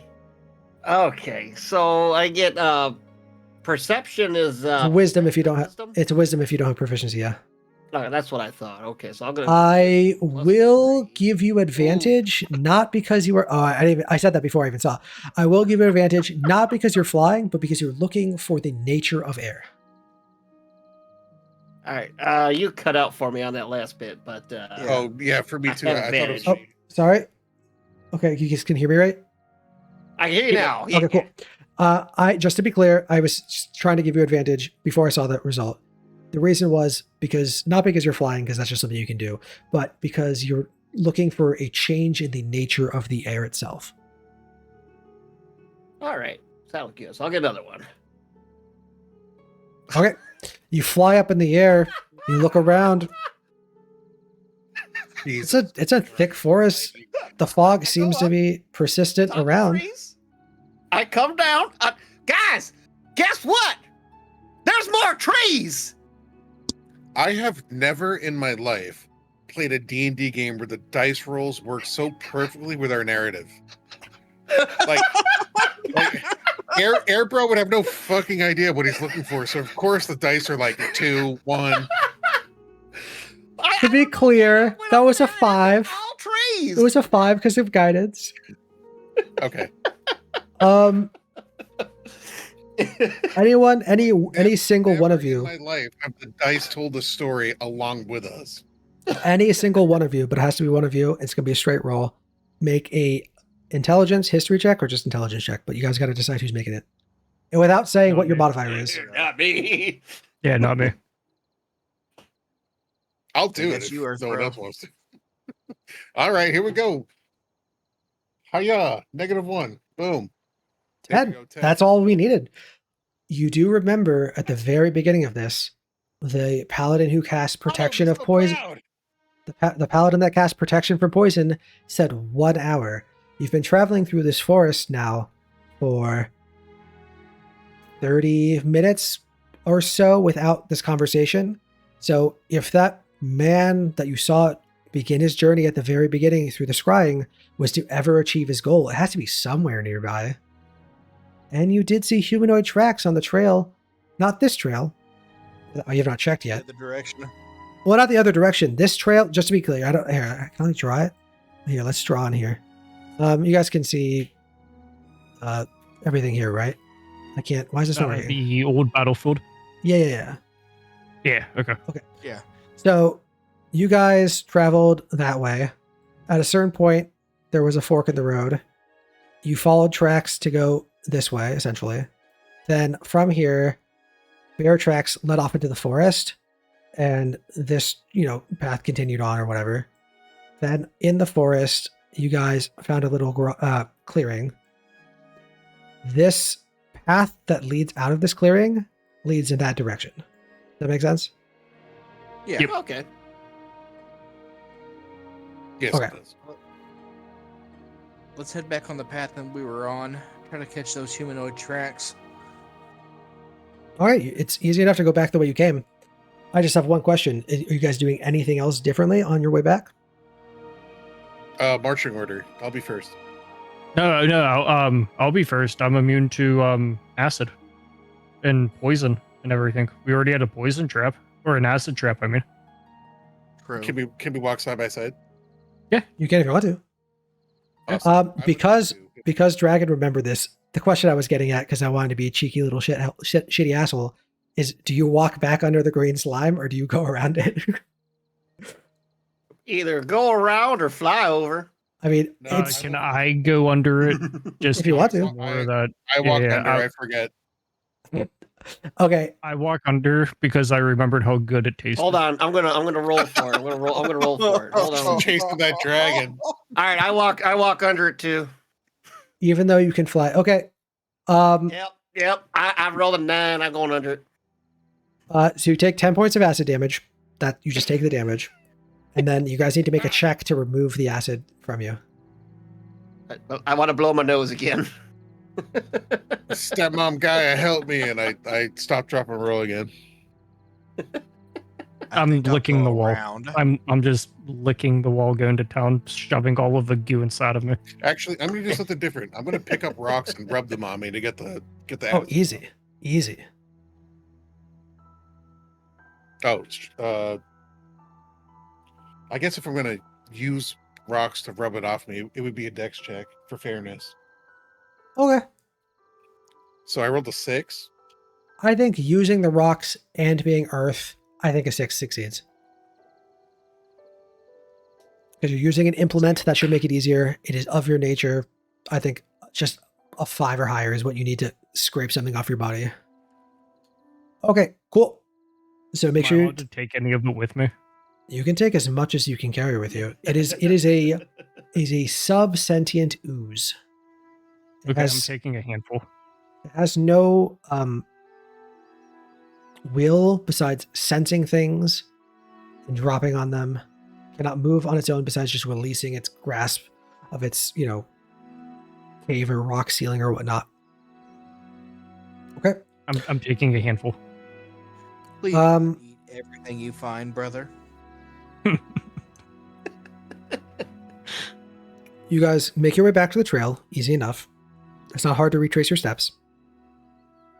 Especially when there's like burnt leaves and a trail of wet rock and a trail of sand and a trail of like blown leaves. It's pretty easy to retrace your steps. As you make your way back to the trail, and you can pick up the humanoid tracks. You follow the humanoid tracks? You follow the humanoid tracks. Well, Yeah, absolutely. I think. Okay, yeah, it's not that hard. With all the checks you've made so far, and with the added knowledge of the clearing path heading in the same direction, there's going to be a couple more forks in the road. However, I just need one of you to make a survival wisdom check. Someone can have guidance. I got it, bros. You get advantage if you're being, because you're an earth elemental. You just need to roll a. It's wisdom, but we can take the die roll. Oh shit! I'm sorry. No, it's fine. We can totally take the die roll. That's good enough. So add a +1, so it would be 15. Add a +1 or I add just plus? took it on my bit. Is your wisdom modified? Yeah. So +2? no, my wisdom is +0. Got it, but got my it. intelligence is -1, and I rolled intelligence by accident. So. Yes, that's totally fine. You just need to not roll lower than a 5 because you have so much information at this point. You've succeeded previously on the trails. These trails are fresher than the. They're not actually fresher than the bear trails, but you know you must be coming near the grotto because he only had an hour to make his way through because that's the duration of protection from poison. So you're able to follow using all the information you have. You're able to follow the trail through two more winding forks in the road, and you can find your way to a clearing ahead. Oh.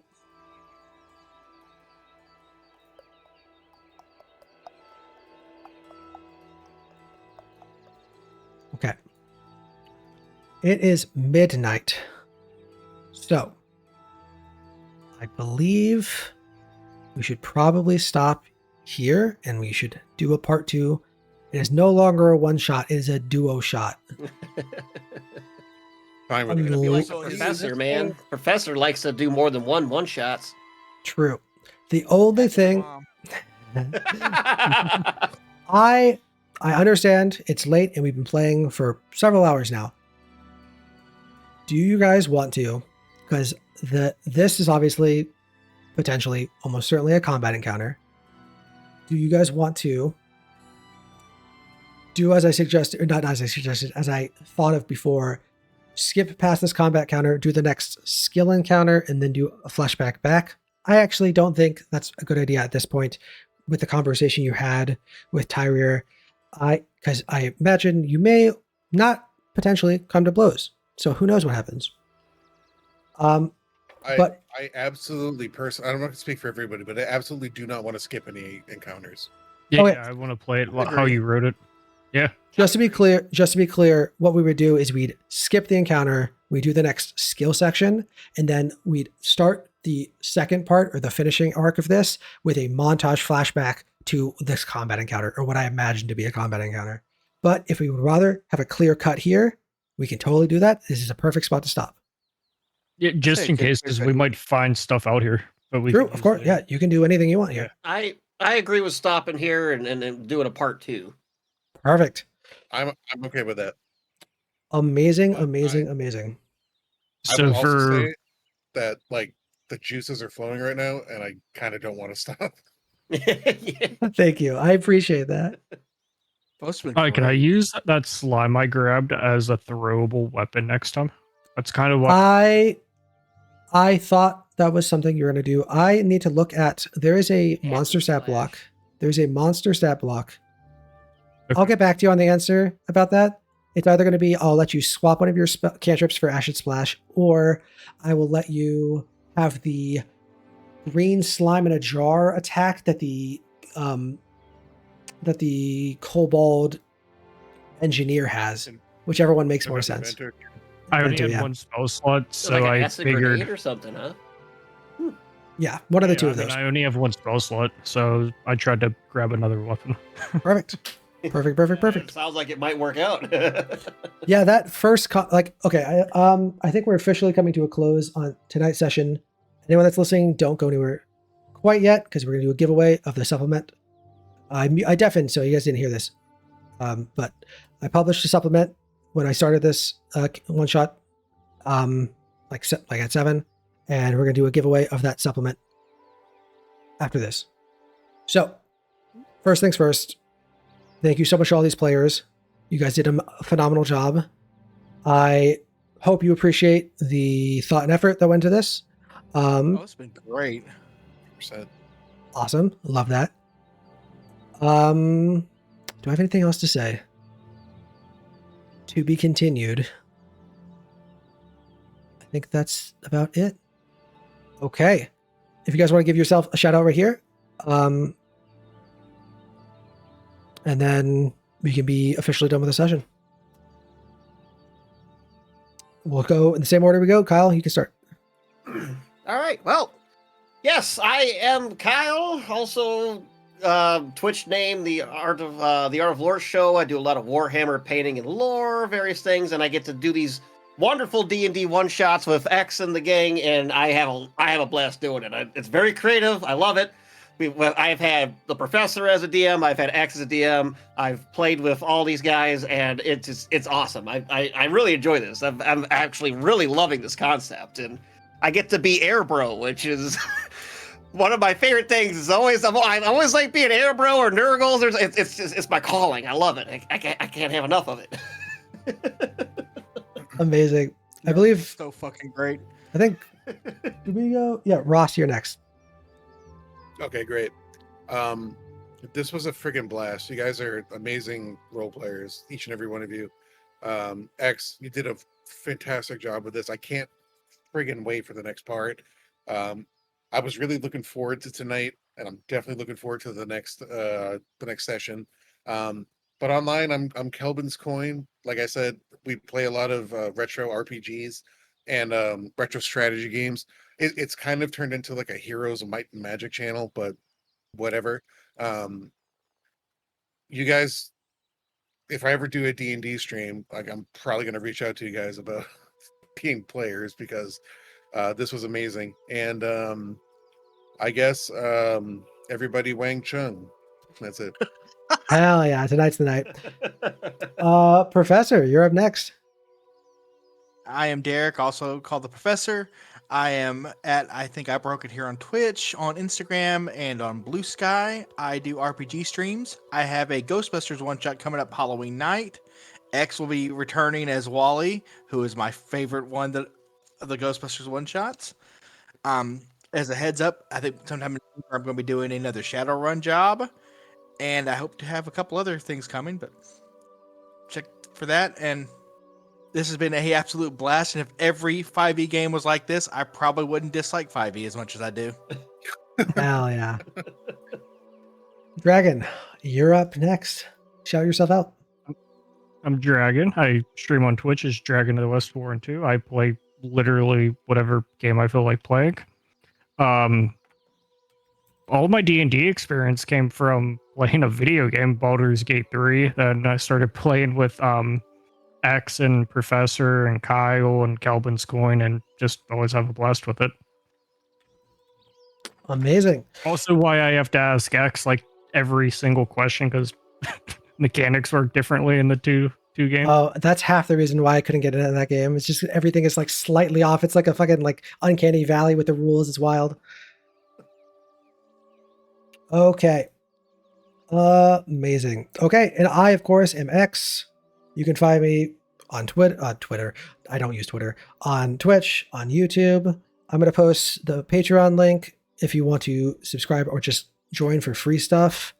You can do that on either platform. And if you are in Twitch chat, we are going to be doing a giveaway of my most recent premium supplement. It's called Elemental Creations. It's a bestiary of, I think, technically 15 stat blocks, but 14 monsters. So yeah, don't go anywhere. We'll be doing that very shortly.